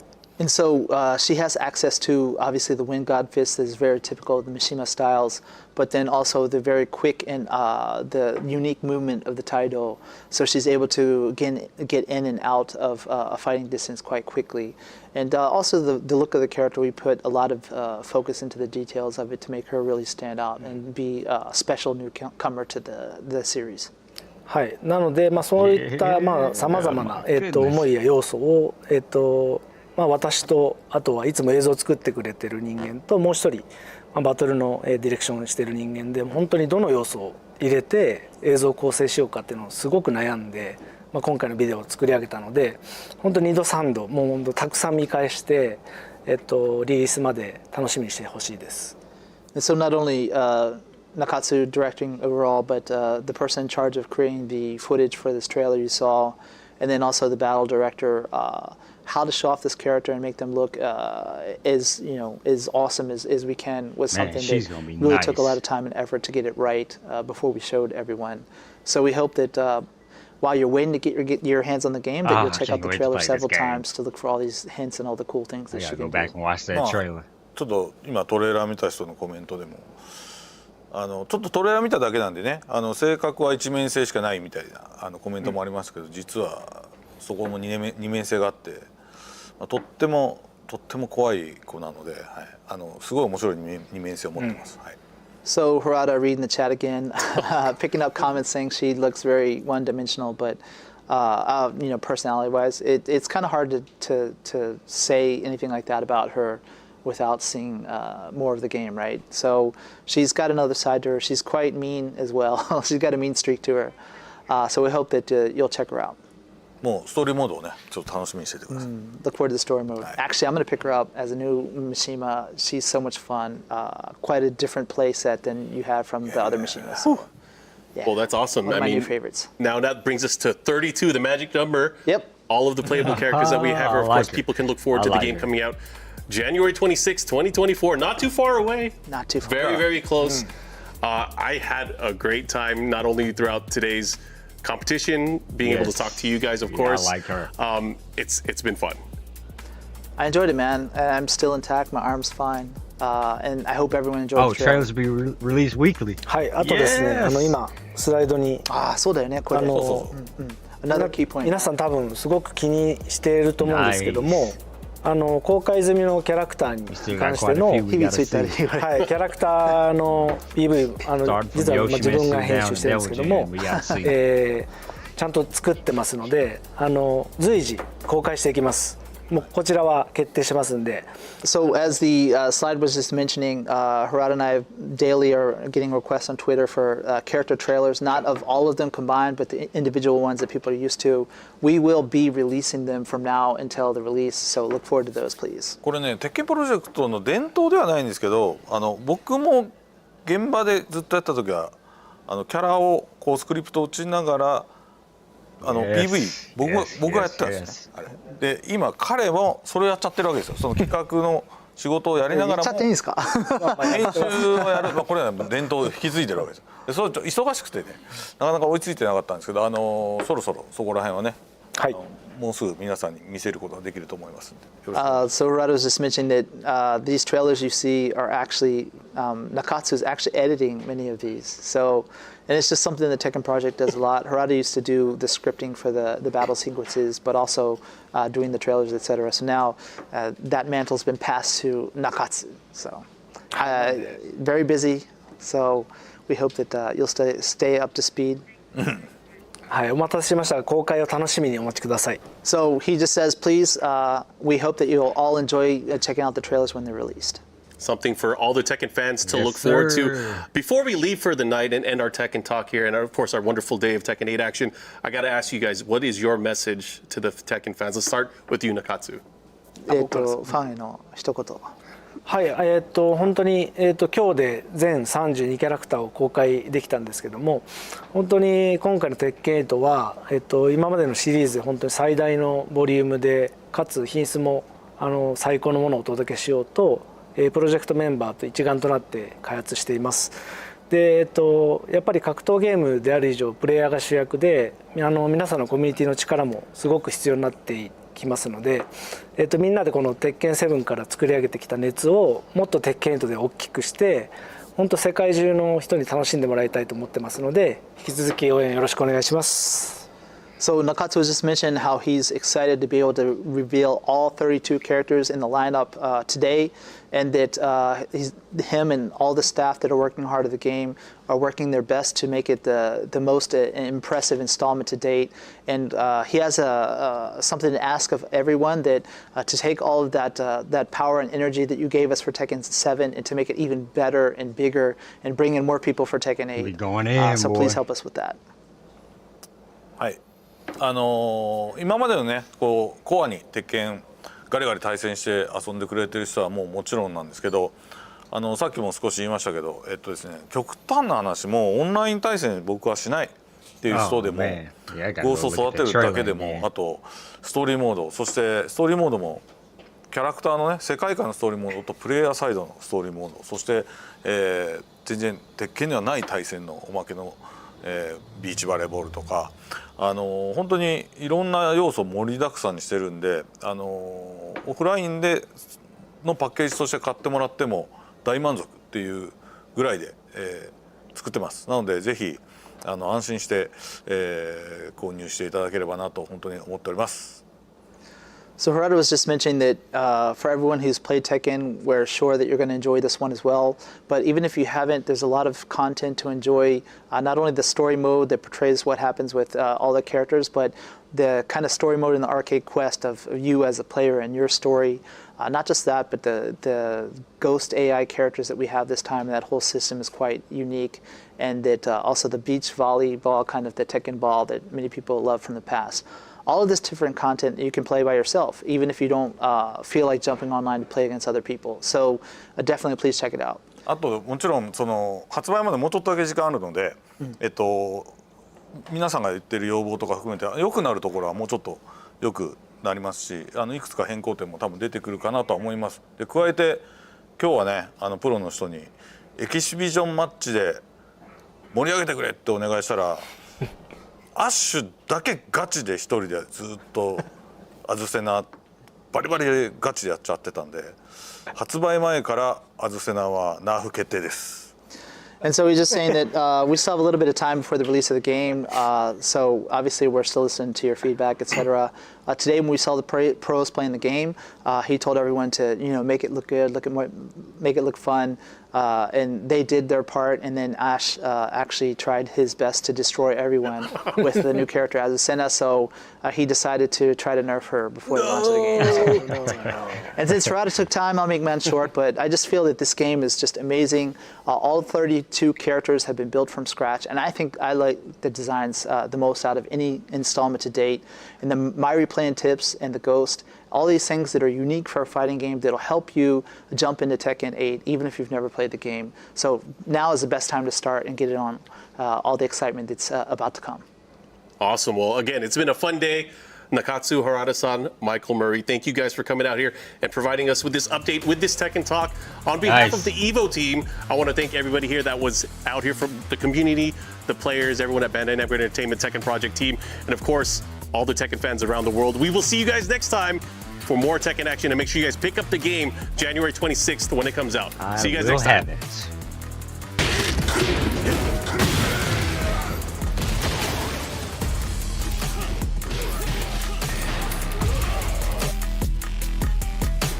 I want to see more Reina.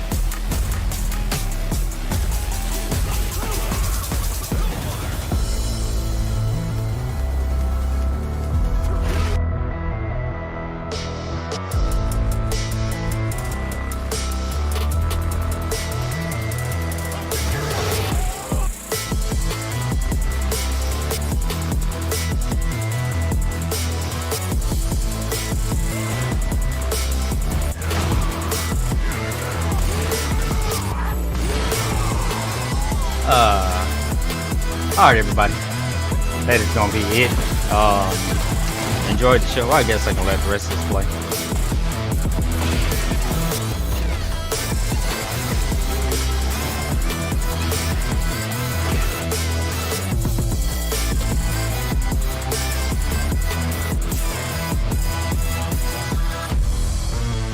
Almost locked that dude out the chair.